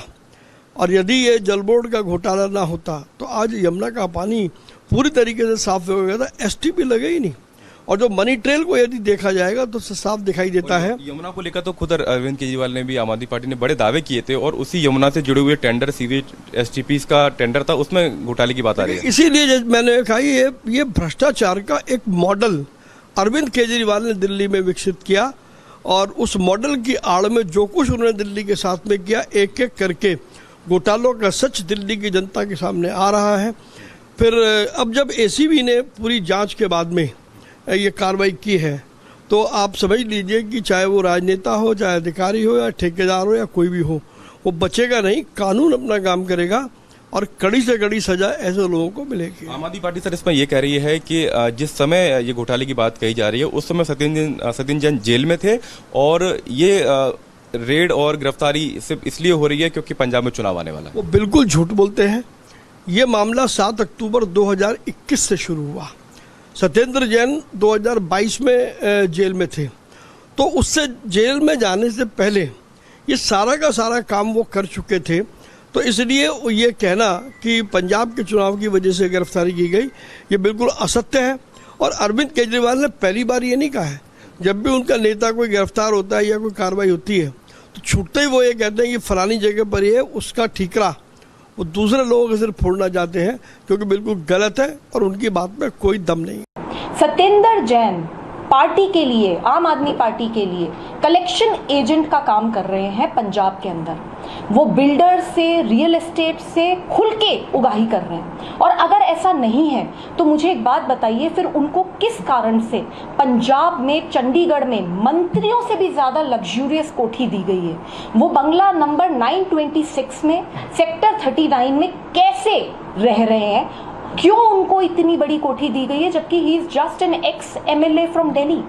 अरविंद केजरीवाल जी की एक मूवी है, उस मूवी का नाम है भ्रष्टाचार की किताब, दिल्ली टू पंजाब। इस मूवी के पूरी तरीके से राइटर, डायरेक्टर, प्रोड्यूसर, कोरियोग्राफर सब अरविंद केजरीवाल हैं। ये जो लोग अब अरेस्ट हो रहे हैं, Satyendar Jain and others, they are just actors in this film. The actual action has been directed by Arvind Kejriwal and उनके ऊपर एक्शन होना चाहिए। ये तो सरकार पूरी तरीके से जेल से ही चला रहे थे, इसमें क्या शक है?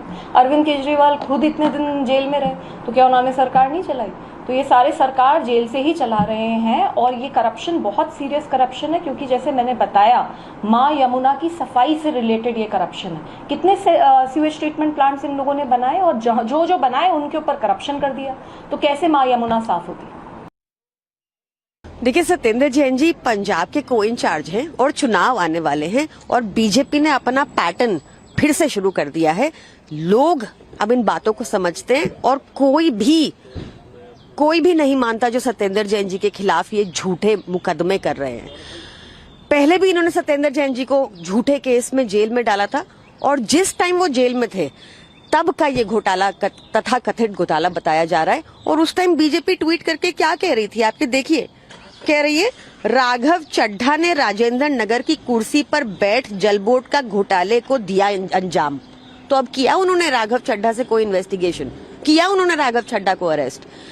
हम लोग बीजेपी के फर्जी केसेस से डरने वाले नहीं हैं। बीजेपी तो पहले भी हमारे कितने नेताओं को फर्जी केसेस में जेल डालकर फिर हमें कोर्ट से क्लीन चिट मिली, कोर्ट ने हमें डिस्चार्ज तक दे दिया कि ये केस तो चलाने योग्य भी नहीं है।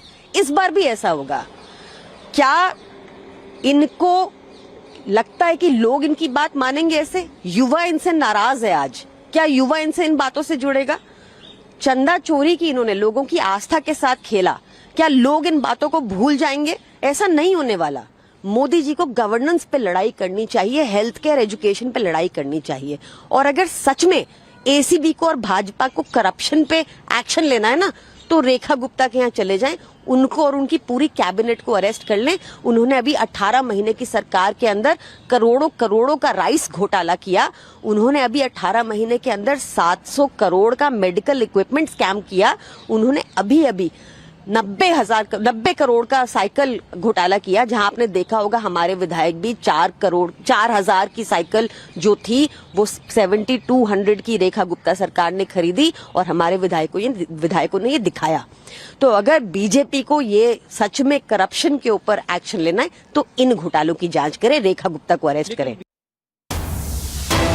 Getting some big updates coming in, viewers on Republic TV. So let's tell you what's happening. ACB demanding police custody of Ankit. However, for others, they have demanded the judicial custody, including Satendra Jain as well. So big updates coming in, viewers on Republic TV. Let's tell you exactly what is happening. Delhi ACB has arrested Aam Aadmi Party leader Jain and 5 others over alleged irregularities in a sewage plant tender case, claiming favoritism and a 1.52 crore money trail. So let's go straight across to my colleague who's joining us. Let's go to Saurav. Saurav, yes, let's take our viewers through what we can expect next. ACB demanding police custody for Ankit. For others, they want judicial custody, including for Satendra Jain. Why is that, Saurav? Yeah, because the major thing here is that they want to interrogate more from the Ankit Srivastava, who was the Delhi Jalboard contractual worker at that time and who was actively involved in this whole tender process. And that is why they have sought the police custody for the Ankit Srivastava in this case. And however, for as far as the others are concerned, including the then Delhi Jalboard CEO, Udit Prakash Rai, and the former Delhi Minister Satendra Jain, they have sought the judicial custody for other 5 accused in this case.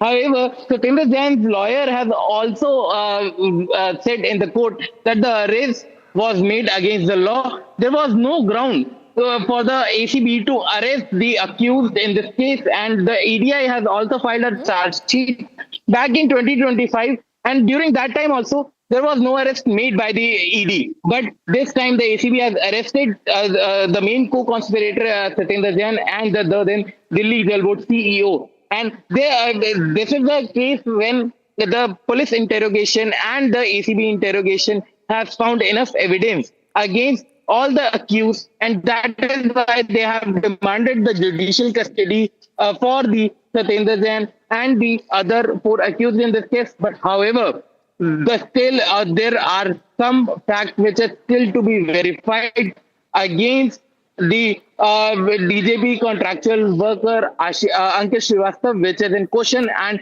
for whom the ACB has demanded the police custody in this regard, Shivangi. Yes, sort of. Hold on for a second there. Really, I have to move ahead. I'm getting some more breaking news coming in, viewers. Let's go to the next set of breaking news that we are getting for our viewers right now. And this is coming in from Patna, viewers. In Patna, LOP Tejasvi Yadav will be leading a march, Raj Bhavan march from Gandhi Maidan. So we see in Bihar, and we'll put out some pictures coming in. Okay, there you go. Live pictures coming from Patna, Bihar.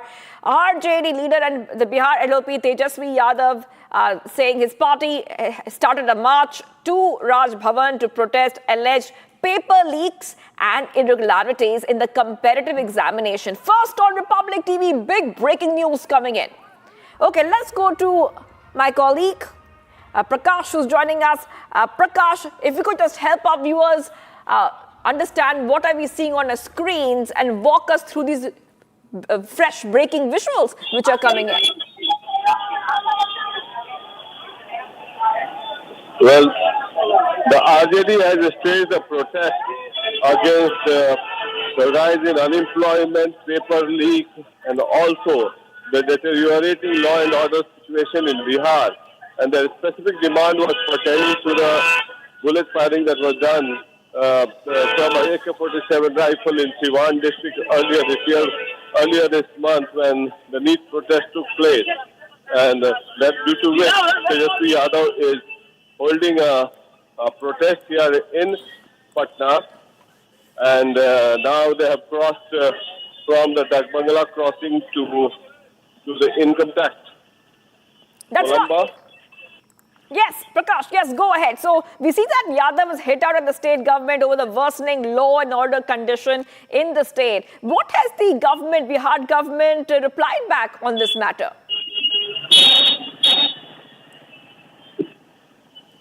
Well, it's a political protest, and as we all know that Tejasvi has been marginalized in the politics of Bihar, and his party could not take off as far as elections were concerned, and thereafter he's been marginalized in the political spectrum of Bihar, due to which.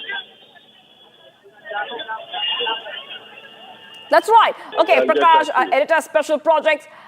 Thank you for getting us all those updates coming in. Okay, we will be taking a short break now. Those are pictures coming in from Patna, Bihar of the LOP there, Tejasvi Yadav, leading a march to Raj Bhavan against the paper leak issue, viewers. And this is coming in as we see that Tejasvi Yadav says that we're trying to put pressure on the state government and raise the grievances of students and youth against paper leaks. We'll try to go across to our editor special reports, Prakash, in a short while from now. But let's see what's happening on the ground first.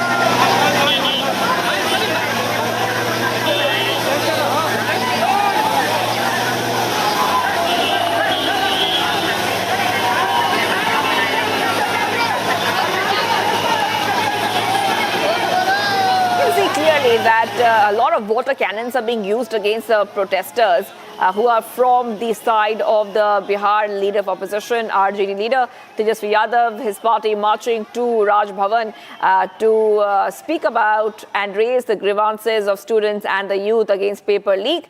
And we have seen the past few weeks now, the Yadav has hit out at the state government over the worsening law and order situation. That's what they're calling it in the state, and claiming that the competitive examinations were being marred by paper leaks and series of irregularities. So these allegations coming in from the LOP, Tejasvi Yadav, pictures coming in from Patna, Bihar, of the Bihar LOP going ahead and alleging that there is a worsening law and order situation in the state of Bihar. These allegations coming in from Yadav and saying that there's an issue of paper leaks as well in the state. Now, we have seen similar issues being raised in multiple states.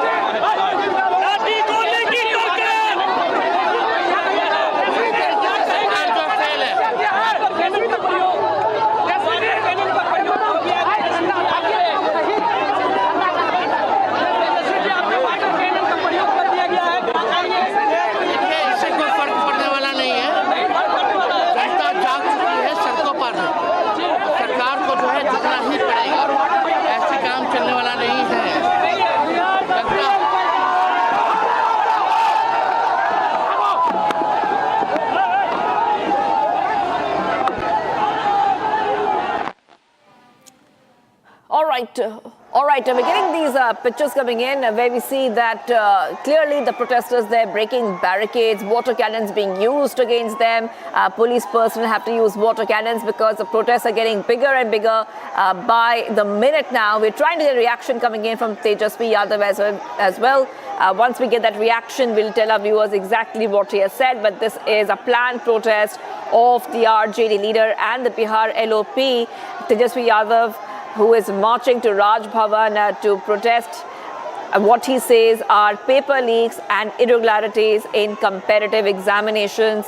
He has also questioned the government there over the law and order situation, and multiple issues are being raised by Tejasvi Yadav. But on your screen, you can see there has been a huge protest. You can see that these protesters who are from the side of Tejasvi Yadav are holding barricades, they're pulling up barricades, breaking barricades, and because of the chaos that is reigning there, we see that the police personnel have to use water cannons on the protesters to control the crowd. So these are the pictures coming in from Patna, Bihar. We'll try to go across to my colleague Prakash as well in a short while from now to really understand what the latest is. But a huge protest which has been planned by Tejasvi Yadav, and party members from RJD are marching to Raj Bhavan to protest the alleged paper leaks. Taking a short break, viewers, do not go anywhere. We'll keep getting our viewers the biggest updates on India's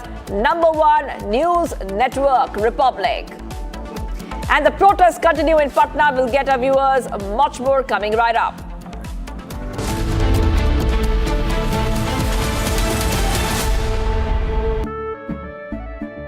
केसरिया से मन जोगी हुआ रे दिल झूमे देखो मतवारा हुआ रे केसरिया से मन जोगी हुआ हर पल मनाओ केसरी त्योहार विमल बोलो जुबान केसरी कुछ तो सस्ता लो सब बढ़िया लो इसमें क्या खास बात है थोड़े में ज्यादा स्वाद यही तो है इसकी खास बात राजा और pure masala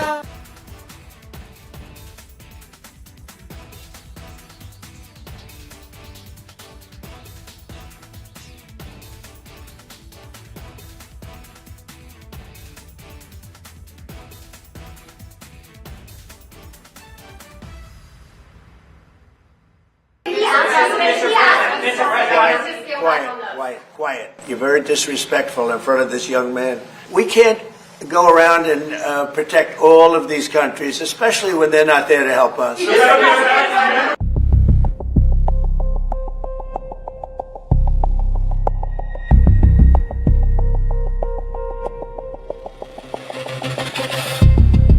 In the recent episode of Tantrums, U.S. President Donald Trump is openly frustrated with South Korea. The U.S. president has scaled down joint military drills with Seoul as a clear pressure tactic. South Korea has been protected by us for many, many years. And during my first term, they agreed to pay close to $3 billion a year for protection because they essentially weren't paying. And I asked them to do that at my request. I said, not right. They weren't happy about it, but they agreed. I asked for $10 billion, and they were very unhappy, but we agreed for a short term. From Asia's largest news headquarters, setting the agenda for Bharat.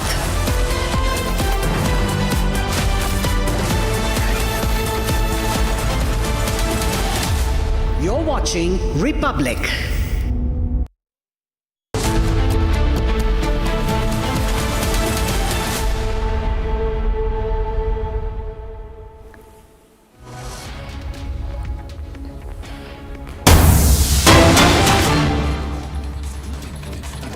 All right, here's getting you live visuals from Patna in Bihar. This is where RJD workers have now hit the streets, and leading him is LOP and RJD leader. On your screen, Tejasvi Yadav. This comes in as clashes, in fact, are now being reported between the police and the RJD workers, which are protesting over paper leaks and the other problems faced by students in Bihar. Coming in, live visuals, a massive showdown right now between the police and the protesters. Essentially, RJD workers have now hit the streets in Patna over the paper leaks and the other issues that students, especially youngsters in Bihar, are facing at the moment. Now, the march, in fact, is being led by RJD leader and leader for opposition, Tejasvi Yadav, who's set to march towards Raj Bhavan. But now you can see as the police has now intervened, and one can also see that several students have also been detained. We'll try and confirm that for you. But right now we can see that the police at the moment trying to ensure that the crowd remains in control and there is no untoward incident that takes place. But you can see, in fact, Tejasvi Yadav right now. Let's try and hear the reaction. शांतिपूर्ण मार्च कर रहे थे तिरंगा लेकर के, छात्रों के मुद्दे को लेकर के, जिस प्रकार से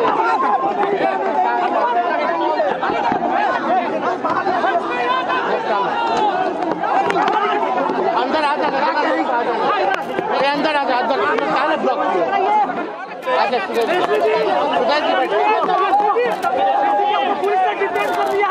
राजभवन जाने वाले थे, यही पे डिटेन हो गए।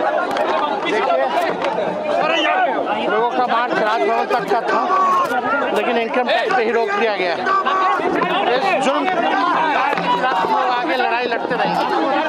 जेल भेजने से हम लोग डरने वाले लोग नहीं हैं। हमारे भगवान श्री कृष्ण का ही जन्म जो है जेल में हुआ था, और छात्रों के हक और अधिकार के लिए, बेरोजगारी मिटाने के लिए, पेपर लीक रोकने के लिए, पारदर्शिता परीक्षा के लिए, इन सब सारी चीज़ों के लिए, अच्छी शिक्षा व्यवस्था के लिए, अच्छी स्वास्थ्य व्यवस्था के लिए, बिहार को आगे बढ़ाने के लिए, बिहार के भविष्य को बेहतर करने के लिए हम लोग हमेशा आवाज़ उठाते रहेंगे, लड़ाई लड़ते रहेंगे।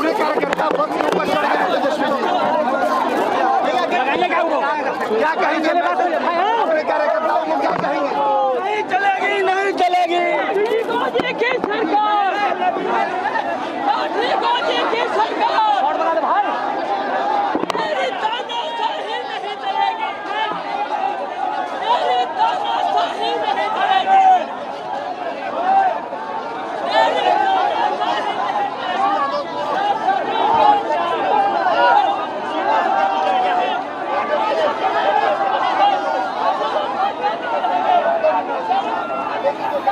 All right, viewers, so those are the visuals we're getting in as Tejasvi Yadav and Misa Bhati, in fact, are leading this march against the police action, the alleged police brutality, and what they're claiming was the use of AK-47 in a student protest.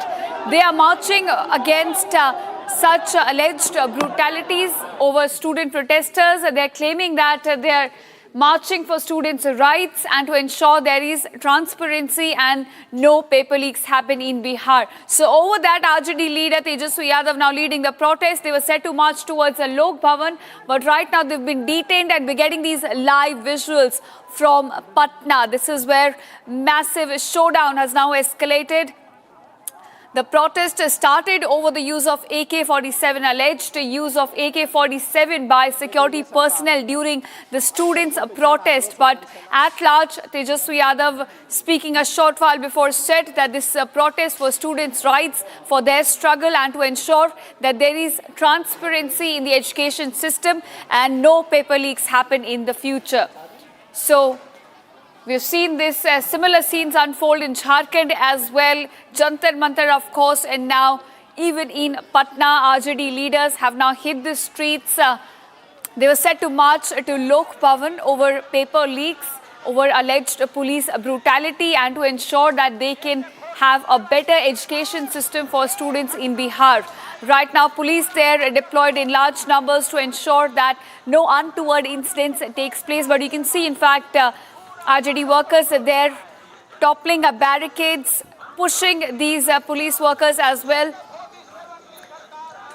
And right now, massive showdown, in fact, underway in Patna, where several of the RJD workers have now hit the streets over police action against the protesters.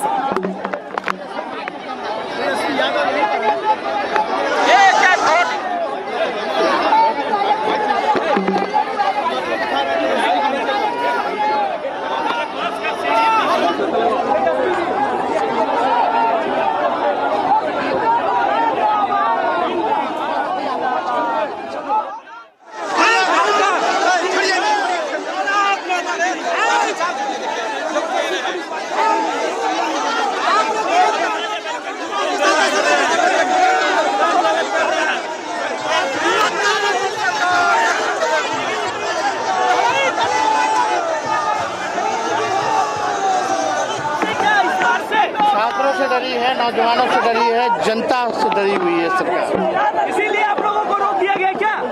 कब तक रोकेगी, कब तक jail भेजेगी, कब तक गोलियां चलाएगी? Water cannon का भी प्रयोग किया गया आप लोगों पे। जो सत्ता में है उसको जाना तय है, कोई परमानेंट नहीं होता, सबका हिसाब लिया जाएगा। छात्रों का भी पूरा सहयोग मिला तेजस्वी जी। सब छात्र लोग, नौजवान, हर जाति के लोगों के समर्थन करेंगे।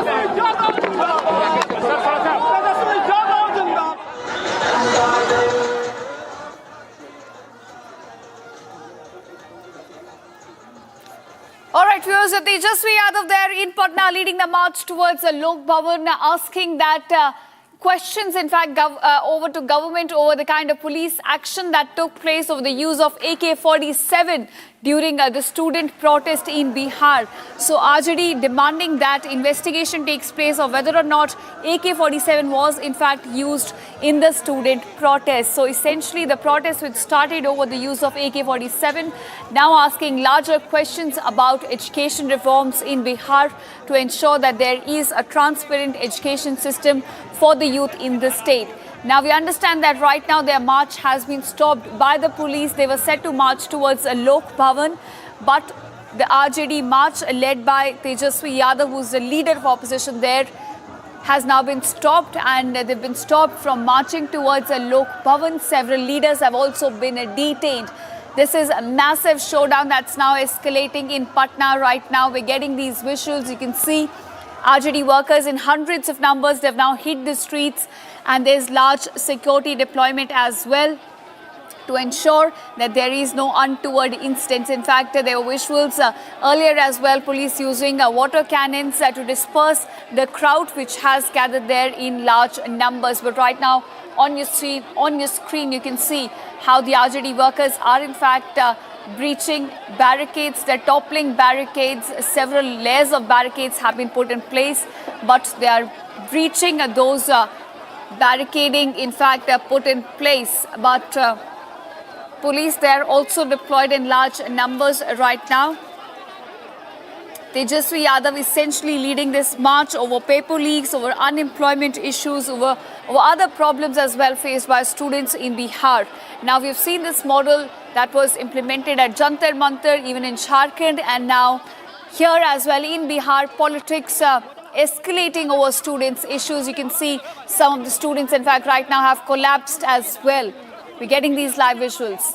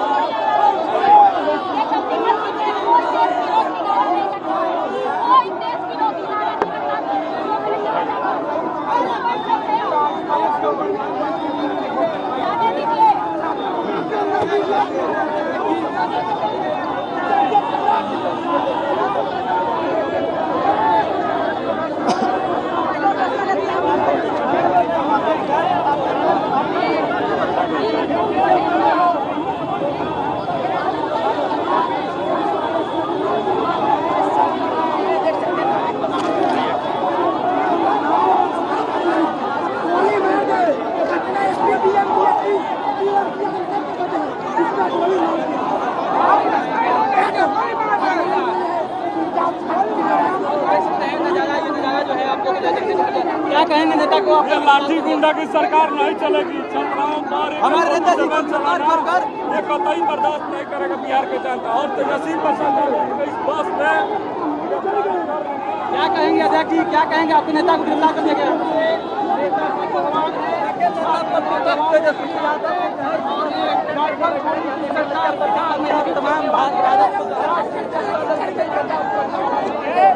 Been stopped by police. As you can see on your screen, there is heavy deployment of security personnel as RJD has now hit the streets.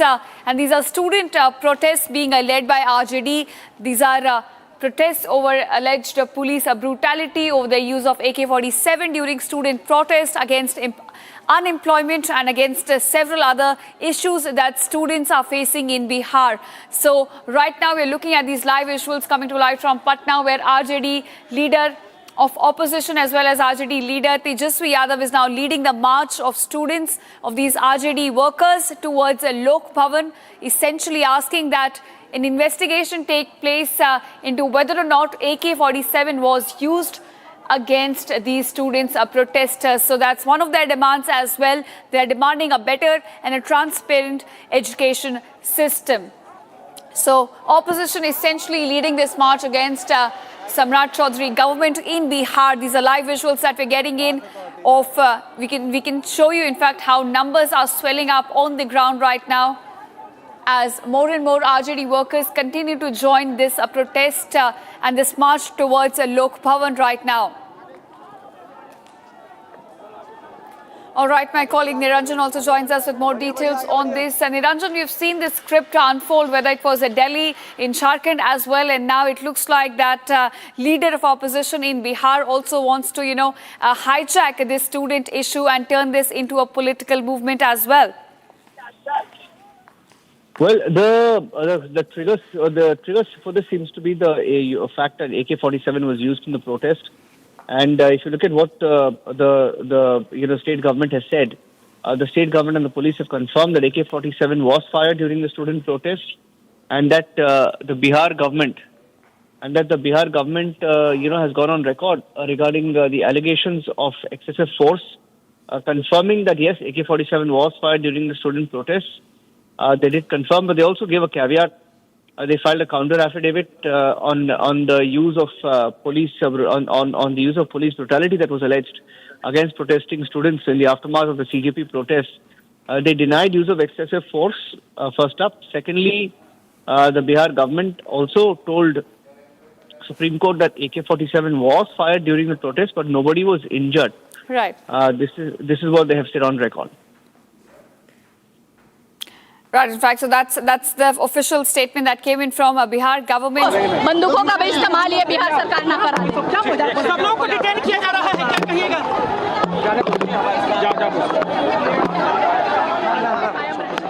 निशा दीदी, भाई तो लेने दो।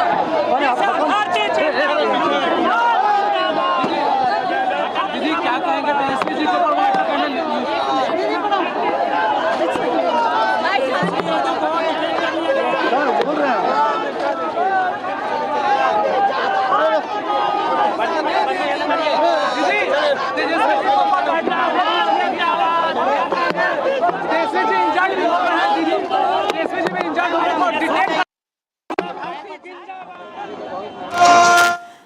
Right, in fact, there you saw on your screen Misa Bharti, who's also leading this RJD protest along with leader of opposition Tejaswi Yadav.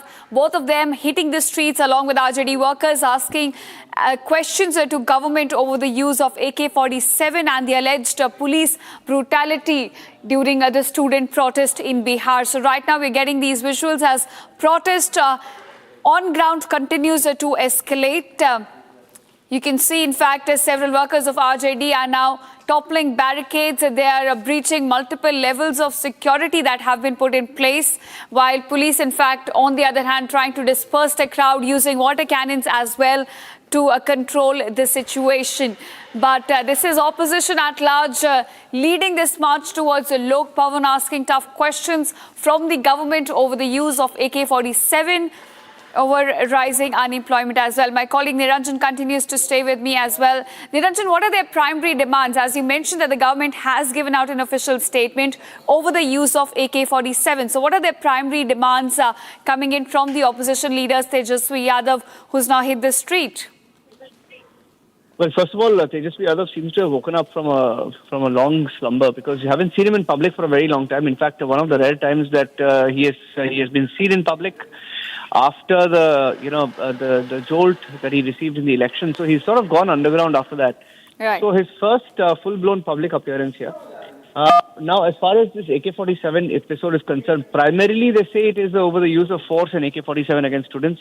Now, it's belated, isn't it? Because this happened a long time back. I mean, almost 2 weeks back. Almost a month ago, yes. Yeah, almost a month ago. And then this is completely belated. So I'm not sure what the motive is, whether they felt, like you call it, whether they felt FOMO and are trying to sort of catch up with the other opposition parties. Now here, the Sivan SP has also been removed over the use of this episode of the AK-47 episode. In fact, he's also been placed under waiting for posting. He hasn't been allotted a new, district or a new position. So the state has taken action. I mean, you did see his video where he's holding an AK-47. We were actually live that day on Republic when it happened. And, this was sort of unwarranted. Many would say unwarranted, but the police have said in court that that particular officer was completely cornered. And that is why he had to sort of use this gun. Now, that's what he said on record.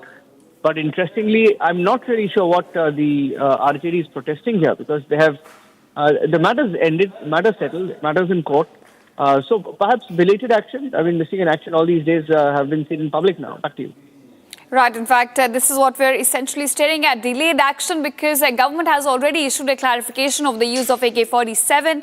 The official involved has now been suspended as well. As far as paper leaks are concerned, an act nationwide has now been brought in to ensure that the education system can become more transparent. But similar script now playing out, what we've seen in Jantar Mantar as well. But after a month, viewers, the timing has to be taken into context here. It is after a month over the use of AK-47 that the protests have now erupted in Bihar, essentially, where it looks like Tejaswi Yadav, who's maybe looking for some political brownie points over this, but has now hit the streets along with Misa Bharti leading this march towards Lok Bhavan right now. And we're getting these live visuals on Republic TV showing you exactly what is unfolding right now in Patna, as several of the RJD workers have now hit the streets. They are demanding accountability over paper leaks from Bihar government, trying to corner the government, Samrat Chaudhary government, over the kind of issues which have essentially plagued the youngsters, the youth in Bihar. So right now we're getting these live visuals. As you can see, the march essentially escalating with Tejaswi Yadav and Misa Bharti both leading the march on the ground in Patna right now against the government.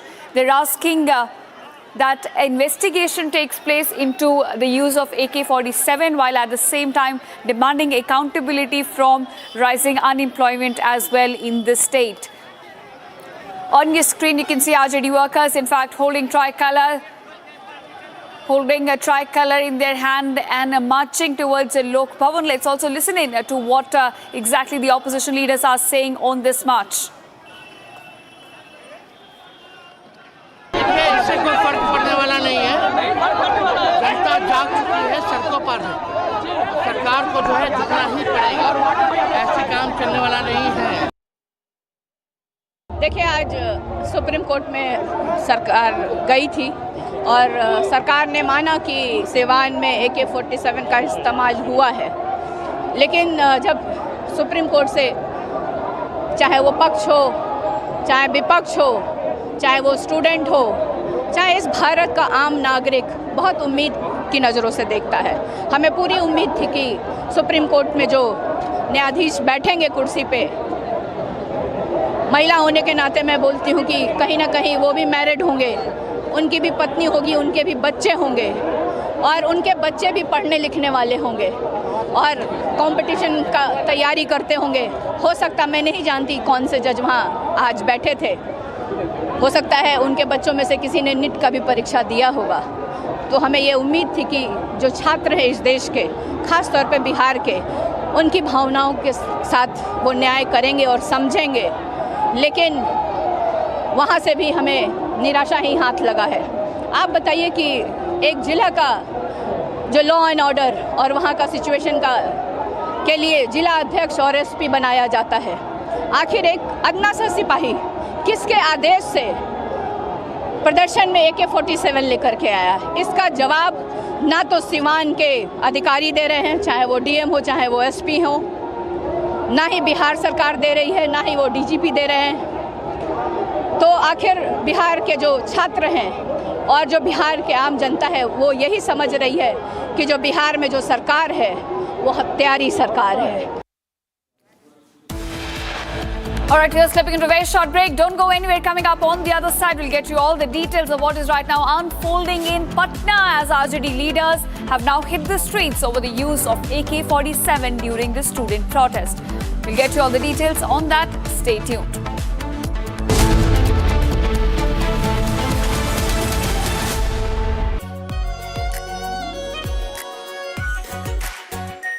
Are pure shahi paneer masala, delicious, healthy everyday.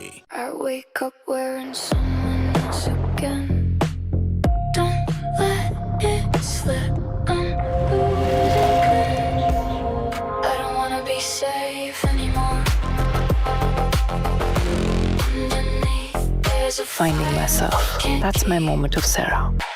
चमकी चाट से क्या बना है? Sandwich, लस्सी और छाछ। हर घूंट में चमकी चाट। अब बताओ, स्वाद आया? असली स्वाद सिर्फ चमकी चाट। हिंदुस्तान के अंदर, सिस्टम के अंदर इंस्टीट्यूशनल रिवोल्ट हो रहा है। तो आप सोचती हैं कि इलेक्शन कमीशन फुली कंट्रोल्ड है। वो 3 साल पहले फुली कंट्रोल्ड है। चीफ इलेक्शन कमिश्नर के मैसेजेस मेरे पास आ रहे हैं। हेड ऑफ इंटेलिजेंस सिस्टम,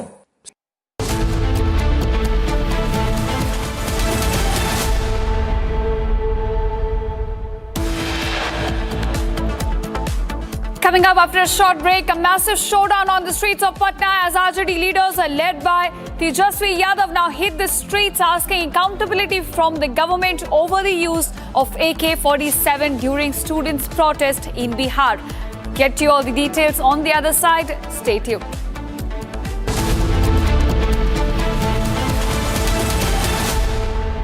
चमकी चाट से क्या बना है? आलू चाट या फ्रूट चाट, स्वाद बनाए चमकी चाट। क्या बात है? स्वादिष्ट पकोड़े और फरसान, अरे चमकी चाट है इसकी जान। असली स्वाद सिर्फ चमकी चाट। In the global employability rankings by Times Higher Education UK, only the following 6 institutions from India are ranked amongst the top 230 in the world for having the most employable graduates. IIT Delhi, IISc Bangalore, IIT Bombay, IIM Ahmedabad, IIT Kharagpur and Amity University. R pure सूजी pasta, उबालो, मिलाओ और खाओ। 8 minute में तैयार। क्या taste है, सबका राजा R pure masala. AU savings account में मिलते हैं amazing benefits, paperless banking and higher interest, वो भी हर महीने। Money money money money every month. सोच बदलो और बैंक भी। चमकी चाट से क्या बना है? सैंडविच, लस्सी और छाछ। हर घूंट में चमकी चाट। अब बताओ, स्वाद आया? असली स्वाद सिर्फ चमकी चाट।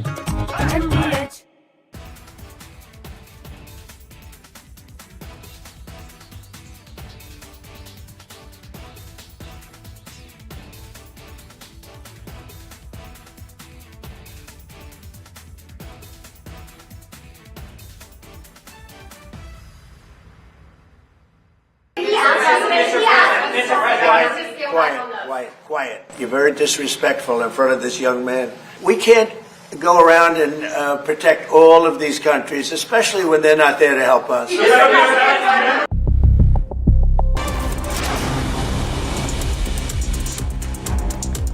And coming up on Bharat in 1 minute, an encounter took place between police and criminals in Ghaziabad, where two suspects who were habitual offenders were shot in their leg during their retaliatory firing. Police recovered weapons from the two suspects and an investigation on the incident is underway. Protests erupted at a college in Kerala after a student from Arunachal Pradesh committed suicide over the college's minimum credit requirements, year-back system and a high supplementary examination fee. A 3-page suicide note written in English and Hindi was recovered by the cops and an investigation on the incident is underway.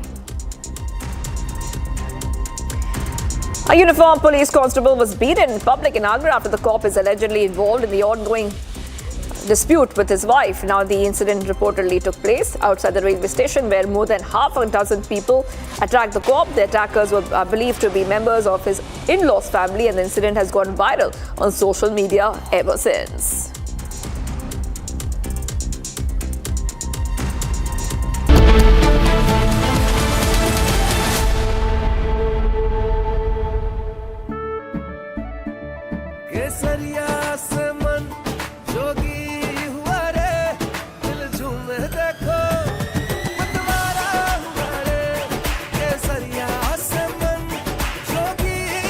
हर पल मनाओ केसरी त्योहार। विमल, बोलो जुबान केसरी।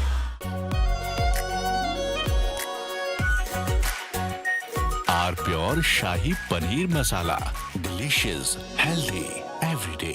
हिंदुस्तान के अंदर, system के अंदर institutional revolt हो रहा है। तो आप सोचती हैं कि इलेक्शन कमीशन फुली कंट्रोल्ड है। वो 3 साल पहले फुली कंट्रोल्ड है। चीफ इलेक्शन कमिश्नर के मैसेजेस मेरे पास आ रहे हैं। Head of intelligence system, senior judiciary, सारों के सारे रिवोल्ट कर रहे हैं, इंफॉर्मेशन दे रहे हैं हमें। तो जो कंट्रोल का सिस्टम था एक तरफ से, वो कोलैप्स कर रहा है अंदर से, क्योंकि लोगों को दिख रहा है कि जनता का प्रेशर अब ऐसा भयंकर आएगा।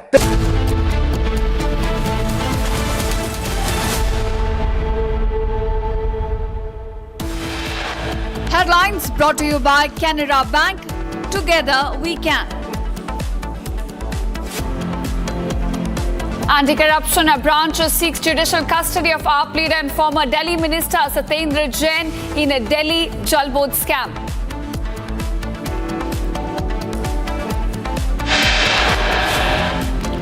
Madras High Court clears way for Tamil anthem, says the Tamil anthem can precede Vande Mataram and national anthem.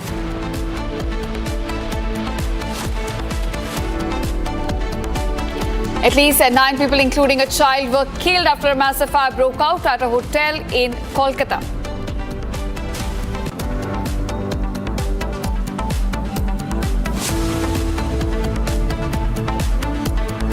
A major drug racket busted in Ramnagar district near Bengaluru by Enforcement Directorate.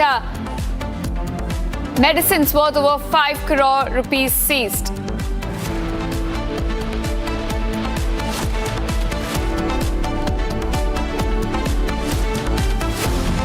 Massive setback for rapist Tarun Tejpal. Goa government moves the top court against Tejpal's 10-year sentence, says that 10 years are not enough, seeks maximum sentence for 2013 rape case.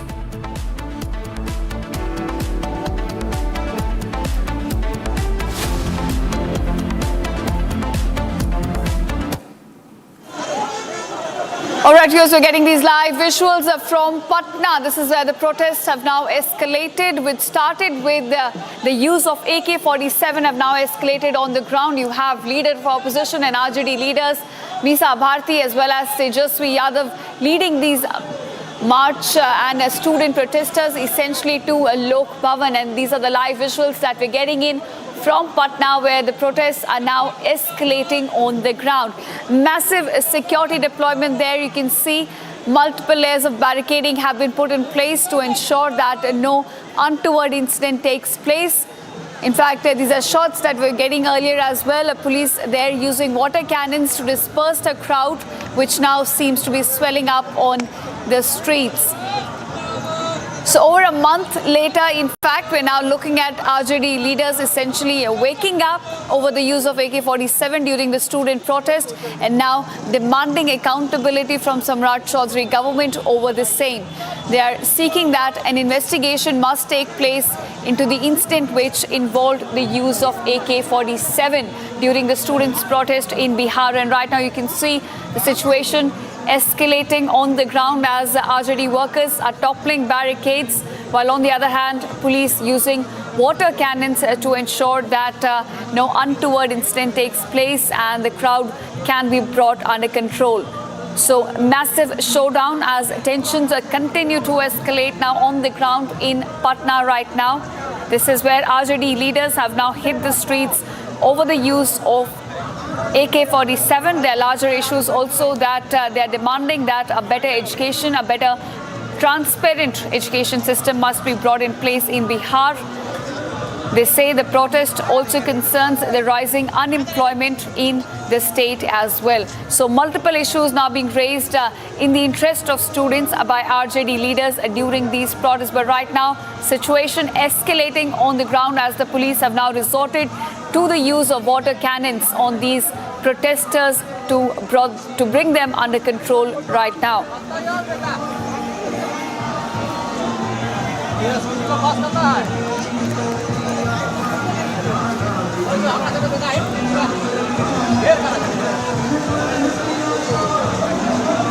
Right now, in fact, you can also see police officials are there urging the protesters to not engage in any violent act. You can see that there's a huge deployment of police force as well on the ground to contain the rising number of protesters and the RJD workers that we're now seeing on the streets of Patna.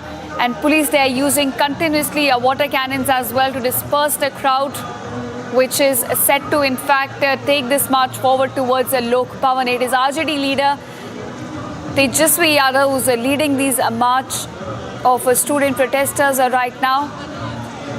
Misa Bharti also there leading the protesters. And right now you can see a police there using water cannons to disperse the crowd and to ensure that the crowd does not go out of control essentially on the ground. So these are live visuals, viewers, that we're getting in from Patna right now, where massive showdown is now escalating.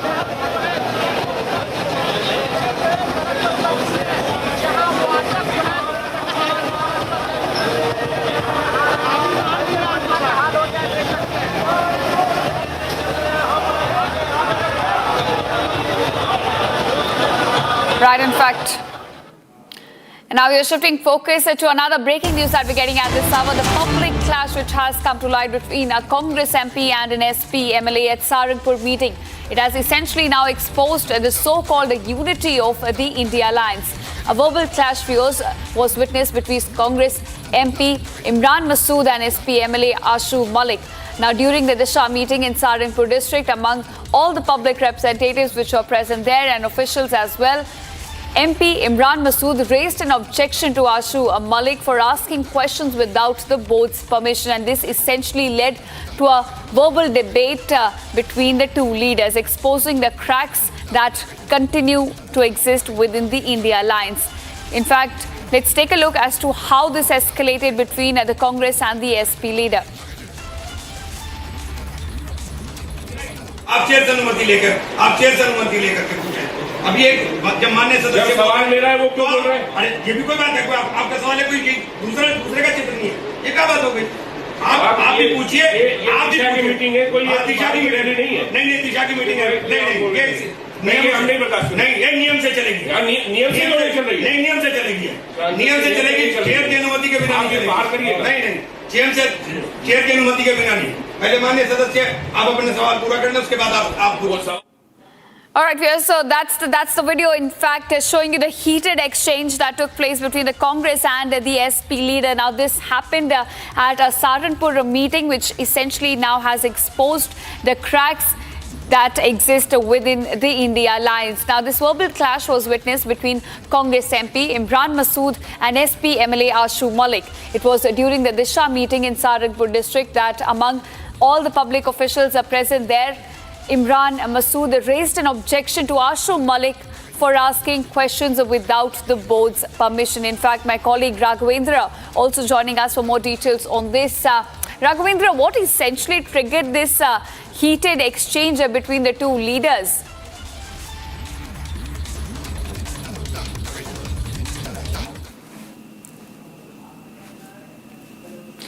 All right, in fact, we'll try and connect with my colleague Raghavendra. Raghavendra, हमें और थोड़ी जानकारी दें, ये जो verbal clash हुआ between the SP and the Congress leader, ये किस वजह पर जो ये लड़ाई हुई इन दोनों के बीच? बिल्कुल, देखिए, ये दिशा की बैठक थी, जिस बैठक में लगातार आगामी 2027 विधानसभा चुनाव की तैयारी को लेकर डिस्कस हो रहा था। लेकिन जो मतभेद हैं, वो चाहे सीटों की बात कहें, चाहे वो गठबंधन की बात कहें या भविष्य की योजनाओं की बात करें, उसको लेकर के दोनों पार्टी नेताओं में हो गई। एक तरफ कांग्रेस के नेता, एक तरफ समाजवादी पार्टी के नेता, दोनों इस बैठक में आपस में भिड़ गए, क्योंकि अभी सीट डिसाइड नहीं है और ये अभी से दावेदारी शुरू हो रही है कि किसके पाले में सीट पड़ सकती है, किसको मिल सकता है। तो कहीं न कहीं इन्हीं सब चीजों में जो व्यक्तिगत इनकी जो इच्छा है, व्यक्तिगत जो स्वार्थ है, वो भारी पड़ रहा है और वो चीजें मीटिंग में, झड़प में देखने को मिल रही हैं और आने वाले समय में ये चीजें और भी देखने को आपको मिलेंगी। All right, so differences over ideology is essentially triggering that heated exchange between the two leaders. Let's play that for our viewers and listen in what exactly unfolded between Imran Masood and Ashu Malik there. एक minute माननीय विधायक जी, एक minute आप बीच में intervene नहीं करो। आप chair सवाल कहना है, नहीं तो आप माननीय नहीं तो हम आप चेयर अनुमति नहीं आप चेयर अनुमति लेकर आप चेयर अनुमति लेकर के पूछें। अभी एक जब माननीय सदस्य सवाल मेरा है, वो क्यों बोल रहे हैं? अरे ये भी कोई बात है, कोई आपका सवाल है, कोई दूसरे का चित्र नहीं है, ये क्या बात हो गई? आप भी पूछिए, आप दिशा की मीटिंग है, कोई दिशा की मीटिंग नहीं है, नहीं दिशा की मीटिंग है, नहीं हम नहीं बर्दाश्त, नहीं ये नियम से चलेगी, नियम से तो नहीं चल रही है, नहीं नियम से चलेगी, नियम से चलेगी, चेयर की अनुमति के बिना नहीं, बाहर करिए, नहीं चेयर की अनुमति के बिना नहीं। पहले माननीय सदस्य आप अपने सवाल पूरा कर लें, उसके बाद आप सवाल तो हमारा है, माननीय विधायक, हम संतुष्ट नहीं है जवाब से, आप आगे थोड़ी ना बढ़ गए ना। माननीय विधायक जी, मदद की तो आप गलत जानकारी को दे रहे हैं। जब हम कह रहे हैं कि पीएमजीएसवाई से वो जो एक मिनट माननीय विधायक जी, एक मिनट आप बीच में इंटरवेन नहीं करो। आप चेयर सवाल कहना है, नहीं तो आप माननीय नहीं तो हम आप चेयर अनुमति नहीं आप चेयर अनुमति लेकर आप चेयर अनुमति लेकर के पूछें। अभी एक जब माननीय सदस्य सवाल मेरा है, वो क्यों बोल रहे हैं? All right, viewers, so that was the entire sequence of what exactly unfolded between SP leader Ashu Malik and Congress leader Imran Masood. This was at a Sarangpur meeting where they're supposed to, in fact, present a unified front between the India Alliance members, but clearly cracks there visible as this heated exchange unfolded between the two. And now we are shifting focus. A massive crackdown on foreign transaction as IT department is now on the trail of 1.29 lakh crore rupees sent overseas. Now the income tax department is probing a massive trail of overseas remittances worth rupees 1.29 lakh crore. As part of the investigation, the IT department is now scrutinizing essentially over 6,400 new entities allegedly used to send money abroad. In fact, sources say that 72% of these remittances were sent to Singapore, UAE and China. Singapore here alone accounted for rupees 41,000 crore. The department's current focus is essentially on identifying the real beneficiaries and mapping the complete money trail in this entire case. Now, more details are, of course, awaited as investigation is still continuing on this financial trail by the IT department. But right now, it's a massive crackdown that we're now witnessing as IT department continues to investigate this trail of 1.29 lakh crore rupees sent overseas. All right, our senior editor Aishwarya Kapoor also joining us with more details on this. Aishwarya, it's a big crackdown that we're now looking at on foreign remittances and the transaction as IT department is now tracing this financial trail. Give us more details on this. Well, that's right. According to our sources, Income Tax Department has got a trail of around 1.29 lakh crore. I repeat, 1.29 lakh crore being sent overseas using specifically 6,422 new entities. I repeat, 1.29 lakh crores being sent overseas using 6,422 new entities. Tax Department has already begun action against 394 specific firms. More than 72% of this 1.29 lakh crore has been sent to Singapore and then UAE, Hong Kong, Mauritius and China, out of which 41,885 crore has been only sent to Singapore, more than 18,331 crores to UAE, 18,064 crore to Hong Kong, and then so on and so forth. Sources also indicate that a specific number, that is of 36,175 crore, has been remitted by, and this is important, only 83 foreign addresses. That means 83 foreign entities have been used to transfer 36,175 crores, which entails that there is a question of 1.29 lakh crore being sent up to India using these new firms which have just been registered in around not more than 24 months. So make it very clear that the companies which have just been registered in less than 2 years span have sent out 1.29 lakh crores, hence which has raised this alarm in the financial department, in the income tax department, and now the agencies are working together to find out who's the end user, who's the end benefactor of this 1.29 lakh crore which has been sent out of India in the last 8 to 9 months. Right. In fact, we'll keep tracking as more details also come to light and this tracing of this entire financial network continues by the IT department. Thanks, Aishwarya, for joining us and getting us more details on this.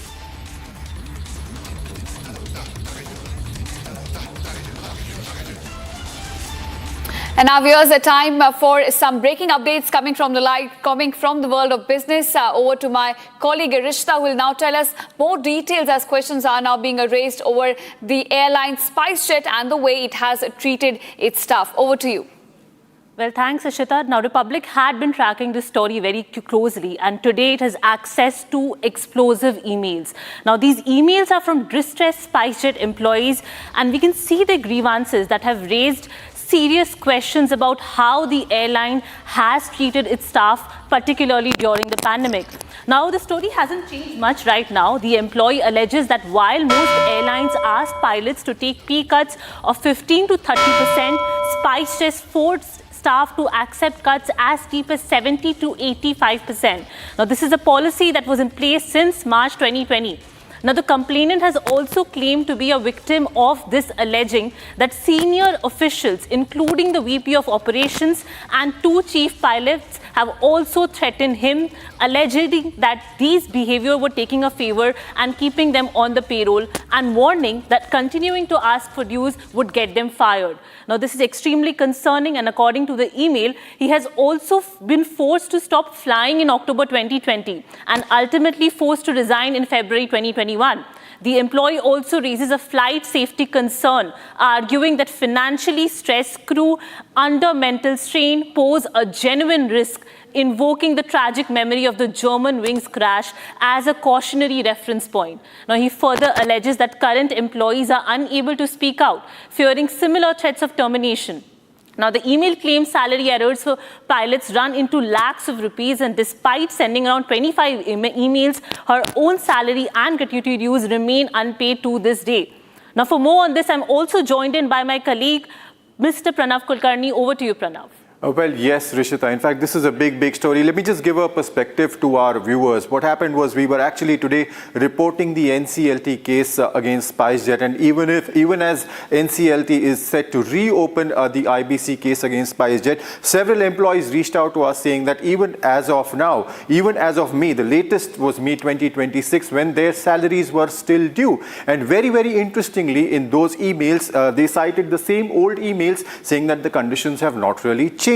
In fact, one of the staffers also wrote to the Prime Minister urging him to intervene. So a lot of back and forth by emails, distress. One of the employees also said that there were cases of them being forced to suicide because of financial stress. Some of them were forced to sell their houses as they could not pay their EMIs. And very interestingly, I'll give you just one set of data here. During all this period when employees were actually suffering, they were going through financial distress. Interestingly, the promoter's salary salary, Ajay Singh's salary, was 275 times the median salary of the employees. That's according to the financial report of 2025 that SpiceJet uploaded on the exchanges. So yes, it shows the disparity between the two. On one side, when employees continue to suffer, and on the other side, the promoters as well as the senior management enjoyed remunerations as well as salary hikes of about 13 to 14%. Why this is important is, one, because of the NCLT case, and second, because the employees say that nothing has changed so far.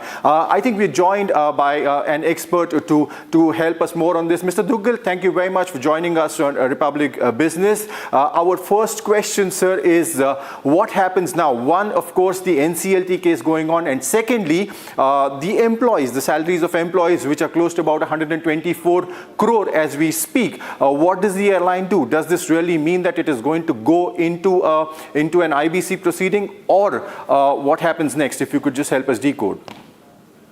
Well, while the proceedings before NCLT are up to this, will not come the same. But then I think the reality is, with so much money that are payable, some effective action will have to be done. So the proceeding can definitely begin as we go forward. Because a company can't say, I will wish this away.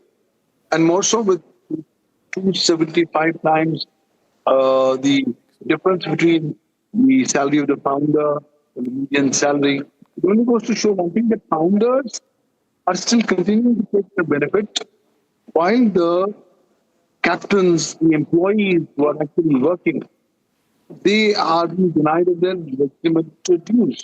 This could have a impact not just upon efficiency, but upon mental trauma, upon damages, upon compensation. We'll have to wait and watch. But clearly, the only answer will have to be legal. Legal proceedings will have to start so that appropriate recoveries can take forward. And further, there needs to be a need for more investigation as to why this diverse kind of salary structure is happening.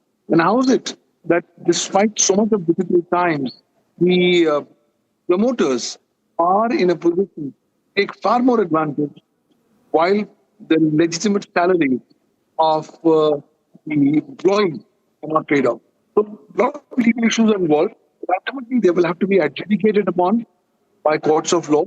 Appropriate relief to be given by the affected person. Mr. Duggal, should the employees of SpiceJet have any kind of respite, or should they be looking at any sort of relief in the NCLT proceedings that may follow? What's the ray of hope for them? Well, I think they need to be used. They need to jump in. They need to flag their particular concerns and ensure that matters will be taken into consideration by NCLT going forward. So just don't lose hope. But as law says, everything that's in your power and possession, what's your legal remedy, please explore them.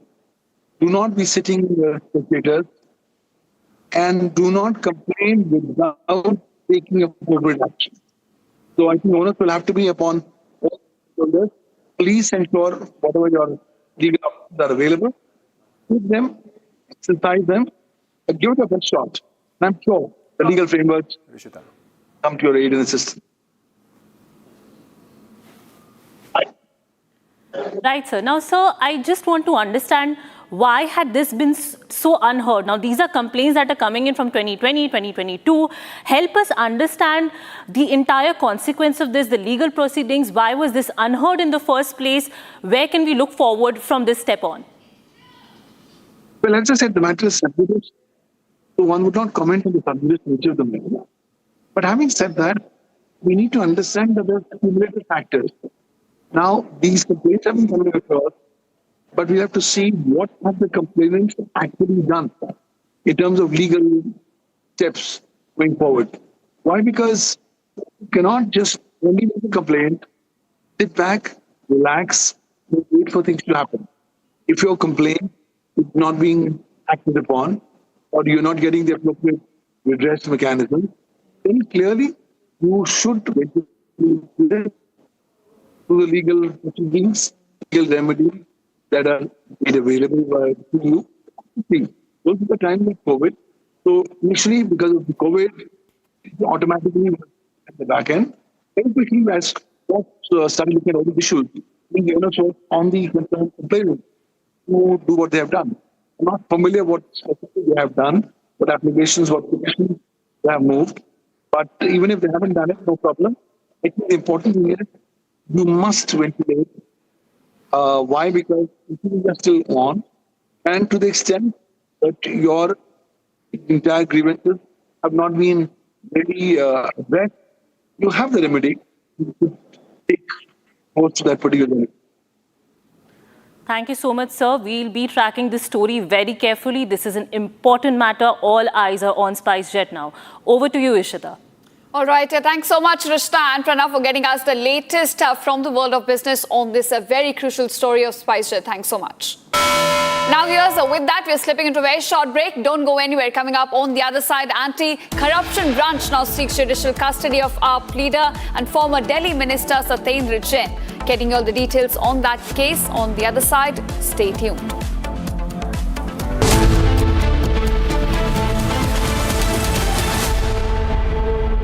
I wake up wearing someone else again. Don't let it slip. I'm losing control. I don't wanna be safe anymore. Underneath, there's a Finding myself. That's my moment of Sarah.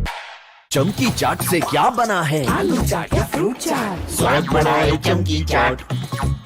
क्या बात है? स्वादिष्ट पकोड़े और फरसान, अरे चमकी चाट है इसकी जान। असली स्वाद सिर्फ चंकी चाट।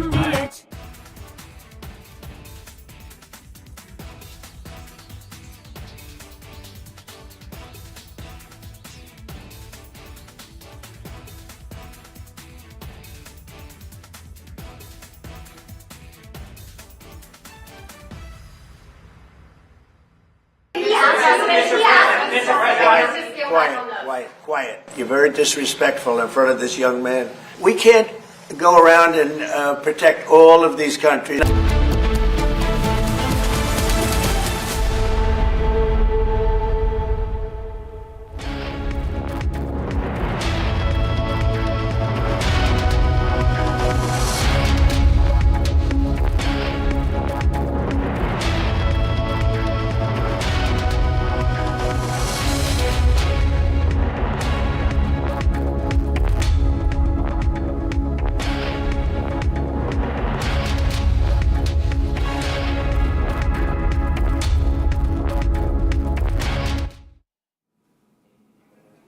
All right, welcome back, viewers. AAP leader and former Delhi Water Minister Satendra Jain has now been arrested by anti-corruption branch as the main accused in a corruption case involving the alleged large-scale irregularities and manipulation of Delhi Jalboard sewage treatment plants upgradation tenders. Now, we understand that, in fact, he was produced before the court as well, where the ACB is now seeking his judicial remand in this case. We're fetching more details on this at the moment.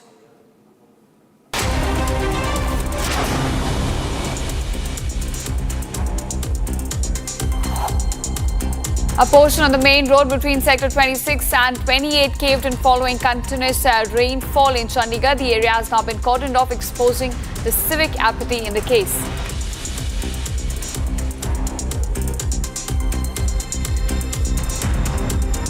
BRS claims former Minister and MLA T. Harish Rao was placed under house arrest while heading to visit Tim's Hospital in Sanath Nagar. Police were deployed outside his residence.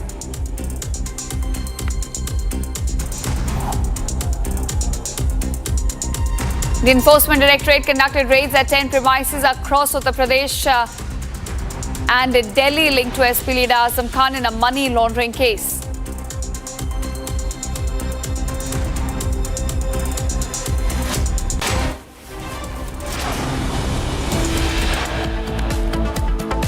Coming up on the other side, Madras High Court clears way for Tamil Anthem, says the Tamil Anthem can proceed Vande Mataram and National Anthem.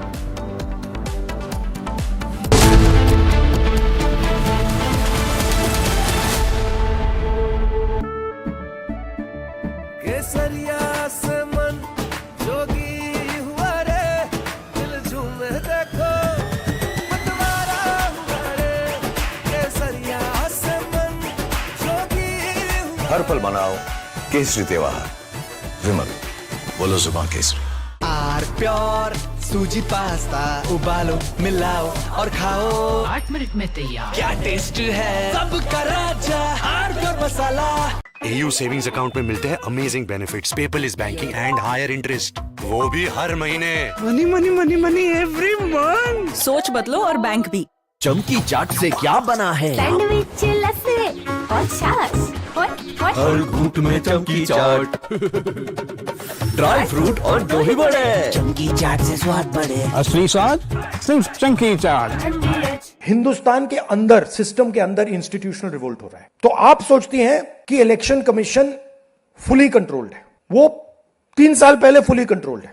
Chief election commissioner के messages मेरे पास आ रहे हैं। Head of intelligence system, senior judiciary, सारों के सारे revolt कर रहे हैं, इंफॉर्मेशन दे रहे हैं हमें।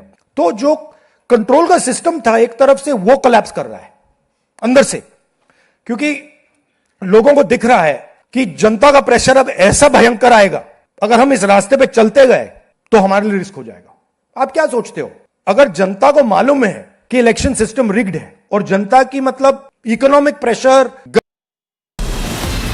From Asia's largest news headquarters, setting the agenda for Bharat.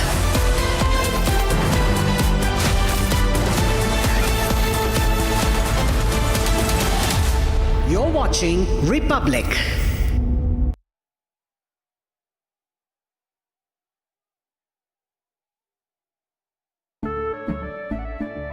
केसरिया से मन जोगी हुआ रे, दिल झूमे देखो मतवारा हुआ रे। केसरिया से मन जोगी हुआ। हर पल मनाओ केसरी त्योहार विमल बोलो जुबान केसरी। कुछ तो सस्ता लो, सब बढ़िया लो। इसमें क्या खास बात है? थोड़े में ज्यादा स्वाद, यही तो है इसकी खास बात। AU करंट अकाउंट के साथ मिलता है free UPI QR overdraft facility और एक ही ऐप से बैंक के सारे काम। AU सोच बदलो और बैंक भी। चमकी चाट से क्या बना है? आलू चाट या फ्रूट चाट, स्वाद बढ़ाए चमकी चाट। क्या बात है। स्वादिष्ट पकोड़े और फरसान, अरे चंकी चाट है इसकी जान। असली स्वाद सिर्फ चंकी चाट।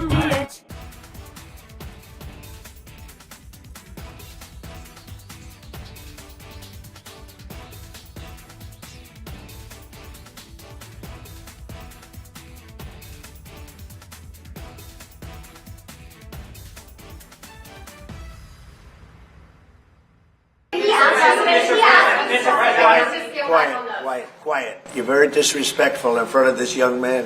We can't go around and protect all of these countries, especially when they're not there to help us.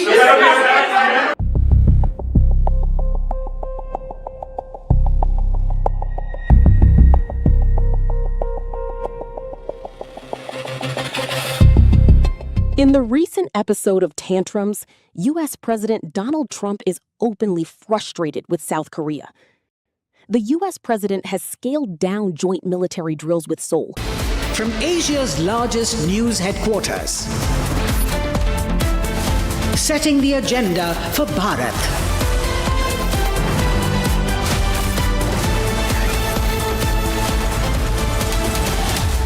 You're watching Republic.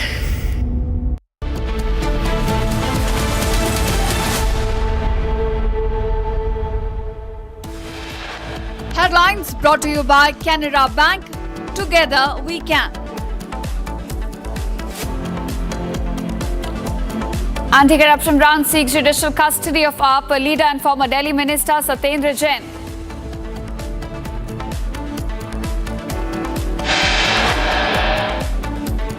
Hand grenade disposed in Delhi after crackdown on Shehzad Bhatti gang. Hand grenades found from Pakistan-based Terra network.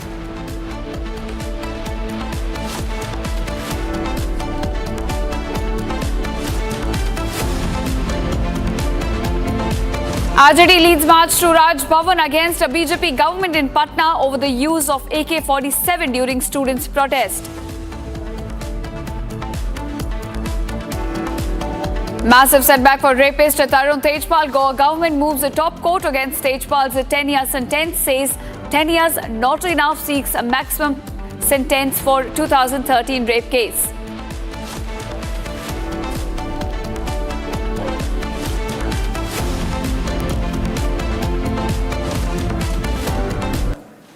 All right, welcome back, viewers. And our top focus at this hour, our leader and former Delhi Minister Satendra Jain has now been arrested by anti-corruption branch as the main accused in a major corruption case involving alleged large-scale irregularities and the manipulation of Delhi Jalboard sewage treatment plant upgradation tenders.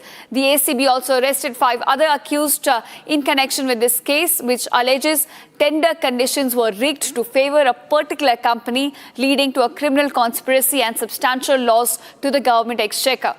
AAP leader and former Delhi Minister Satendra Jain was in fact produced before a special court as well today after being arrested by Delhi anti-corruption branch in the alleged Delhi Jalboard corruption case. Now here, the ACB is probing alleged irregularities in the tendering process for sewage treatment projects, with Jain among the 6 people arrested in the case. So we're fetching more details as the proceedings continue in this case. We're getting these visuals when Satendra Jain today was in fact taken to Delhi Rouse Avenue Court, where the ACB is now seeking judicial custody of the AAP leader.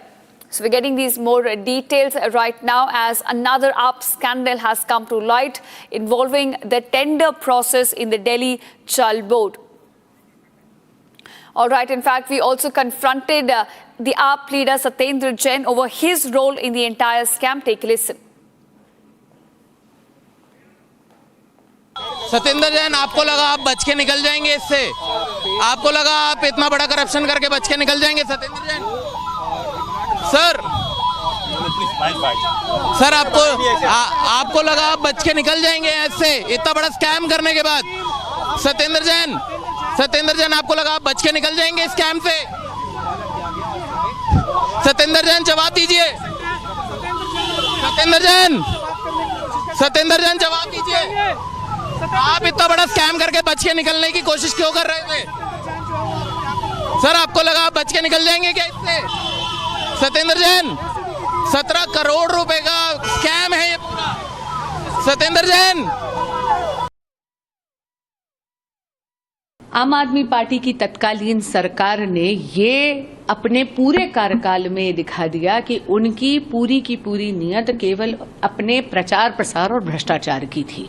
आपने देखा होगा कि आम आदमी party की सरकार के पूरे कार्यकाल में एक भी एसटीपी प्लांट दिल्ली में नहीं लगा, और जो पब्लिक का पैसा था, जहां पर जल भराव से दिल्ली को बचाना चाहिए था, उस पैसे का इस्तेमाल कर जहां पर एसटीपी प्लांट्स लगाकर दिल्ली में सुएज ट्रीटमेंट के और प्रावधान करे जाने चाहिए थे, जहां पर यह सुनिश्चित करा जाना चाहिए था कि यमुना जी और मलिन ना हो बल्कि और स्वच्छ हो, ये पूरा का पूरा पब्लिक मनी स्कैम के माध्यम से तत्कालीन आम आदमी पार्टी और आम आदमी पार्टी के नेताओं ने खुर्द बुर्द कर दिया। आज जब इन्वेस्टिगेटिंग एजेंसीज ने सतेंद्र जैन जी और उनके साथ 4 और अभियुक्तों को अरेस्ट करा है, तो दिल्ली की जनता को न्याय मिलेगा। ये एक बार पुनः एक आशा की किरण जनता के जहन में जरूर जगी है। लेकिन इस पे मैं और टिप्पणी इसलिए नहीं करूंगी because the law will definitely take its own course henceforth. देखिए, अगर पूरे उस मामले को ध्यान से देखा जाए तो ये सही दिखाई देता है कि अरविंद केजरीवाल के समय में दिल्ली की सरकार में सत्ता के संरक्षण में भ्रष्टाचार का एक मॉडल विकसित किया गया, जिसमें राजनेता, अधिकारी, उसके अंदर ठेकेदार और तमाम अन्य लोग थे जिनको उससे लाभ पहुंचा। सत्येंद्र जैन की गिरफ्तारी के बाद ये जो गठजोड़ है वो अब उसका पर्दाफाश हो गया है, और अरविंद केजरीवाल जो ईमानदारी का नारा देकर के सत्ता में आए थे, इस झूठे नैरेटिव को वो हमेशा उन्होंने दिल्ली को इस झूठे नैरेटिव के कारण से बर्बाद किया है। फिर चाहे वो शराब घोटाला हो, शिक्षा का घोटाला हो या अन्य घोटाले हो, और अब ये दिल्ली जल बोर्ड का घोटाला सामने आया है। तो कहीं ना कहीं अरविंद केजरीवाल को दिल्ली जनता को इसका जवाब देना चाहिए कि जिस ईमानदारी का सर्टिफिकेट लेकर के वो राजनीति में आए थे, 10 साल में दिल्ली को उन्होंने क्या दिया, और यदि ये जल बोर्ड का घोटाला ना होता तो आज यमुना का पानी पूरी तरीके से साफ हो गया था, एसटीपी लगे ही नहीं। और जो मनी ट्रेल को यदि देखा जाएगा तो साफ दिखाई देता है। यमुना को लेकर तो खुद अरविंद केजरीवाल ने भी, आम आदमी पार्टी ने बड़े दावे किए थे और उसी यमुना से जुड़े हुए टेंडर, सीवेज एसटीपीज का टेंडर था, उसमें घोटाले की बात आ रही है। इसीलिए मैंने कहा ये भ्रष्टाचार का एक मॉडल अरविंद केजरीवाल ने दिल्ली में विकसित किया और उस मॉडल की आड़ में जो कुछ उन्होंने दिल्ली के साथ में किया, एक एक करके घोटालों का सच दिल्ली की जनता के सामने आ रहा है। फिर अब जब एसीबी ने पूरी जांच के बाद में ये कार्रवाई की है तो आप समझ लीजिए कि चाहे वो राजनेता हो, चाहे अधिकारी हो, या ठेकेदार हो, या कोई भी हो, वो बचेगा नहीं। कानून अपना काम करेगा और कड़ी से कड़ी सजा ऐसे लोगों को मिलेगी। आम आदमी पार्टी सर इसमें ये कह रही है कि जिस समय ये घोटाले की बात कही जा रही है उस समय सत्येंद्र जैन जेल में थे और ये रेड और गिरफ्तारी सिर्फ इसलिए हो रही है क्योंकि पंजाब में चुनाव आने वाला है। वो बिल्कुल झूठ बोलते हैं। ये मामला 7 अक्टूबर 2021 से शुरू हुआ।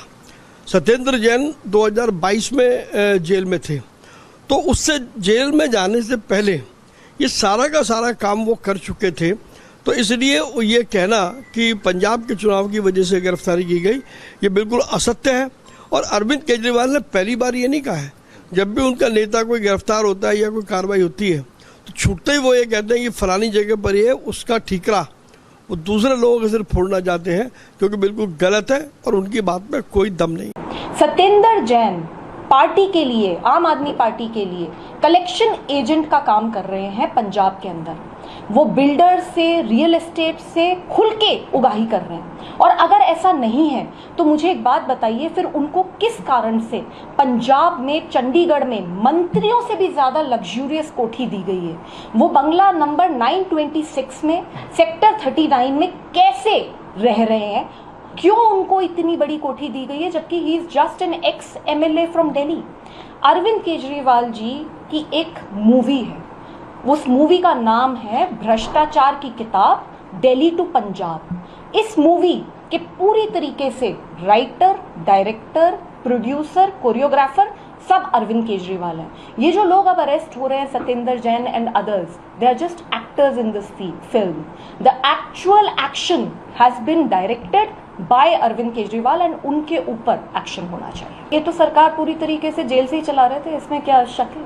अरविंद केजरीवाल खुद इतने दिन जेल में रहे तो क्या उन्होंने सरकार नहीं चलाई? तो ये सारे सरकार जेल से ही चला रहे हैं। और ये करप्शन बहुत सीरियस करप्शन है, क्योंकि जैसे मैंने बताया, माँ यमुना की सफाई से रिलेटेड ये करप्शन है। कितने सीवेज ट्रीटमेंट प्लांट्स इन लोगों ने बनाए और जो बनाए उनके ऊपर करप्शन कर दिया, तो कैसे माँ यमुना साफ होती? देखिए, सत्येंद्र जैन जी पंजाब के को इंचार्ज हैं और चुनाव आने वाले हैं और बीजेपी ने अपना पैटर्न फिर से शुरू कर दिया है। लोग अब इन बातों को समझते हैं और कोई भी नहीं मानता जो सत्येंद्र जैन जी के खिलाफ ये झूठे मुकदमे कर रहे हैं। पहले भी इन्होंने सत्येंद्र जैन जी को झूठे केस में जेल में डाला था और जिस टाइम वो जेल में थे तब का ये घोटाला, तथा कथित घोटाला बताया जा रहा है। और उस टाइम बीजेपी ट्वीट करके क्या कह रही थी, आपके देखिए, कह रही है, राघव चड्ढा ने राजेंद्र नगर की कुर्सी पर बैठ जलबोर्ड का घोटाले को दिया अंजाम। तो अब किया उन्होंने राघव चड्ढा से कोई इन्वेस्टिगेशन? किया उन्होंने राघव चड्ढा को अरेस्ट? हम लोग बीजेपी के फर्जी केसेस से डरने वाले नहीं हैं। बीजेपी तो पहले भी हमारे कितने नेताओं को फर्जी केसेस में जेल डालकर फिर हमें कोर्ट से क्लीन चिट मिली, कोर्ट ने हमें डिस्चार्ज तक दे दिया कि ये केस तो चलाने योग्य भी नहीं है। इस बार भी ऐसा होगा क्या? इनको लगता है कि लोग इनकी बात मानेंगे ऐसे? युवा इनसे नाराज है आज। क्या युवा इनसे इन बातों से जुड़ेगा? चंदा चोरी की इन्होंने लोगों की आस्था के साथ खेला। क्या लोग इन बातों को भूल जाएंगे? ऐसा नहीं होने वाला। मोदी जी को गवर्नेंस पे लड़ाई करनी चाहिए, हेल्थ केयर, एजुकेशन पे लड़ाई करनी चाहिए। और अगर सच में एसीबी को और भाजपा को करप्शन पे एक्शन लेना है ना, तो रेखा गुप्ता के यहाँ चले जाएं, उनको और उनकी पूरी कैबिनेट को अरेस्ट कर लें। उन्होंने अभी 18 महीने की सरकार के अंदर करोड़ों का राइस घोटाला किया। उन्होंने अभी 18 महीने के अंदर 700 करोड़ का मेडिकल इक्विपमेंट स्कैम किया। उन्होंने अभी 90 करोड़ का साइकिल घोटाला किया, जहां आपने देखा होगा हमारे विधायक भी 4,000 की साइकिल जो थी वो 7200 की रेखा गुप्ता सरकार ने खरीदी और हमारे विधायकों ने ये दिखाया। तो अगर बीजेपी को ये सच में करप्शन के ऊपर एक्शन लेना है तो इन घोटालों की जांच करें, रेखा गुप्ता को अरेस्ट करें। All right, viewers, now we have accessed inside detail of scam involving Aam Aadmi Party leader Satendra Jain. Now, the ECB has clarified and given out more details, saying that there were large-scale irregularities and corruption which was flagged in the entire tender process, which was manipulated to favor tech provider. ECB also says there's an estimated escalation of approximately 123 crore rupees in this entire scam. ECB has highlighted that tender was in fact rigged to benefit a firm called Eurotech, while also saying that large sums of money were paid via Hawala route. Bribes were in fact exchanged in return for undue advantage, according to ECB, which goes on to mention that there was financial loss which was caused due to tender manipulation by these Aam Aadmi Party leaders. So those are the inside details that the public has now accessed regarding the Delhi Jalboard scam, which has now come to light from ECB. In fact, my colleague Saurabh, who's been very closely tracking this case, now joins us with more details. Saurabh, now more details have come out regarding Aam Aadmi Party's role in this entire Jalboard scam, how the tenders were manipulated and there were undue favors taken from these companies as well. Right, Achita, you rightly mentioned. Now the Republic has accessed the exclusive details from the ECB that the total amount of this scam could go up to 123 crore rupees, which was done by the Aam Aadmi Party leaders in the national capital, while there was a tender which was about to be floated in 2022 regarding the upgradation of the STPs in the national capital by the DJB. And now Republic has accessed this exclusive details for our viewers. This has caused a large amount of losses to the exchequer because of this tender, and they have also manipulated the public servants, and the then Delhi Jalboard CEO has manipulated the tender to provide undue favors to the Eurotech Environment Private Limited, which finally got the tender of the 4 STP upgradation in the national capital. And I want to tell our viewers that according to the latest details which we have fetched, IFAS technology was solely introduced in the tender so that it could benefit the Eurotech company which is in question in this scam, and for that they have received a huge sum of money and they directly got transferred to the accounts of the Aam Aadmi Party leaders and the public servants who were serving in the DJB at that time.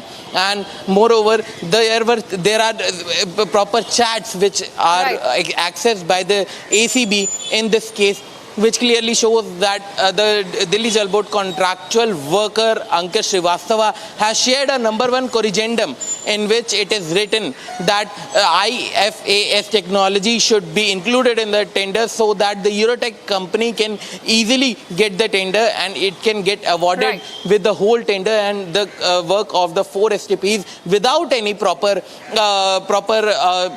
pilot study can be conducted in the national capital, Ishita. Right, in fact, and Saurav, we've seen that this is not the first scam to hit Aam Aadmi Party. In fact, Satendra Jain himself has been involved in money laundering cases as well before he was jailed for the same as well. So if you could pinpoint his entire role in this Jalboard scam for our viewers as well. Yeah, this is another scam which was conducted by the Aam Aadmi Party leader Satendra Jain. At the point on that very day when this tender was awarded to the Eurotech, I want to tell our viewers that the Satendra Jain, the then Delhi minister, was taken into the custody for another money laundering case. And this, while parallelly, this another scam was conducted by Satendra Jain, and it came to light this year only, as ED was also investigating this case in 2025, and they have also filed a charge sheet. But no arrest was made last year. But now, as we see that another case has been registered, and now the FIR, working on the FIR and the investigation, after the investigation is fully done, now the ACB has arrested 6 people, including the then Delhi Minister Satendra Jain, and now he is currently in court, and the ACB has sought the judicial custody of the 5 accused. But the ACB has also sought the 2-day police remand of Delhi Jalboard contractual worker Ankit Srivastava in this regard, Ishita. Right, all right. Keep tracking all the legal proceedings in this case. For now, thanks so much, Saurav, for joining us and getting us the latest on this.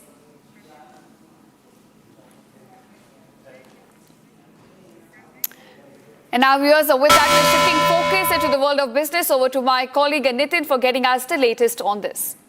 Exactly.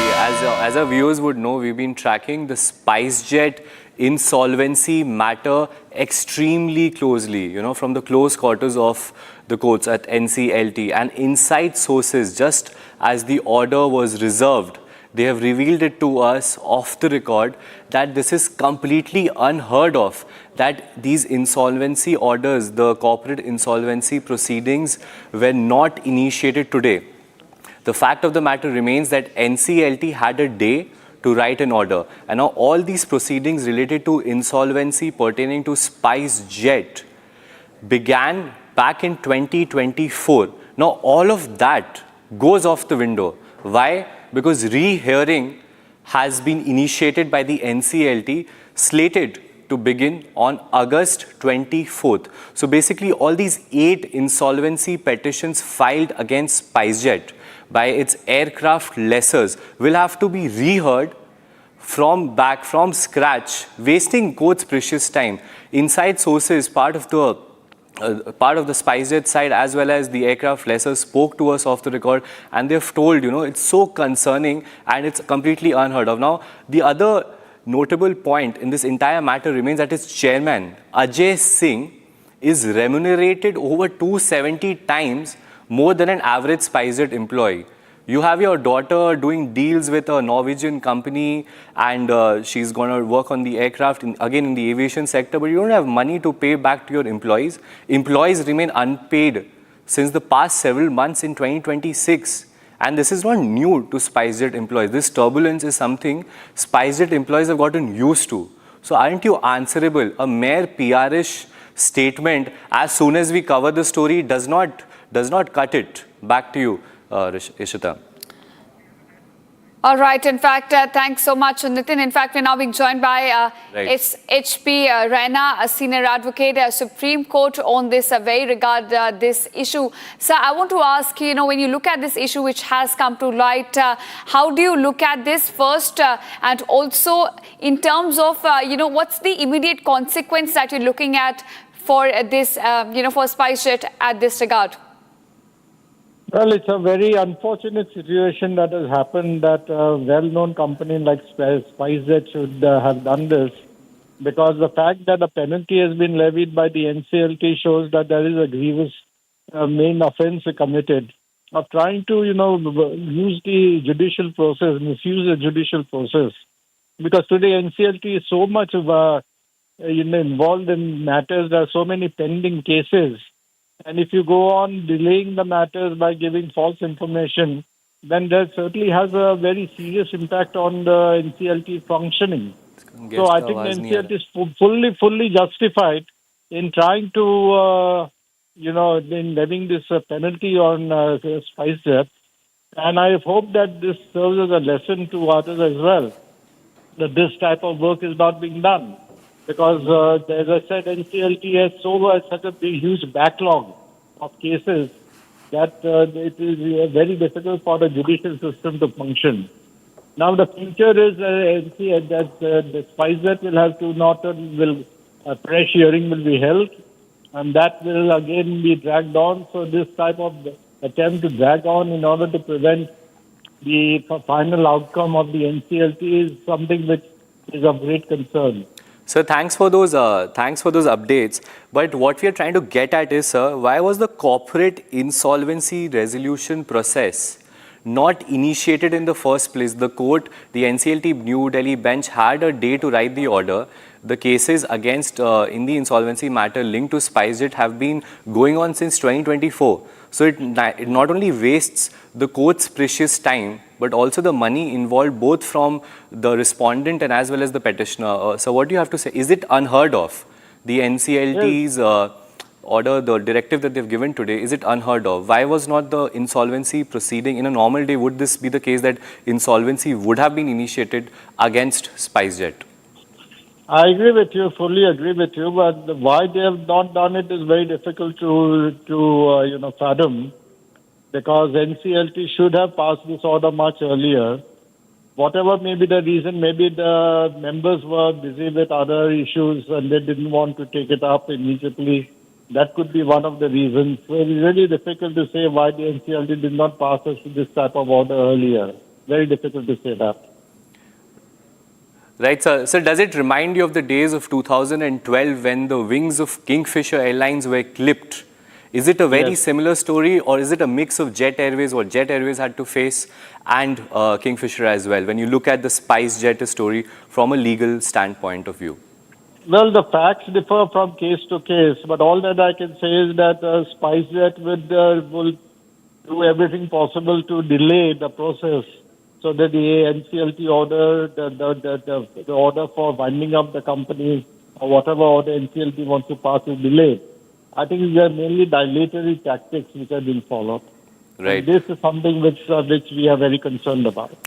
Right. Thanks for your time. That's all we have on the SpiceJet story. We'll keep tracking. We've got a lot of big breakings coming on this. Our sources are there on ground, updating us on every fact of the matter when it comes to SpiceJet.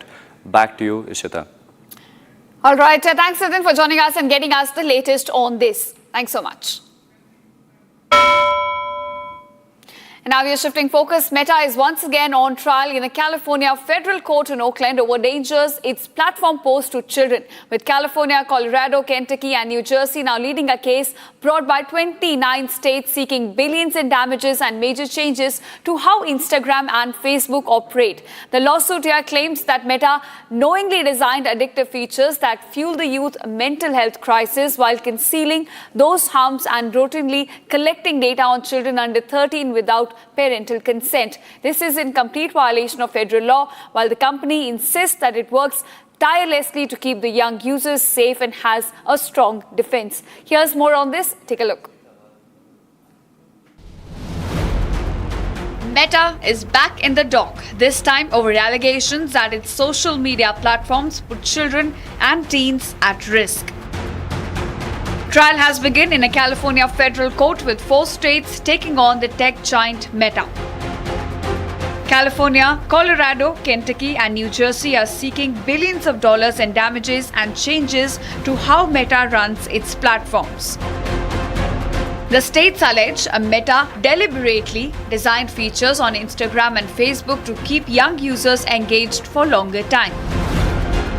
They claim Meta knew such features could encourage compulsive use and contribute to mental health problems, including anxiety, depression, and body image issues. California Attorney General Rob accuses Meta of knowing its products could be dangerous while misleading the public and lawmakers about the potential risk. We laid out our case today, which is essentially this, that Meta has designed and deployed a dangerous product with dangerous features that they knew would create excessive use and compulsive use by children, and it would create mental health harms, including things like anxiety and depression, like body image issues, like addictive tendencies, like learning loss. They knew all that. They knew their product was dangerous, and they lied to the public. They lied to Congress. The states are also accusing Meta of collecting data from children under 13 without parental consent, potentially violating federal child privacy law. This is an historic trial that will provide the public an opportunity to learn just how Meta's actions broke state consumer protection law and the Children's Online Privacy Protection Act, known as COPA. The public is going to hear about how Meta profited from our kids' information and engagement on the platform. Meta knew that its business strategy was harming kids and that sustained engagement on this platform correlated and caused worse mental health. Colorado Attorney General Phil calls it an historic trial alleging Meta profited from children's data and engagement. I'm disgusted. I'm angry. We all should be angry. As parents and as trusted adults, we decide whether a social media platform is appropriate for our kids. But we can only do that well and appropriately when we have truth and facts, not deceptive advertising or lies about safety. A $1 trillion tech company like Meta is risking our kids' mental health and physical safety. New Jersey Attorney General Jennifer says Meta's business model puts profits ahead of children's well-being. And with 25 states set to face Meta in a separate trial, the legal battle over big tech and child safety is far from over.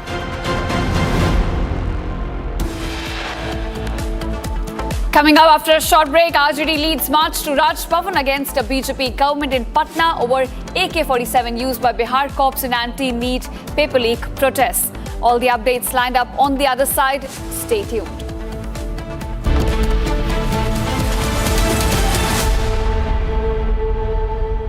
In the global employability rankings by Times Higher Education UK, only the following 6 institutions from India are ranked amongst the top 230 in the world for having the most employable graduates. IIT Delhi, IISc Bangalore, IIT Bombay, IIM Ahmedabad, IIT Kharagpur and Amity University.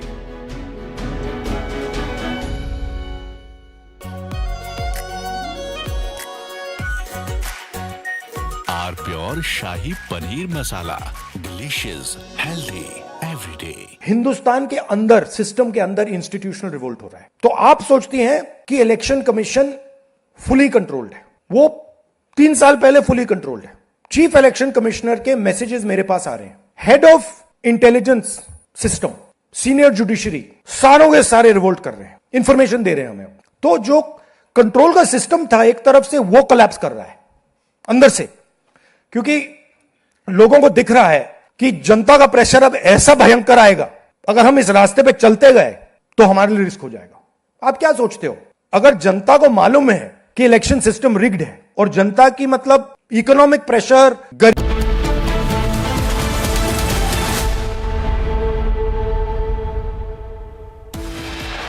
Headlines brought to you by Canara Bank. Together we can. Anti-corruption branch seeks judicial custody of AAP leader Satendra Jain, arrested in the Delhi Jalboard scam.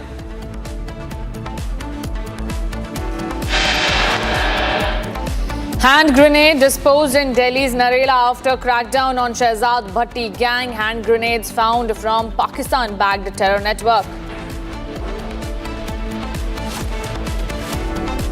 RJD protest leads march to Raj Bhavan in Bihar against BJP government in Patna over AK-47 used by Bihar cops in anti-NEET paper leak protests. Massive setback for rapist Tarun Tejpal. Goa government moves top court against Tejpal's 10-year sentence, says 10 years not enough. Seeks maximum punishment for 2013 rape case accused.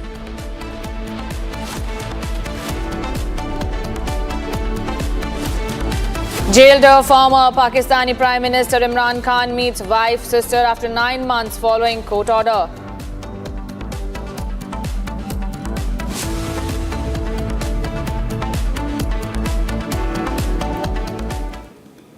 Trouble mounts for Aam Aadmi Party. The anti-corruption branch has sought 14 days of judicial custody of former Delhi Minister Satendra Jain, former Delhi Jalboard CEO Udit Prakash Rai and 3 others in the alleged corruption case involving the tendering process for sewage treatment plant projects of the Delhi Jalboard. In its submission to Special Judge, thus AACB sought the police custody of only one of the total 6 accused, Ankit Srivastava, a former contractual consultant with the Delhi Jalboard.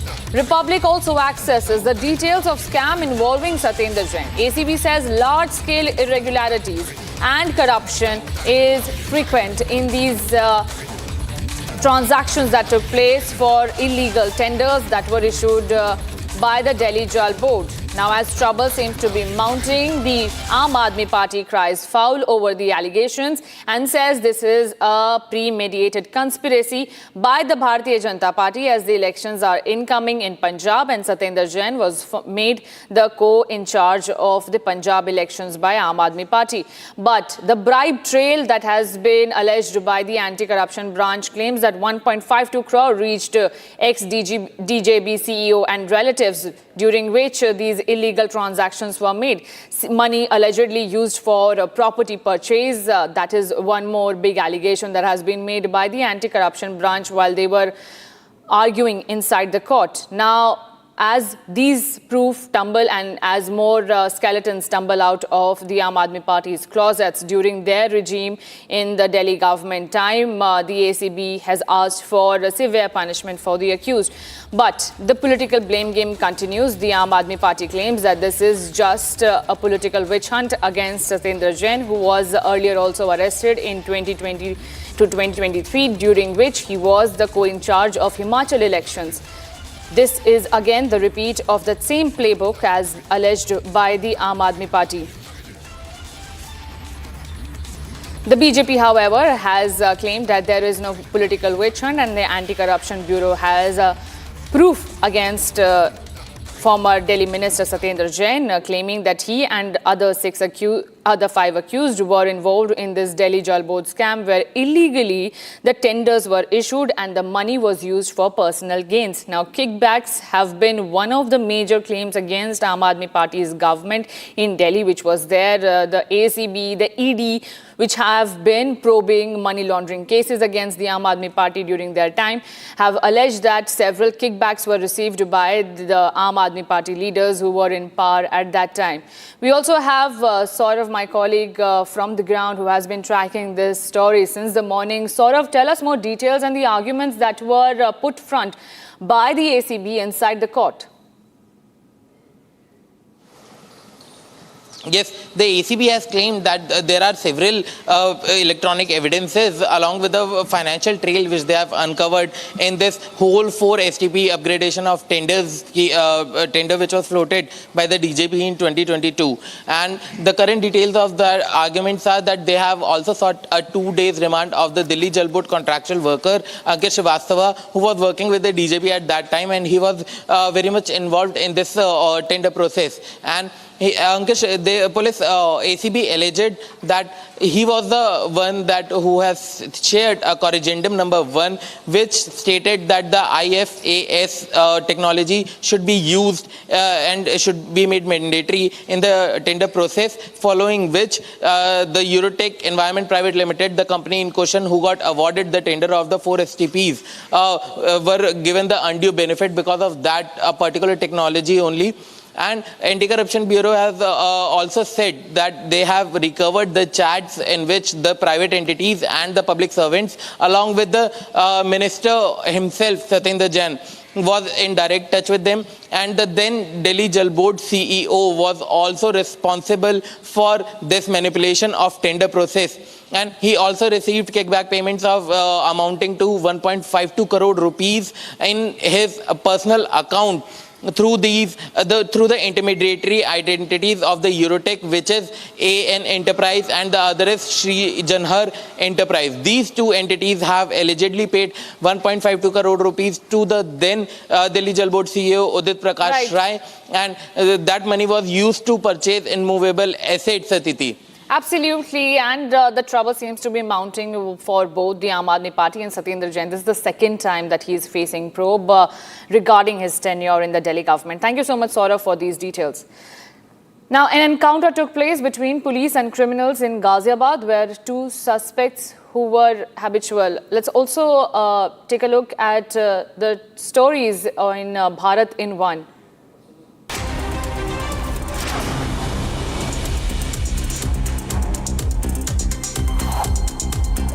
An encounter took place between police and criminals in Ghaziabad, where 2 suspects who were habitual offenders were shot in their legs during retaliatory firing. Police recovered weapons from the 2 suspects and an investigation on the incident is underway. Protests erupted in the College of Engineering in Kerala, where a student from Arunachal Pradesh committed suicide over the college's minimum credit requirements, earbag system and high supplementary examination fee. A 3-page suicide note written in English and Hindi were recovered by the cops, and an investigation on the incident is underway. A uniformed police constable was beaten in public in Agra after the cop is allegedly involved in the ongoing marital dispute with his wife. The incident reportedly took place outside the railway station, where more than half a dozen people attacked the cop. The attackers are believed to be members of his family, in-laws family, and the incident has gone viral on social media ever since.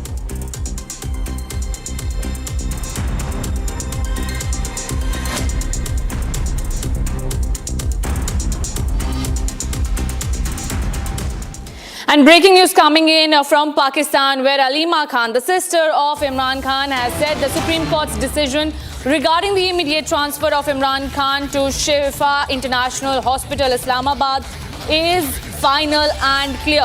There is no justification for any further delay or obstruction in completing with these directives of the superior judiciary concerning medical examination and treatment. While respecting the decision of the Supreme Court, it must be implemented immediately and without any fail or delay. This is a strict warning coming to the Pakistani government. Imran Khan's family claims that he should be shifted immediately for further treatment. Remember, Imran Khan has been in jail for over 3 years and is suffering from extreme illness. He has been kept in isolation, after which today, after 3 years now, finally Imran Khan's sister and wife met him inside Adiala jail in Pakistan, where the Supreme Court had to march in and tell the Pakistani government that they cannot behave in the manner they are doing right now. Alima Khan now making it clear that he must be shifted to a medical facility without any further delay, and the PTI, the party of Imran Khan, has also warned that there will be widespread protests in Pakistan if Imran Khan's health worsens further and the government fails to take note of the demands of the PTI and Imran Khan's family. Remember, former Pakistani Prime Minister there were reports as claimed by the families that he is not well. He has been kept in isolation and is being tortured inside jail. My colleague Gursimran is also joining me with more details. Gursimran, tell us about the claims made by Imran Khan's family. Yes, Aiti, as we were mentioning yesterday also, that it is not only the court's order that is important, but also its implementation that is more important than the reality. And that is what is happening now. Alima Khan has come out with a statement that it is the order that has come from the court is fine and is clear for the family members, but it is now the onus is on the government of Pakistan to actually implement it. And what we have seen earlier in the past also, that there have been several orders that have been issued by the Islamabad High Court to allow the family members and the legal teams of Imran Khan to meet him, but all the orders have been defied. Similar orders were also issued for Sohail Khan Afridi, who happens to be the Chief Minister of Khyber Pakhtunkhwa, but those all orders were defied by the Adiala jail administration and the family members were not allowed to meet him. Similar is the case so far that is happening when it comes to the Supreme Court order. The family of Imran Khan wants this order to be implemented in true letter and spirit, but when it comes to the Pakistani establishment, we all know that the kind of attitude they have towards the Pakistan Tehreek-e-Insaf, because starting from the May 9th arson, things are very much clear. Gursimran, do we know any more details about what happened when Imran Khan's sister and wife were meeting Imran Khan for the first time inside jail? We see more details have not emerged so far, but whatsoever has emerged, since it cannot be used for the political purpose by the PTI, there are some sketchy details that have emerged that clearly hints that Imran Khan is not doing well, but he is firm on the stand that he is not going to negotiate with the present establishment. That has been made amply clear, because there were some rumors that were making to be heard there in Pakistan that Imran Khan is ready for the negotiation with the establishment. But now the reports that are emerging that Imran Khan has said a clear no, that there will be no negotiation with the Sharifs or with the General Asim Munir, and they will continue to put their case strongly before the courts of the country, and they expect that the courts will stand firm and deliver justice to PTI and Imran Khan. Absolutely. Gursimran, do stay with us. We have more breaking news coming in at this hour. And Imran Khan's party, PTI, has now given a stern warning to Pakistani government. Shehbaz Sharif has been put on notice by PTI. The PTI claims if Imran Khan is not shifted to the hospital, we are going to protest across the country. Now, this is the ultimatum that has been given by the PTI, and there are large-scale protests that we witnessed earlier as well in Pakistan in support of Imran Khan, when there were reports that he is being tortured inside the jail, and now again an ultimatum has been given to the Pakistani government. Will they work on it? For more, my colleague Gursimran stays with me. Gursimran, will Pakistani government wake up finally? I mean, the Supreme Court has marched in. They have told the government that you cannot misuse your power. And now the PTI is claiming that we will launch widespread protests. Yes, the PTI has warned of widespread protest, and this was earlier also when this order was not issued by the court. The order was, the protest march was from the Khyber Pakhtunkhwa to Islamabad. That was planned by the KPK Chief Minister Sohail Khan Afridi. But now after the order has come in, it has not been implemented in true spirit. Now coming to this, we have earlier also seen contempt of court taking place. And the major challenge in Pakistan remains to be that courts do issue orders, but the orders are not implemented on ground. And here, one thing is very clear, that the PTI is not being liked not only by the Pakistan Muslim League Nawaz, that is the party of Nawaz Sharif, but they are not being liked by the Pakistani army. And the way Imran Khan has been vocal about General Asim Munir and the attempts of the Pakistani army to interfere into the politics, to completely try to destroy PTI, the attempts that have been made starting from the arrest of Imran Khan to May 9 arson that has taken place, and to actually bring all the PTI leaders under scanner and those who stood by. Right, Gursimran, thank you so much for giving us those details. It remains to be seen while the Pakistani government will walk the talk or not. For now, Meta faces a landmark trial brought by US states over allegations that Facebook and Instagram were designed to keep children engaged, contributed to the youth mental health crisis, and collected data from children under 13 without parental consent. The case could lead to significant financial penalties and changes to how Meta operates its platform. Take a look at the complete report. Which is essentially this, that Meta has designed and deployed dangerous product. They knew their product was dangerous, and they lied to the public. And we look forward to taking this case all the way to the end here and getting the appropriate remedies, both injunctive relief, changes in behavior, changes in business practices going forward, as well as the appropriate financial penalties.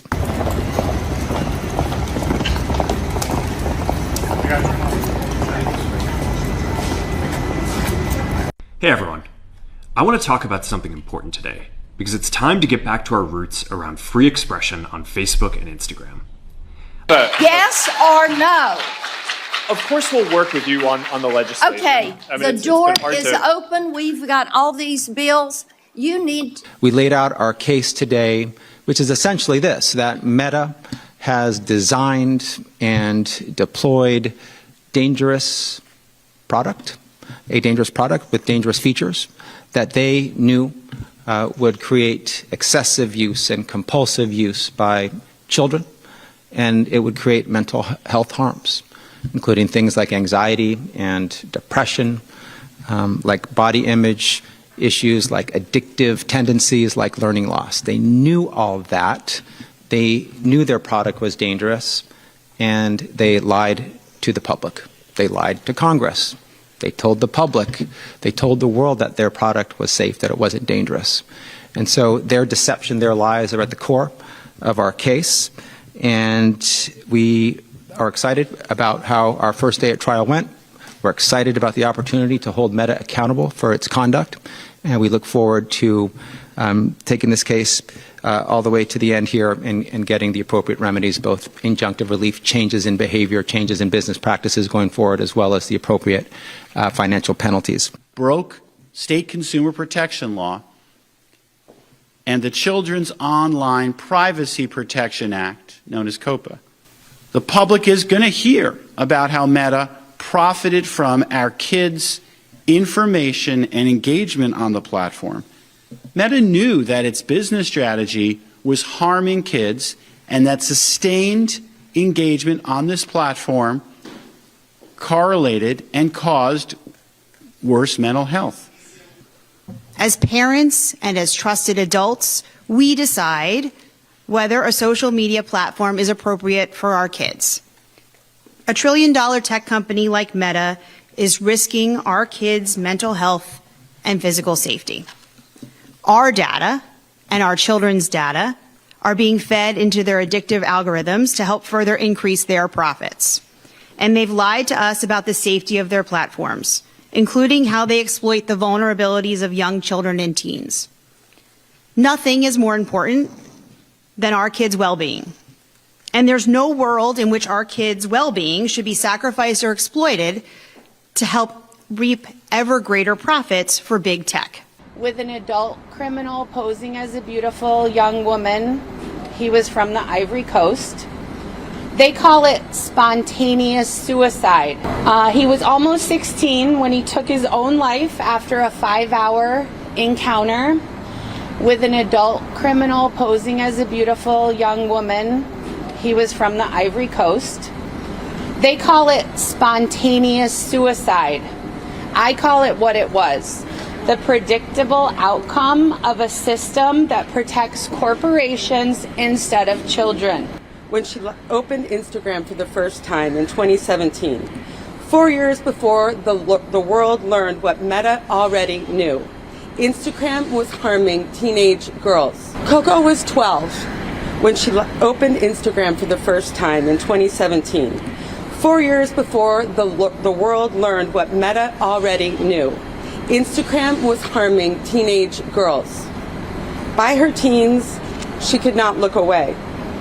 Her scrolling became depression, then anxiety she could not escape. 4 states, including California, Colorado, Kentucky, and New Jersey, are seeking financial damages and want changes to how the company operates Facebook and Instagram.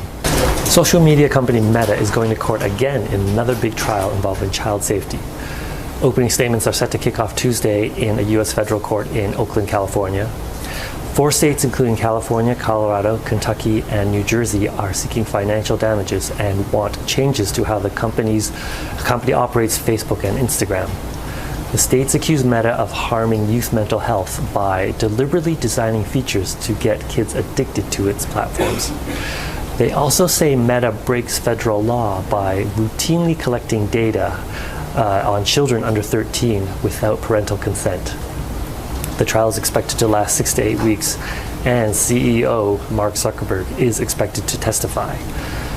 Meta says it has a strong case of protecting teens, but this is the latest case in a flood of lawsuits targeting Meta and other social media companies over child protection. Earlier this month, a New Mexico court ordered Meta to pay $560 million to address harms to young people as part of a trial there. With that, we're slipping into a very short break, but don't go anywhere as we will tell you as more and more details pour out of Satendra Jain's arrest. News tightens against Aam Aadmi Party by the Anti-Corruption Bureau. What is this Delhi Jalboard scam? We'll tell you more details.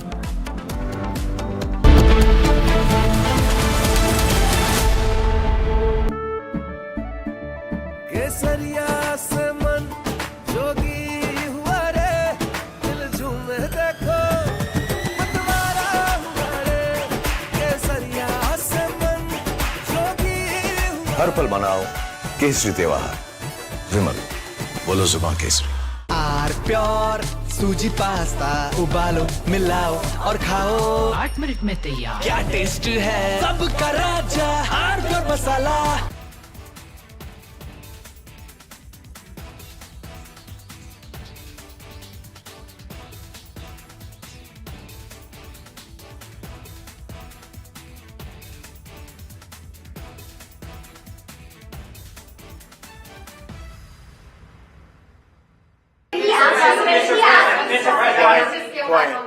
Quiet. You're very disrespectful in front of this young man.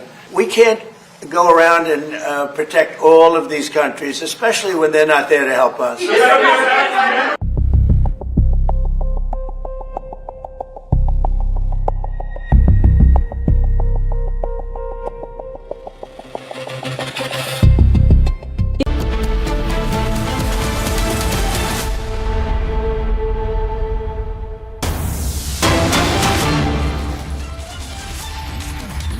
Breaking news coming in at this hour. Supreme Court directs NTA to inform on steps taken to implement recommendations of Radhakrishnan panel, observing that there is no need to institutionalize the reforms in NEET exams. The Supreme Court directed the National Testing Agency to inform it about the steps taken to implement the recommendations made by the Radhakrishnan panel and the Nandan Nilekani committee. A bench of Justices P.S. Narasimha and Alok Aradhe asked the Solicitor General Tushar Mehta to file a fresh affidavit in the matter.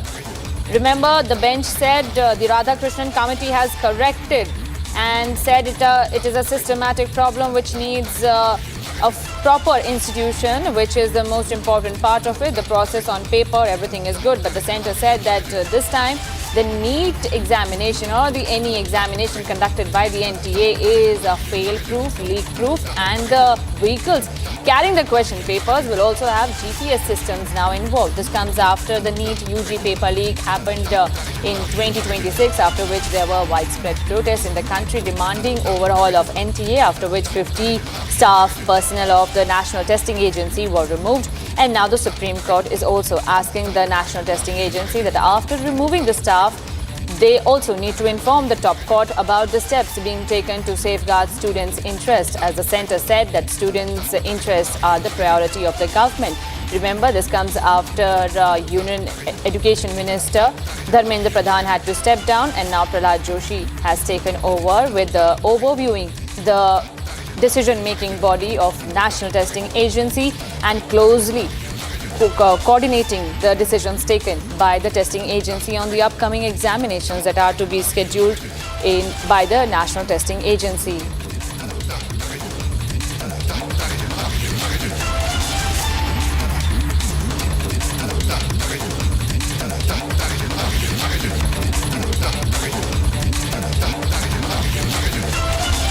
The law officer asserted that the system in place for the NEET exam is foolproof and difficult to breach. That is the centre trying to assure the government, assure the top court amid concerns that remain from the students. And remember, there were 22 lakh students who had appeared in the NEET UG examination, after which there were concerns raised that the competency of the National Testing Agency is doubtful.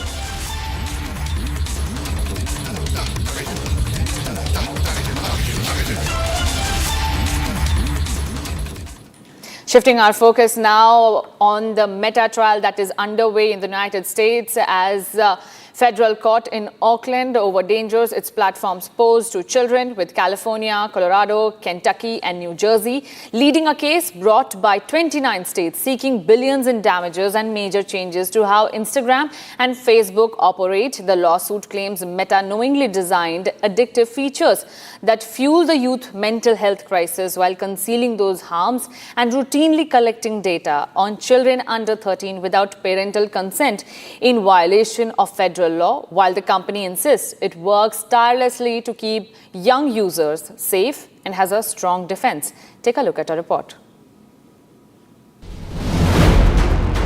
Meta is back in the dock, this time over allegations that its social media platforms put children and teens at risk.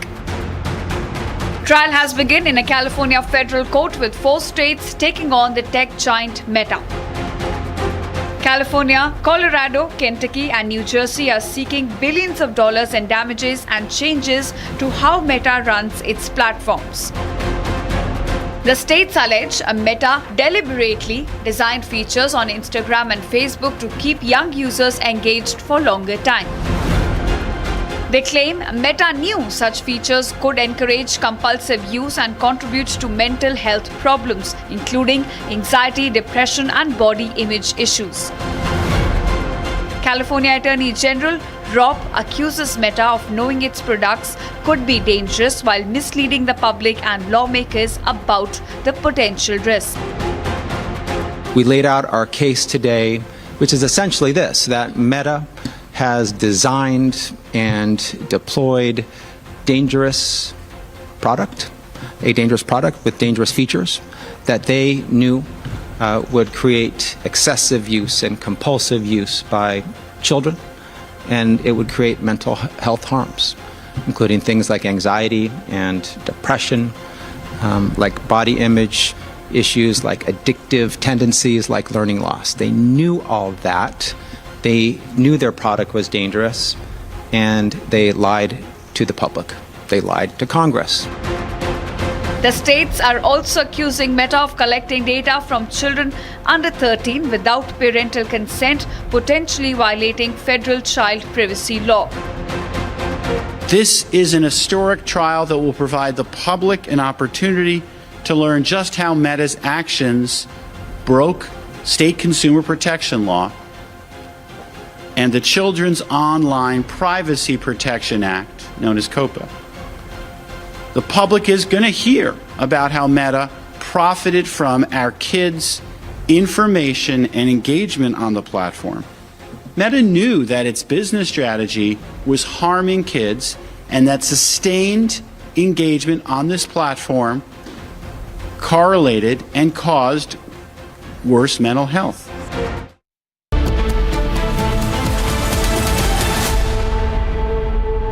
कुछ तो सस्ता लो, सब बढ़िया लो। इसमें क्या खास बात है? थोड़े में ज्यादा स्वाद, यही तो है इसकी खास बात। In the global employability rankings by Times Higher Education UK, only the following 6 institutions from India are ranked amongst the top 230 in the world for having the most employable graduates. IIT Delhi, IISc Bangalore, IIT Bombay, IIM Ahmedabad, IIT Kharagpur and Amity University. चमकी चाट से क्या बना है? Sandwich लस्सी और छाछ। हर घूंट में चमकी चाट। ड्राई फ्रूट और दही बड़े। चमकी चाट से स्वाद बढ़े। असली स्वाद सिर्फ चमकी चाट। रानी, इस घर में कुछ है जो टूटता नहीं। ये पिलर कभी नहीं टूटेगा। रुंगटा स्टील TMT से बना। रुंगटा नहीं तो घर स्ट्रॉन्ग नहीं। रुंगटा स्टील TMT बार एकदम सॉलिड।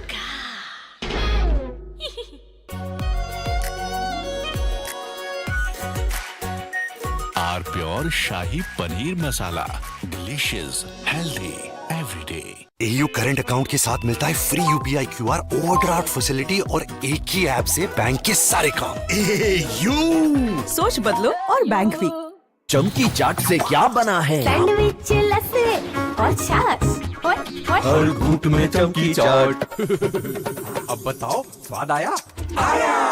असली स्वाद सिर्फ चमकी चाट। केसरिया से मन जोगी हुआ रे, दिल झूमे देखो मतवारा हुआ रे। केसरिया से मन जोगी हुआ। हर पल मनाओ केसरी त्योहार। विमल, बोलो जुबान केसरी। हिंदुस्तान के अंदर, सिस्टम के अंदर इंस्टीट्यूशनल रिवोल्ट हो रहा है। तो आप सोचती हैं कि इलेक्शन कमीशन फुली कंट्रोल्ड है। वो 3 साल पहले फुली कंट्रोल्ड है। चीफ इलेक्शन कमिश्नर के मैसेजेस मेरे पास आ रहे हैं। Head of intelligence system From Asia's largest news headquarters, setting the agenda for Bharat.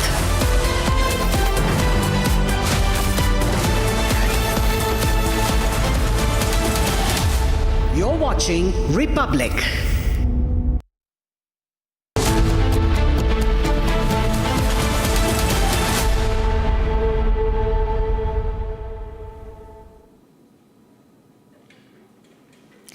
And hello and welcome. You're watching Republic. I'm Aditi Bhardwaj. Let's take a look at the headlines that we are tracking at this hour.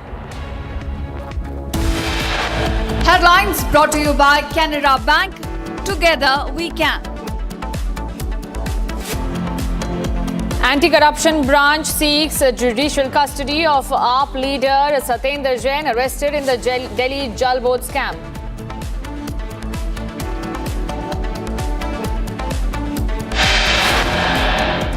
RJD leads march to Raj Bhavan against BJP government in Patna over AK-47 used by Bihar cops in anti-NEET paper leak protests. Massive setback for rapist Tarun Tejpal. Goa government moves top court against Tejpal's 10-year sentence. Says 10 years not enough, seeks maximum punishment for the accused. Jailed former Prime Minister of Pakistan Imran Khan meets wife, sister after 9 months following Supreme Court's order.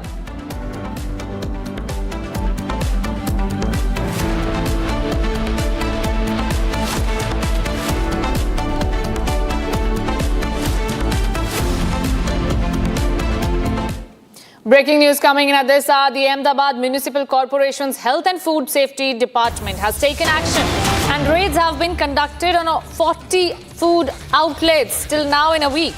16 to 17 outlets sealed, including St. Xavier's School Canteen, KFC Prahlad Nagar, Jalram Common House, Asian Bakery, Muskan Baker and others. They have been sealed. Fungus on food was found in raw materials, some products were out of expiry date and hygiene was not maintained. These are the issues that have been highlighted. Republic also spoke to Dr. Twisha Sharma, Additional Ministry of Health and Food Safety Departments, but there were no answers. He said that cockroaches are beyond his control. That was the reason that was given in by the in charge, the so-called ministry officials there who are trusted by the Aam Aadmi to protect their food interests and safety interests. But these officials are now shedding and shifting the onus on the bakeries, on the items that these eateries make. The fungus on food was found, some products were out of expiry, and this has been the case since past several weeks, since the anti-food raids have been happening across India. Adulterated ghee, you can see from Hyderabad it was seized. In Mathura, adulterated paneer was seized. In Ahmedabad, a school canteen was sealed after the hygiene issues. Impurities in food and quality was compromised by outlets, and not just smaller camps, smaller bakeries or eateries. Big brands are evading responsibility and serving expired food. My colleague Swarali is also joining me with more details. Swarali, tell us about the action that has been taken after expired food was found.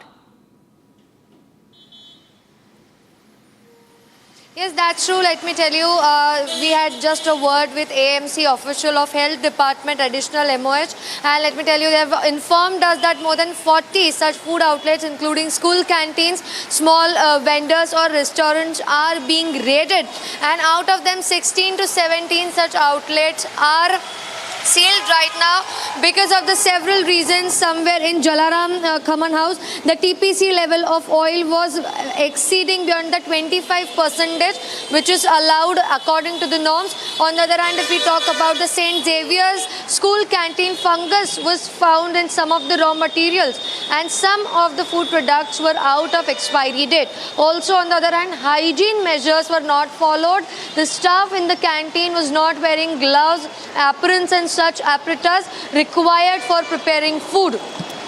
With all these, also KFC in Prahlad Nagar, Asian Bakery, Muskan Bakery, all these major food outlets in Ahmedabad are also sealed.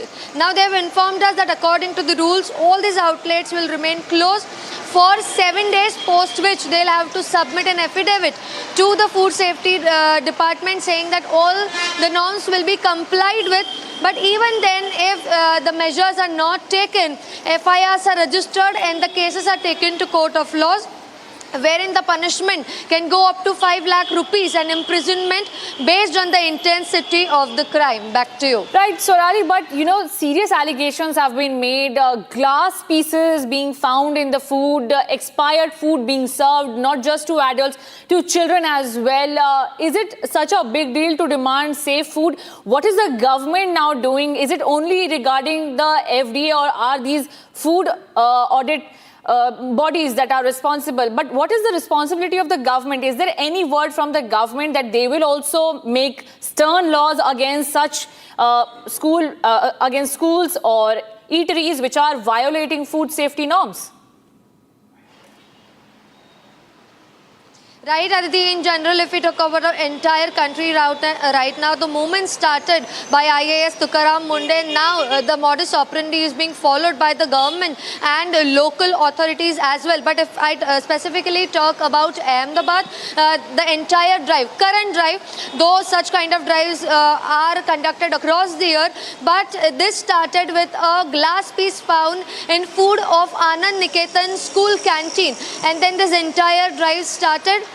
The entire drive followed up to several schools are being checked right now. According to the government's word, they had sealed the canteen and answer was demanded from the school authorities, and immediately education and health departments came into action.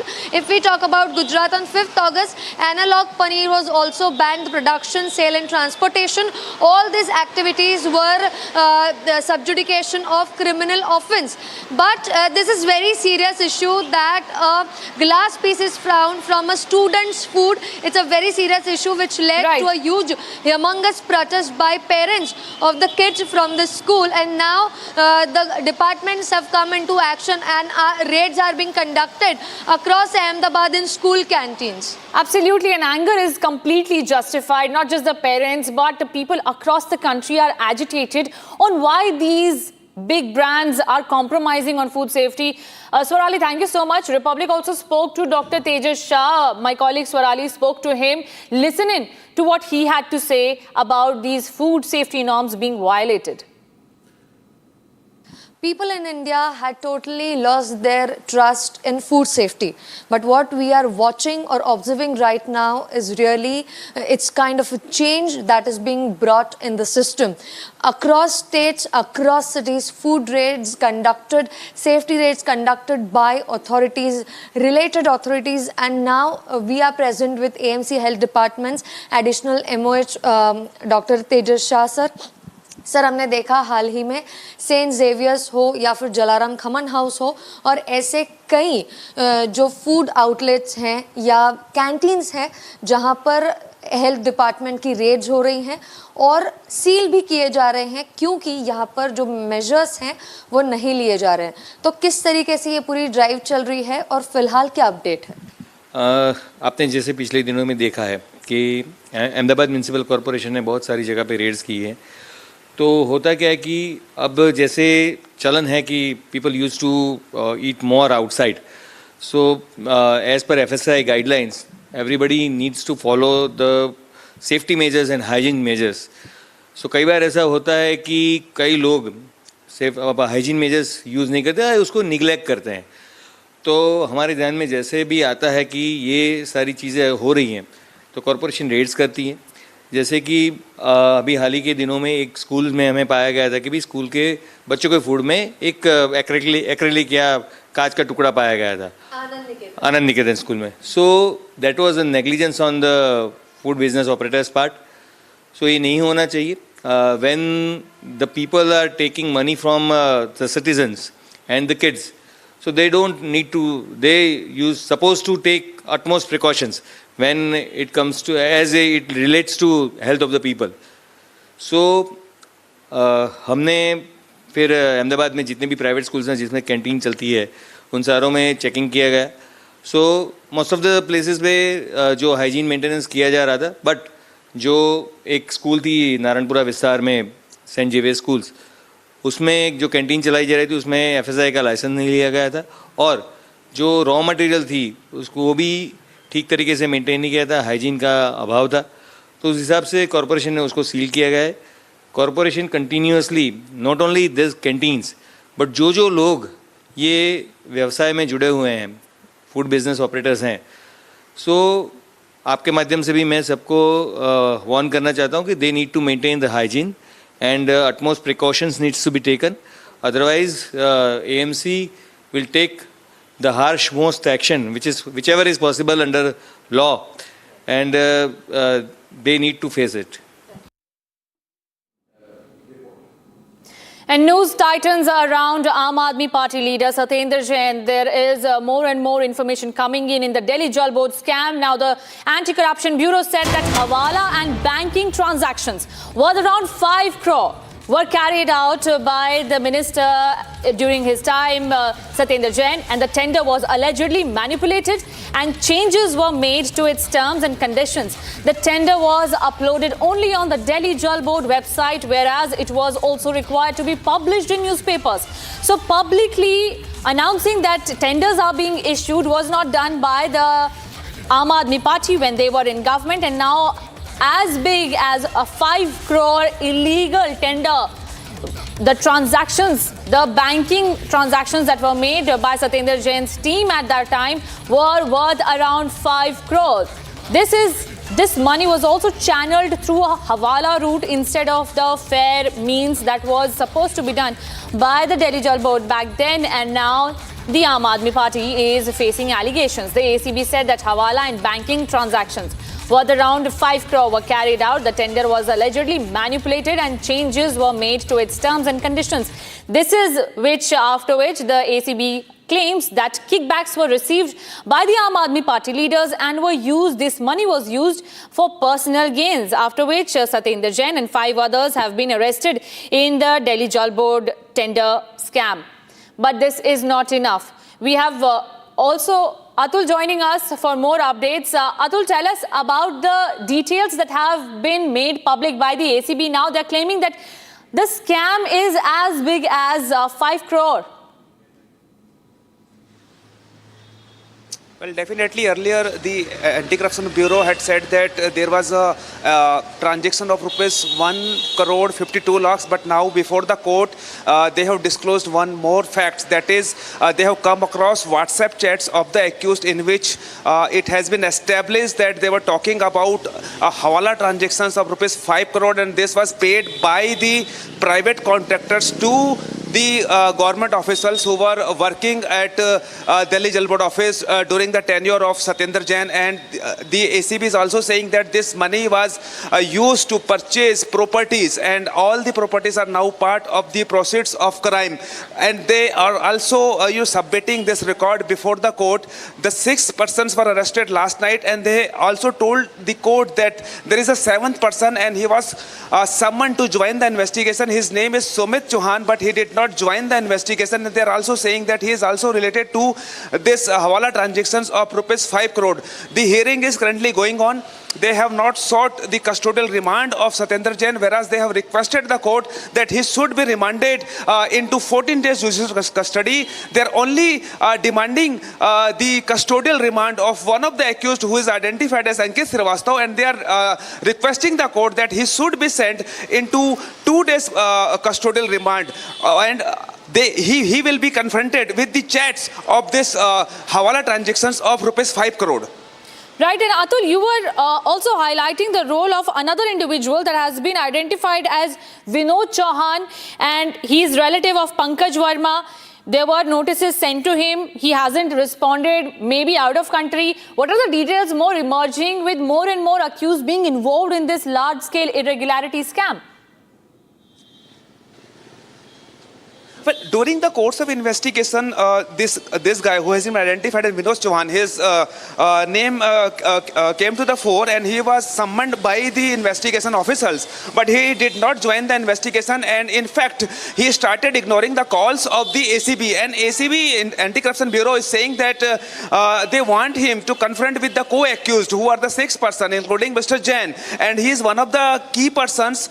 And the ACB is also saying that the WhatsApp chats of rupees 5 crores, which has now come to fore, he will be confronted with the chats. Right, and Atul, while the hearing is underway, there are reasons to be believed by the Aam Aadmi Party that this is a political witch hunt, and no substantiative proof is against the Aam Aadmi Party or the leader Satendra Jain by the ACB. Tell us in detail about the case that has been kept in the front of the court hearing as well as of the Aam Aadmi Party, justifying that why this arrest is necessary.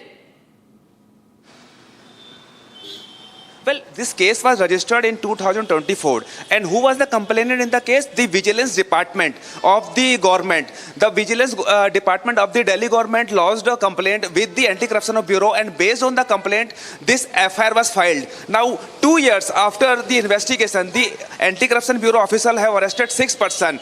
Aam Aadmi Party is saying this is a witch hunt, but if we will go through the investigation, it may take times, and now when they have come across a hawala transaction, they have come across an electronic evidence which has established the hawala transactions. There was sufficient ground to make arrest, and therefore they have arrested 6 persons. And remember, there is a 7th person also who is the one of the key person, and he is on the run. He is not joining the probe.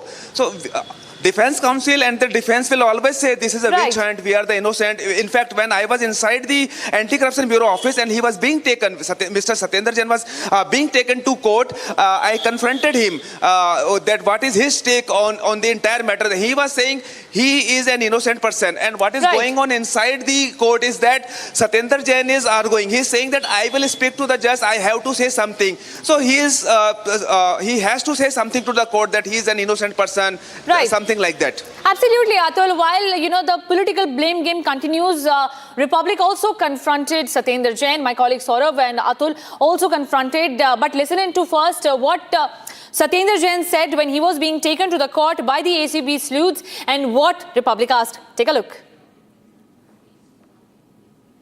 Satendra Jain, आपको लगा आप बच के निकल जाएंगे इससे? आपको लगा आप इतना बड़ा करप्शन करके बच के निकल जाएंगे सतेंद्र जैन? सर आपको लगा आप बच के निकल जाएंगे इससे इतना बड़ा स्कैम करने के बाद? सतेंद्र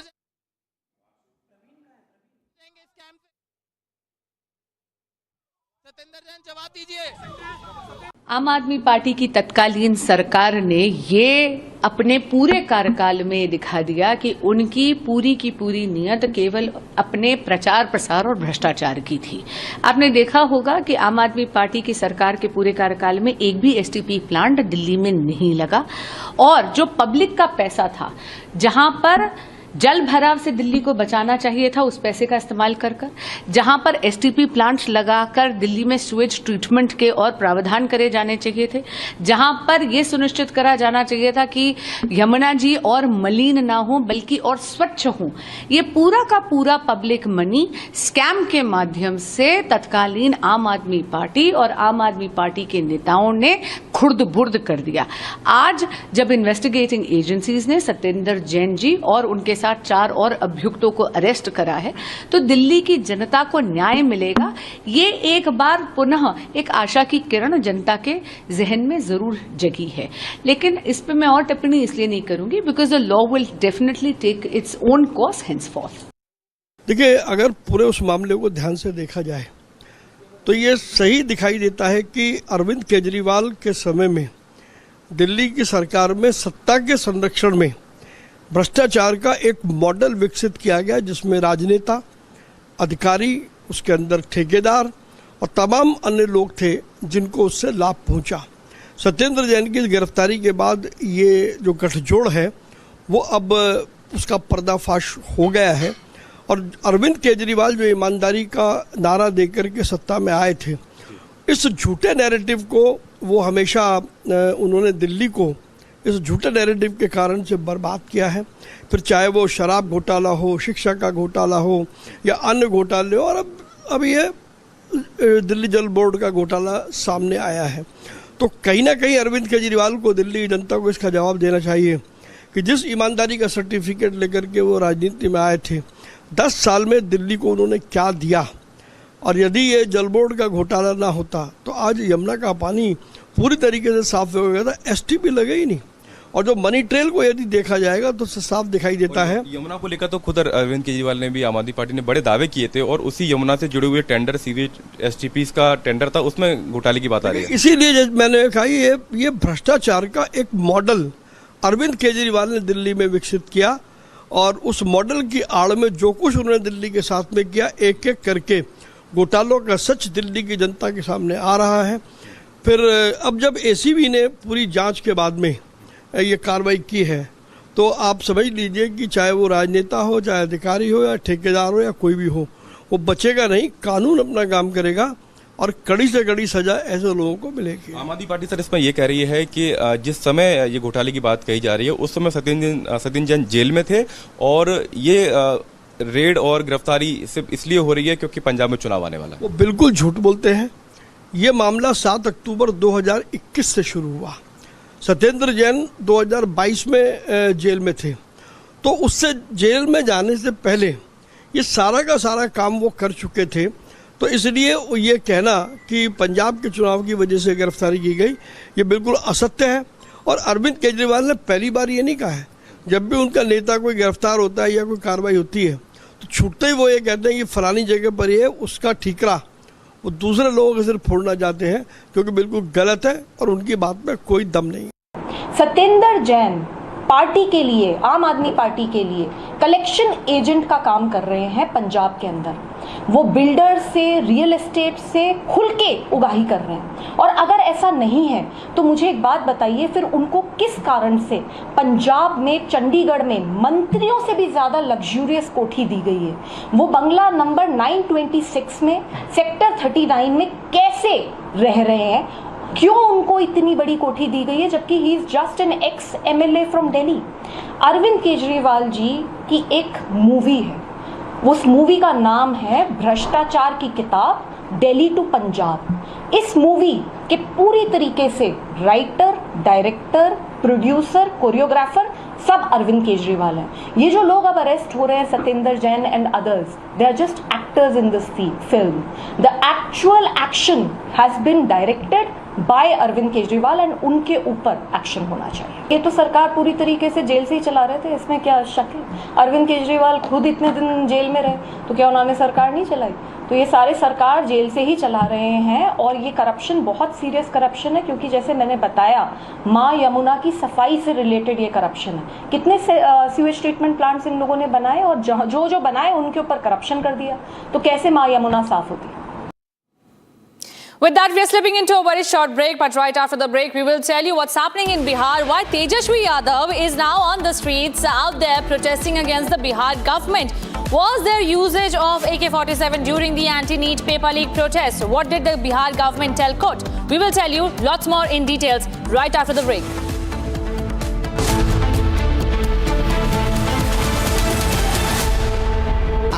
प्योर सूजी पास्ता, उबालो, मिलाओ और खाओ, 8 मिनट में तैयार। क्या टेस्ट है, सबका राजा pure masala. In the global employability rankings by Times Higher Education UK, only the following 6 institutions from India are ranked amongst the top 230 in the world for having the most employable graduates. IIT Delhi, IISc Bangalore, IIT Bombay, IIM Ahmedabad, IIT Kharagpur and Amity University. चमकी चाट से क्या बना है? Sandwich, लस्सी और छाछ। हर घूंट में चमकी चाट। अब बताओ, स्वाद आया? आया। असली स्वाद सिर्फ चंकी चाट। हनी, इस घर में कुछ है जो टूटता नहीं। ये पिलर कभी नहीं टूटेगा। रुंगटा स्टील TMT से बना। रुंगटा नहीं तो घर स्ट्रॉन्ग नहीं। रुंगटा स्टील TMT बार एकदम solid.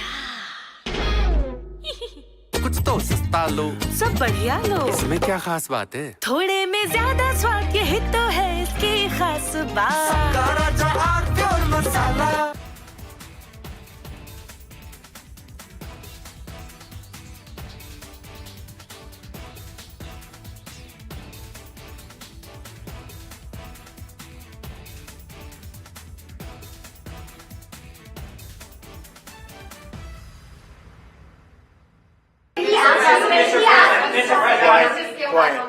Quiet. You're very disrespectful in front of this young man. We can't go around and protect all of these countries, especially when they're not there to help us.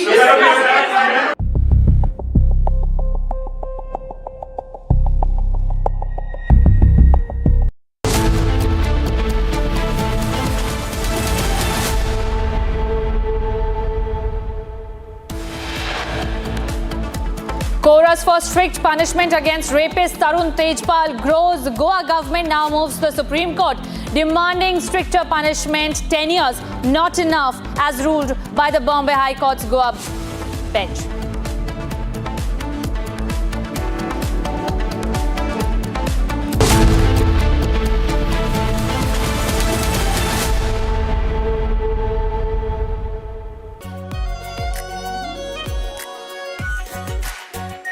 Are pure pure shahi paneer masala, delicious, healthy everyday. AU savings account में मिलते हैं amazing benefits, paperless banking and higher interest, वो भी हर महीने। Money money money money every month. सोच बदलो और बैंक भी। चमकी चाट से क्या बना है? सैंडविच, लस्सी और छाछ हर घूंट में चमकी चाट। ड्राई फ्रूट और दही बड़े, चमकी चाट से स्वाद बढ़े। असली स्वाद सिर्फ चंकी चाट। हिंदुस्तान के अंदर, सिस्टम के अंदर इंस्टीट्यूशनल रिवोल्ट हो रहा है। तो आप सोचती हैं कि इलेक्शन कमीशन फुली कंट्रोल्ड है। वो 3 साल पहले फुली कंट्रोल्ड है। चीफ इलेक्शन कमिश्नर के मैसेजेस मेरे पास आ रहे हैं। Head of intelligence system, senior judiciary, सारों के सारे रिवोल्ट कर रहे हैं, इंफॉर्मेशन दे रहे हैं हमें।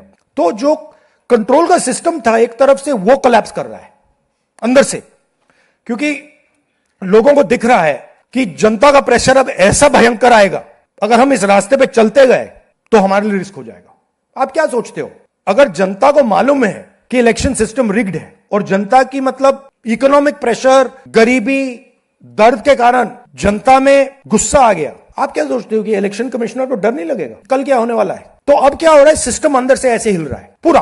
और मैं आपको ये बता दूं कि मेरे पास इंफॉर्मेशन आ रही है, सिस्टम मुझे इंफॉर्मेशन दे रहा है।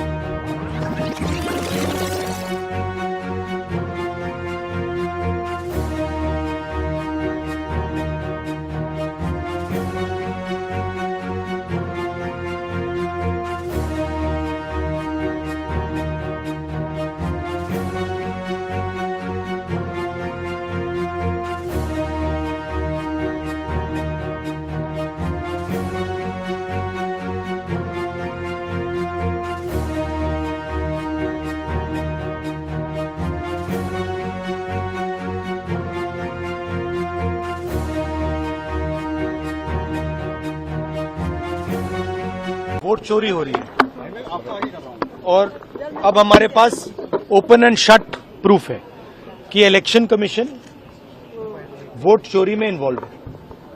और मैं लाइटली नहीं बोल रहा हूं, मैं 100% प्रूफ के साथ बोल रहा हूं, ठीक है? और आप सबको पता लग जाएगा, जैसे ही हमने ये रिलीज किया पूरे देश को पता लग जाएगा कि इलेक्शन कमीशन वोटर चोरी करा रहा है।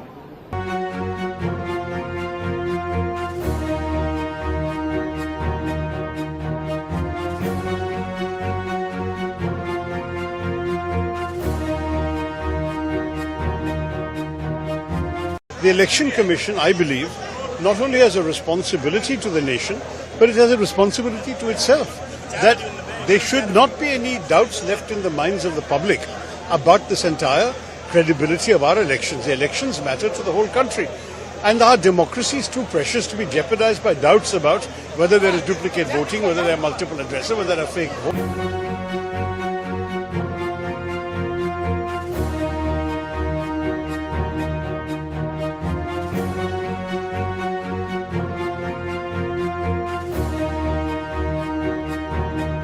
सुप्रीम कोर्ट का भी निर्णय आया है ईवीएम के बारे में, और सुप्रीम कोर्ट ने कहा है कि नागरिक को, हर नागरिक को ईसीआई पे विश्वास रखना चाहिए, इलेक्शन कमीशन पे विश्वास रखना चाहिए, वो सही भी है। लेकिन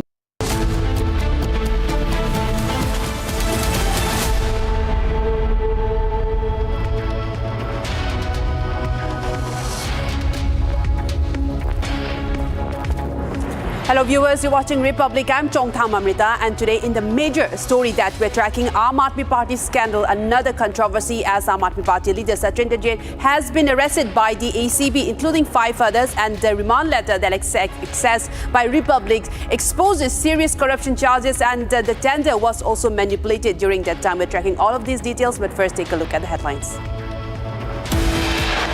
Headlines brought to you by Canara Bank. Together we can. Anti-corruption branch seeks judicial custody of Aam Aadmi Party leader Satendra Jain, arrested in the Delhi Jalboard scam.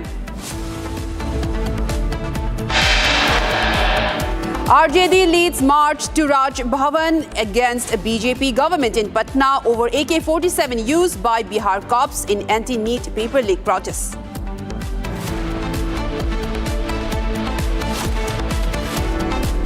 Massive setback for rapist Tarun Tejpal. Goa government moves top court against Tejpal's 10-year sentence. Says 10 years not enough. 6 maximum sentence for 2013 rape case.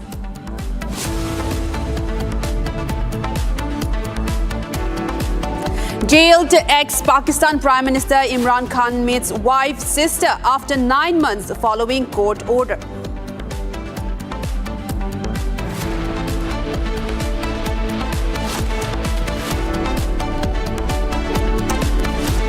Viewers, big breaking news that we're tracking at this moment. Security agencies have disposed of a hand grenade in Delhi's Narela area. Notably, various investigative agencies had arrested over 200 suspects linked to the network. Hand grenades were recovered from the arrested suspects. The security agencies had also seized a Pakistan-made hand grenades in this. And it is these very hand grenades that the security agencies, in fact, have now disposed of. And the disposal was carried out today at an open DDA ground in Delhi's Narela area. This is more details that we are tracking on this. This is as a major security operations has also been conducted, where a major hand grenade, a major bomb disposal was carried out as a Pakistan-made hand grenade was recovered. And this is in fact after several arrests in relation to the network was also arrested and has also been busted. In fact, a Pakistan-made hand grenade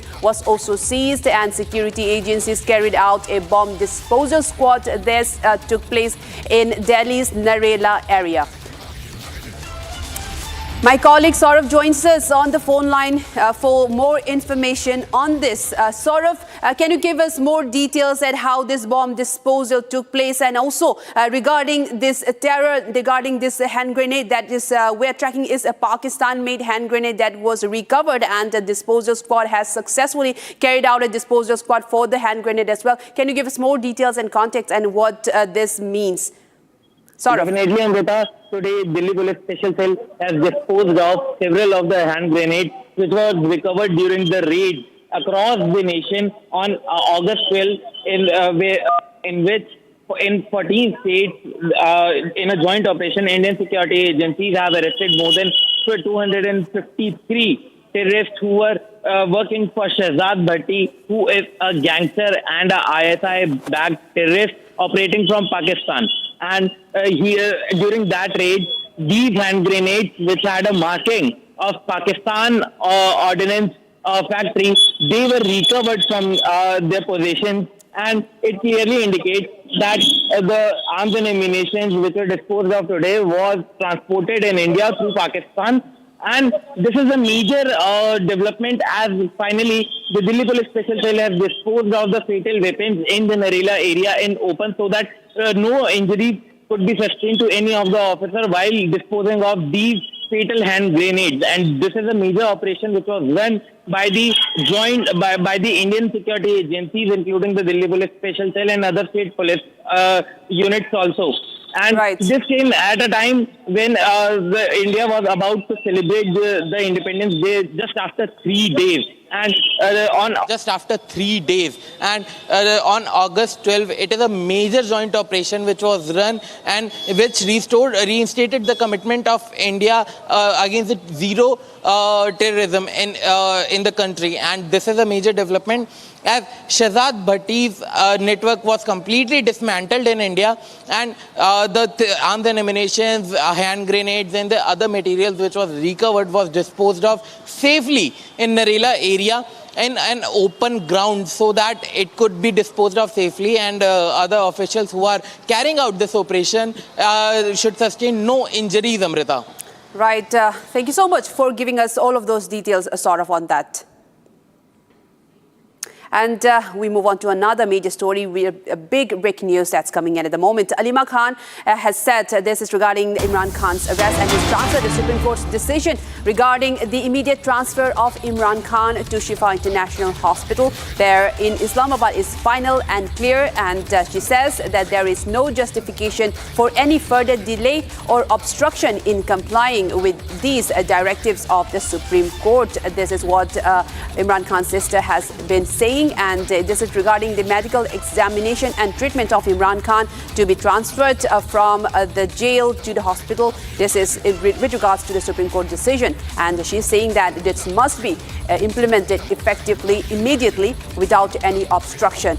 This is again where Imran Khan, who has been in jail for the past several years, in fact, and has now been directed by this Pakistan Supreme Court to be transferred to Shifa International Hospital, considering his deteriorating health condition. And now the family of Imran Khan is also raising the question why there is delay, why there is obstruction, and saying that the Supreme Court's directive must be implemented effectively, immediately, in fact, and there should be no obstruction to carrying out the directions of the Supreme Court. This is what they are saying, that Imran Khan, in fact, must be transferred to Shifa International Hospital immediately from Adiala jail. This is the latest that we're tracking from Pakistan, as there has been serious concerns raised with regards to Imran Khan's health conditions, and after the Supreme Court's directive saying that he can be transferred and there should be no political activities going on with regards to that, and that he must be taken care of, and there should be immediate medical treatment and attention given to Imran Khan, and to be transferred to Shifa International Hospital, from where he has been stationed at the Adiala jail, from Adiala jail to the hospital. And the family of Imran Khan has also raised this question, that there should be no obstruction towards his transfer. My colleague Zinat also joins us to give us more details in this. Zinat, we're getting these reports that the family of Imran Khan is raising the question that there should be no delay in transferring him. What is the latest that you're tracking at the moment? See, this is a statement that has come from Imran Khan's sister Alima Khan, because yesterday the Supreme Court of Pakistan has asked the government to transfer Imran Khan to the Shifa hospital because of his deteriorating health. There had been the multiple appeals that had come from the family, the lawyers of Imran Khan, asking the government to shift him, because there has been almost 80 months he was not allowed to meet even the family or his law firm. Now there is a Supreme Court of Pakistan has chipped in. They have issued an order, but now the Alima Khan says that it should be implemented without any delay.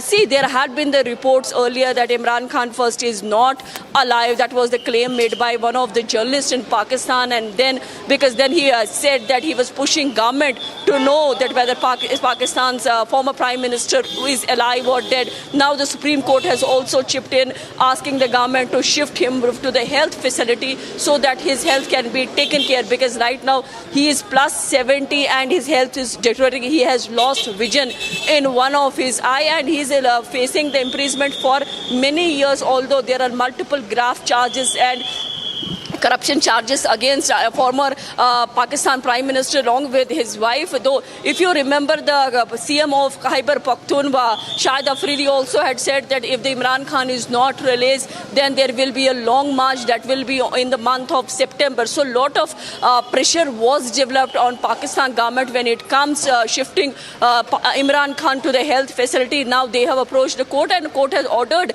that he should be shifted to Shifa Hospital for the medical treatment. The order had come yesterday, but as of now he has not been shifted, and for which now his sister is pushing that the order needs to be implemented without any delay or without any failure.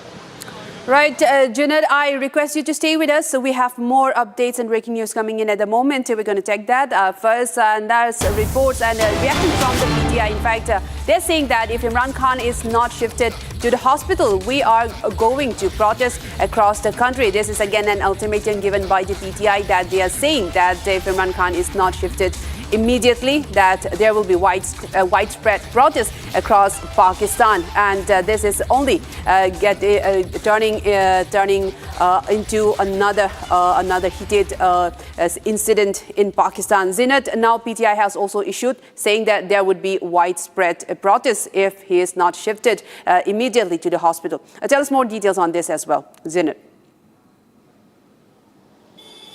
See, we are picking from the sources that the Pakistan government, from the sources within the Pakistan government, that they are going to challenge this order that has come from the judiciary. They will be putting their own pointers why the Imran Khan should not be released, because as per the Pakistan government, he is getting all the medical facilities that are required. But meanwhile, the Tehreek-e-Insaf chief, his workers, his party men, they have also claimed and said that they will be having the widespread march. Right, Zainab, we have more breaking news coming in at the moment. Stay with us. We are going to get to that. Pakistan government will be challenging Imran Khan's hospital transfer that has been directed by the Supreme Court. In fact, the Pakistan government is ready to challenge this hospital move to transfer of Imran Khan. So this is where the problem has been, the delay when it came to Imran Khan's transfer, and now we are getting to reports. So this is a big breaking news that we're tracking. Pakistan government is set to challenge the transfer of Imran Khan to the hospital. Zinat, this could have been the reason behind the delay, where the family was also raising this issue. And now we're getting reports that the Pakistani government is ready to challenge Imran Khan's transfer to the hospital that has been directed, in fact, by the Supreme Court. See, we have to understand that the Supreme Court of Pakistan has kind of provided a relief to the appeal that was put forth by the lawyers of former Prime Minister of Pakistan by asking the government to shift him because of the deteriorating health. Now we are picking that the report suggests that they are going to challenge this order. So that tells you that there is reluctancy within the Pakistan government as far as the shifting of Imran Khan to the medical facility is concerned. Why is Pakistan government reluctant to move him from jail to the medical facility? What are they hiding? Is because there had been many claims that have been made by the journalists from that very place as far as the Imran Khan's health and other things are concerned. Now needs to be seen whether they will be following the court orders and allow him to take the help of the medical facility so that he gets treated and his treatment is taken care, or they will continue to keep him behind the bars, because this is ultimately now lie on the Pakistan government how they are going to play the move as far as the Imran Khan's shifting to the medical facility is concerned. Right. Thank you so much for joining us and giving us all of those details, Zainab, and we'll continue to track as and when it unfolds. And now, viewers, we have more updates coming in. This is regarding stray dog menace. In fact, the protests against the rising menace of stray dogs and incidents of dog bites in Kanpur city. Mullu Rathore, the leader of the opposition in municipal corporation in Madhya Pradesh, arrived in the public grievance hearing held at the collectorate office on Tuesday in a very unique manner, and this has raised many, in fact, has turned headlines. He brought along a person dressed in a dog costume. This demonstration has sparked curiosity among the officials and the public present at the hearing, and through this symbolic protest, the leader of the opposition drew the administration's attention to the increasing number of stray dogs menace in the city and the issue of public safety. We have a statement coming in. Let's take a listen to that.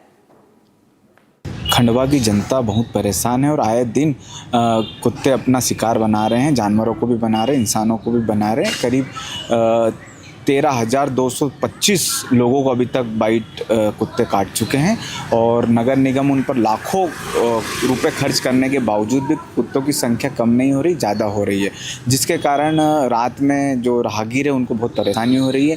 बच्चे school जाने में डर रहे हैं, रास्ते में रात में लोग किसी को छोड़ने जा रहे हैं रेलवे स्टेशन या बस स्टेशन, तो आने में उनको मोटरसाइकिल पर पैर ऊपर लेकर चलना पड़ रहा है और भय का माहौल है। तो आज हम उसी का विरोध प्रदर्शन करते हुए हमने जिस कंपनी ने टेंडर लिया है उस कंपनी में हमें खबर लगी उसमें फर्जीवाड़ा हुआ है, तो आज हमने जनसुनवाई में कुत्ते के द्वारा ही आवेदन दिलवाया है ताकि यह पर कुछ कार्रवाई हो और जो भी दोषी है नगर निगम पे उन पर सख्त कार्रवाई हो।